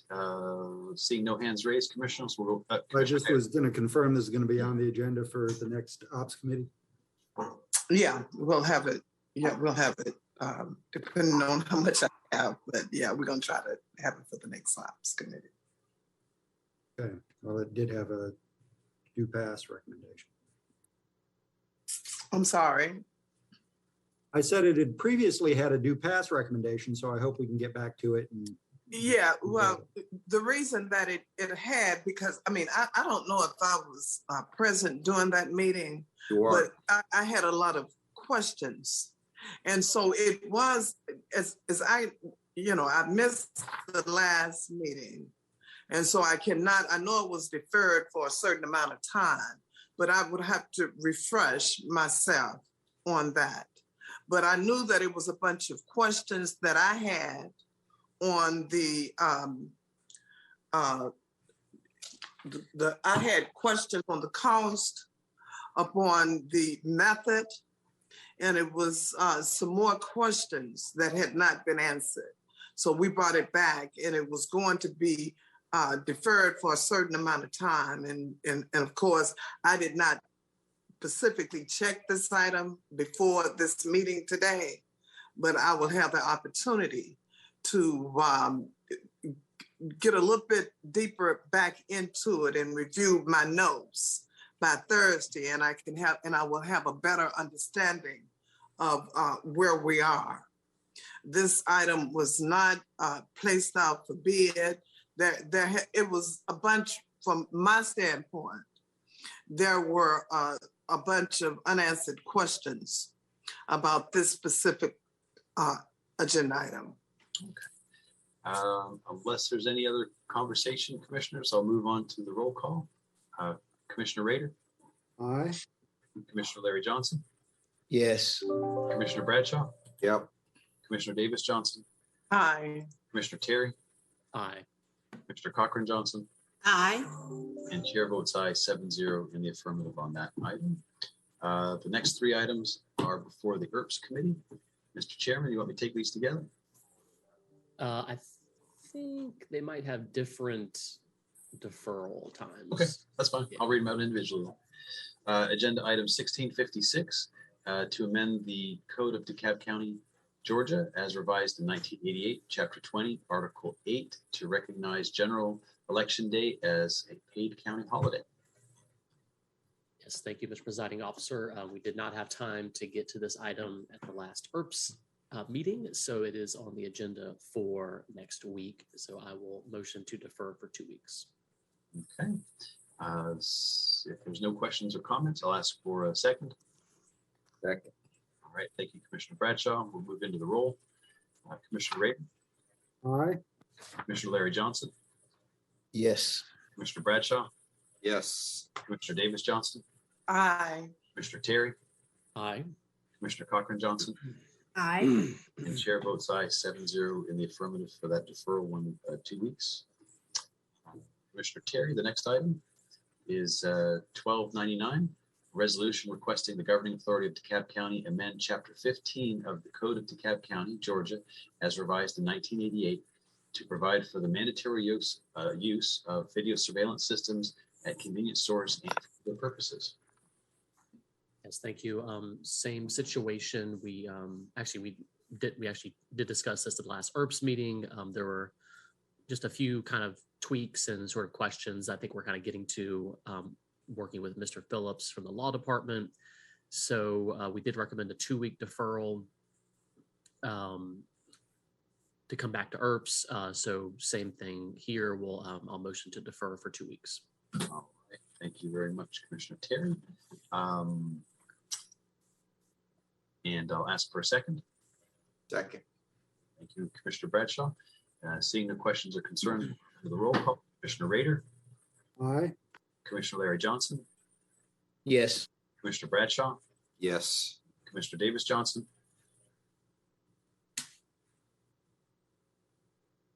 Aye. Commissioner Terry? Aye. Commissioner Cochran Johnson? Aye. And chair votes aye on that deferral as well, 7-0. And the next item, Commissioner Terry, is before your committee as well. Agenda item 1764, a resolution of the governing authority of DeKalb County, Georgia, to acknowledge gun violence as a public health crisis and to call upon federal, state, and local legislators and elected officials to pass common sense gun control legislation to reduce gun violence, homicides, and mass murders. Commissioner Terry. Thank you. And yes, this is a very important resolution that we definitely want to take up at the next ERPS committee. So let's just, should have just done them all at once. Sorry, I didn't realize that it'll all be about 2 weeks. So yes, so same thing, motion to defer for 2 weeks. All right. And proper motion, is there a second? Second. Thank you, Commissioner Bradshaw. And seeing no hands raised, we'll move into the roll call. Commissioner Rader? Aye. Commissioner Larry Johnson? Yes. Commissioner Bradshaw? Yes. Davis Johnson? Aye. Commissioner Terry? Aye. Commissioner Cochran Johnson? Aye. And chair votes aye as well, 7-0 on that deferral. Next, that moves us over to, I believe, the Ops Committee. Okay. We'll have the minutes. Pardon me, you're correct, Commissioner Rader. This is Clerk to the Board of Commissioners and CEO, agenda item 1701, approval of the minutes of the Board of Commissioners meeting of May 24, 2022. Move approval. All right, is there a second? Second. Thank you, Commissioner Terry, Commissioner Rader. And we'll move into the roll call. Commissioner Rader. Aye. Commissioner Larry Johnson. Abstain. Commissioner Bradshaw. Yes. Commissioner Davis Johnson. Aye. Commissioner Terry. Aye. Commissioner Cochran Johnson. Aye. And chair votes aye as well on that one, 6-0 with one abstention. All right, moving on to purchasing and contract before the Ops Committee. We've got agenda item 1622, low bid invitation number 21-101347, parts for vehicles and off-road equipment, including batteries, annual contract with 2 options to renew for Public Works, Fleet Management, Police Services, and various other departments in the county. Consists of repair parts for all types of vehicles and equipment. Recommend award to the responsive and responsible bidders, 49 vendors. Please see attached list below. Total amount not to exceed $5,180,000. Okay, yeah, this item was heard in ops, and of course it was sent to audit. And we have since received the audit report, and it was fine. So if there's no objection, rather than sending this back to committee, we were just waiting for the audit recommendation, and I'm sure does everyone have that? And that was sent back on final memo that was sent back on 6/17. And so if there's no objections to that, I would like to go on and get it approved. And, if there is, we can bring it back to our next ops meeting, which hopefully will be Thursday. Is there a second? Yeah, in the absence of an objection, I will second that motion to approve. Commissioners, any questions or comments on this? Seeing none, I'll go ahead and move into the roll call. Commissioner Rader. Aye. Commissioner Larry Johnson. Yes. Commissioner Bradshaw. Yes. Commissioner Davis Johnson. Aye. Commissioner Terry. Aye. Commissioner Cochran Johnson. Aye. And the chair votes aye, 7-0 in the affirmative on that as well. We're going to move on to purchasing and contract before PEX. The next 4 items are before the PEX committee. Mr. Chairman? Yeah, we'll take them all together. All together. All right, here we go. Agenda item 1507, renewal, Workforce Innovation and Opportunity Act, one-stop operator, annual contract, first renewal of 3 options to renew. Contract number 1265085 for use by WorkSource DeKalb. The contract consists of retaining a one-stop operator to coordinate and manage workforce services as required by WOIA. Awarded to In the Door LLC, amount not to exceed $151,600. Move for action. All right, next item, 1589, change order number 1 to contract number 1251842 for plan review, inspection, and technical support services, multi-year contract for use by the Department of Planning and Sustainability. This contract consists of the provision and management of plan review, inspection, and technical support services for zoning, land development, building, and fire permits, awarded to Nova Engineering and Environmental, LLC, amount not to exceed $500,000. Move for action. Right. Next agenda item, 1594, renewal, demolition of residential and commercial buildings, annual contract, second renewal of 2 options to renew. Contract numbers 1220672 and 1220675 for the use by the Department of Recreation, Parks, and Cultural Affairs. This contract consists of asbestos abatement, demolition of commercial and residential buildings, and debris removal, awarded to Complete Demolition Services, LLC. diversified environmental management, total amount not to exceed $350,000. Move for action. Right. And then agenda item 1625 for Commission Districts 2, 3, 5, 6, and 7. Cooperative agreement, Sourcewell Cooperative Agreement number 010521-LTS-4, playground and water play equipment with related accessories and services for use by the Department of Recreation, Parks, and Cultural Affairs. This contract consists of upgrades and renovations for parks, playgrounds, and recreational areas, awarded to Play Power Incorporated, amount not to exceed $887,429.52. Move for action. Mr. Chair. Mr. Presiding Officer, I make a motion to approve 1507, 1589, 1594, and 1625 based on committee recommendation. Do we have a second? Second. All right, thank you, Commissioner Rader. We've got a proper motion and second. Seeing no comments or hands raised, moving to the roll call. Commissioner Rader. Aye. Commissioner Larry Johnson. Yes. Commissioner Bradshaw. Yes. Commissioner Davis Johnson. Aye. Commissioner Terry. Aye. Commissioner Cochran Johnson. Aye. And chair votes aye, 7-0 in the affirmative on those. And the next few items, 4 items, I believe are going to be before the PWI committee. Madam Chair, how do you want me to handle these? Yes, if we can take item 1341, 1593, and 1624 together, please. Okay, we'll go ahead and do those right now. Agenda item 1341, change order number 1 to contract number 1240831, consent decree, proactive and reactive assessment and cleaning for gravity sewer lines, multi-year contract with one option to renew for use by the Department of Watershed Management. This contract consists primarily of providing sanitary sewer assessments that include assessments for gravity sewer pipes with diameters from 8 inches to over 36 inches, tiered assessments for 8 to 18 inches, and TISCUS assessment for pipes larger than 18 inches. This request is to add new scope of work and increase the existing scope of work and funding. Work to Metals and Materials Engineers, LLC, amount not to exceed $5,611,257.89. Move for action. And then agenda item 1593. This is a low bid invitation, number 21-101446. On-call mechanical, electrical, instrumentation, and controls maintenance service for Scott Candler, Pole Bridge and Snapfinger wastewater treatment plants. 3-year multi-year contract for use by the Department of Watershed Management.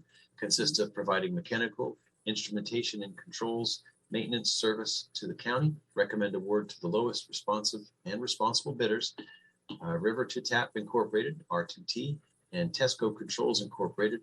Total amount not to exceed $29,482,500. Move for action. Right, and then the next one is agenda item 1624. This is a change order number 6 to contract numbers 1063844, 1063841, and 1068774, annual water and sewer construction. Annual contract with 2 options to renew for use by the Department of Watershed Management.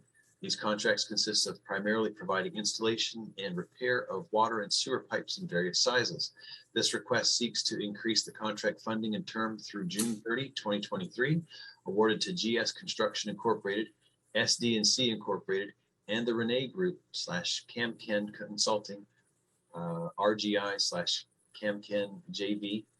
Total amount not to exceed $18,782,452.91. Move for action. Madam Chair. Yes, at this time, I would ask that item number 1341, item 1593, and item 1624 are all deferred back to committee to be heard pending audit. Thank you, Madam Chair. Is there a second? Second. All right. Thank you, Commissioner Terry. And seeing no questions or comments, we'll move into the roll call. Commissioner Rader. Aye. Commissioner Larry Johnson. Yes. Commissioner Bradshaw. Yes. Commissioner Davis Johnson. Aye. Commissioner Terry, Aye. Commissioner Cochran-Johnson, Aye. and chair votes aye, 7-0 in the affirmative for those deferrals. Madam Chair, I think we had one that we need to circle back to. Yes, if we can take item 1464 and 1683 together, please. All right, here we go. 1464, low bid invitation number 21-101427. Ferric chloride, liquid oxygen, and various chemicals, 3-year multi-year contract for use by the Department of Watershed Management. Consists of providing chemicals to treat drinking water for DeKalb County residents. Recommend award to the lowest responsive and responsible bidders, PVS Technologies Incorporated, Airgas USA LLC, and Univar Solutions USA. Total amount not to exceed $6,363,288. Move for action. I believe the next one is a FAB recommendation.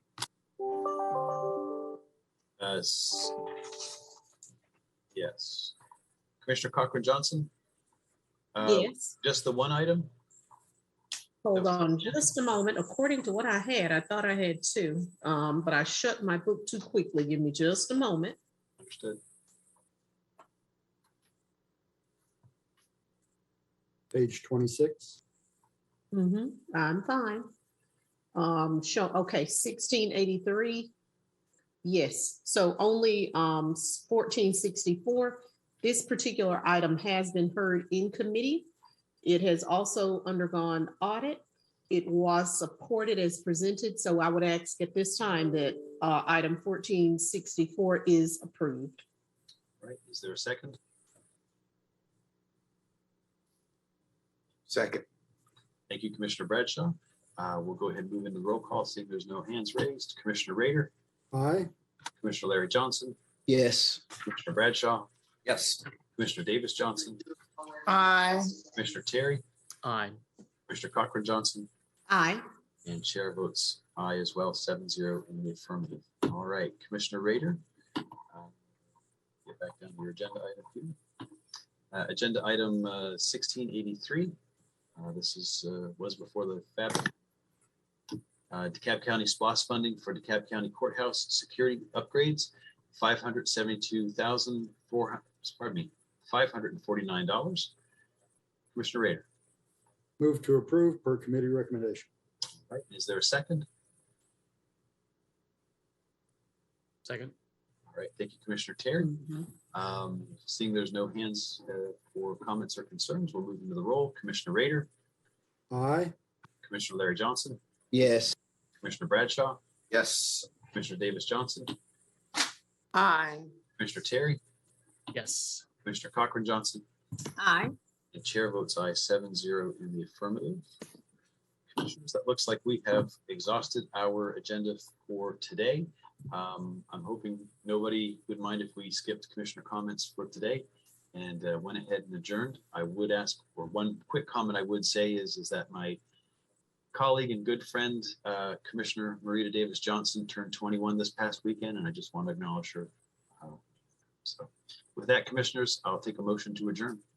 Let's say we're going to meet, the PEX committee meet at 2:20 today. All right, sir. Thanks, bye. Move to adjourn. And a second? Second. By hands and voice? Aye. Aye.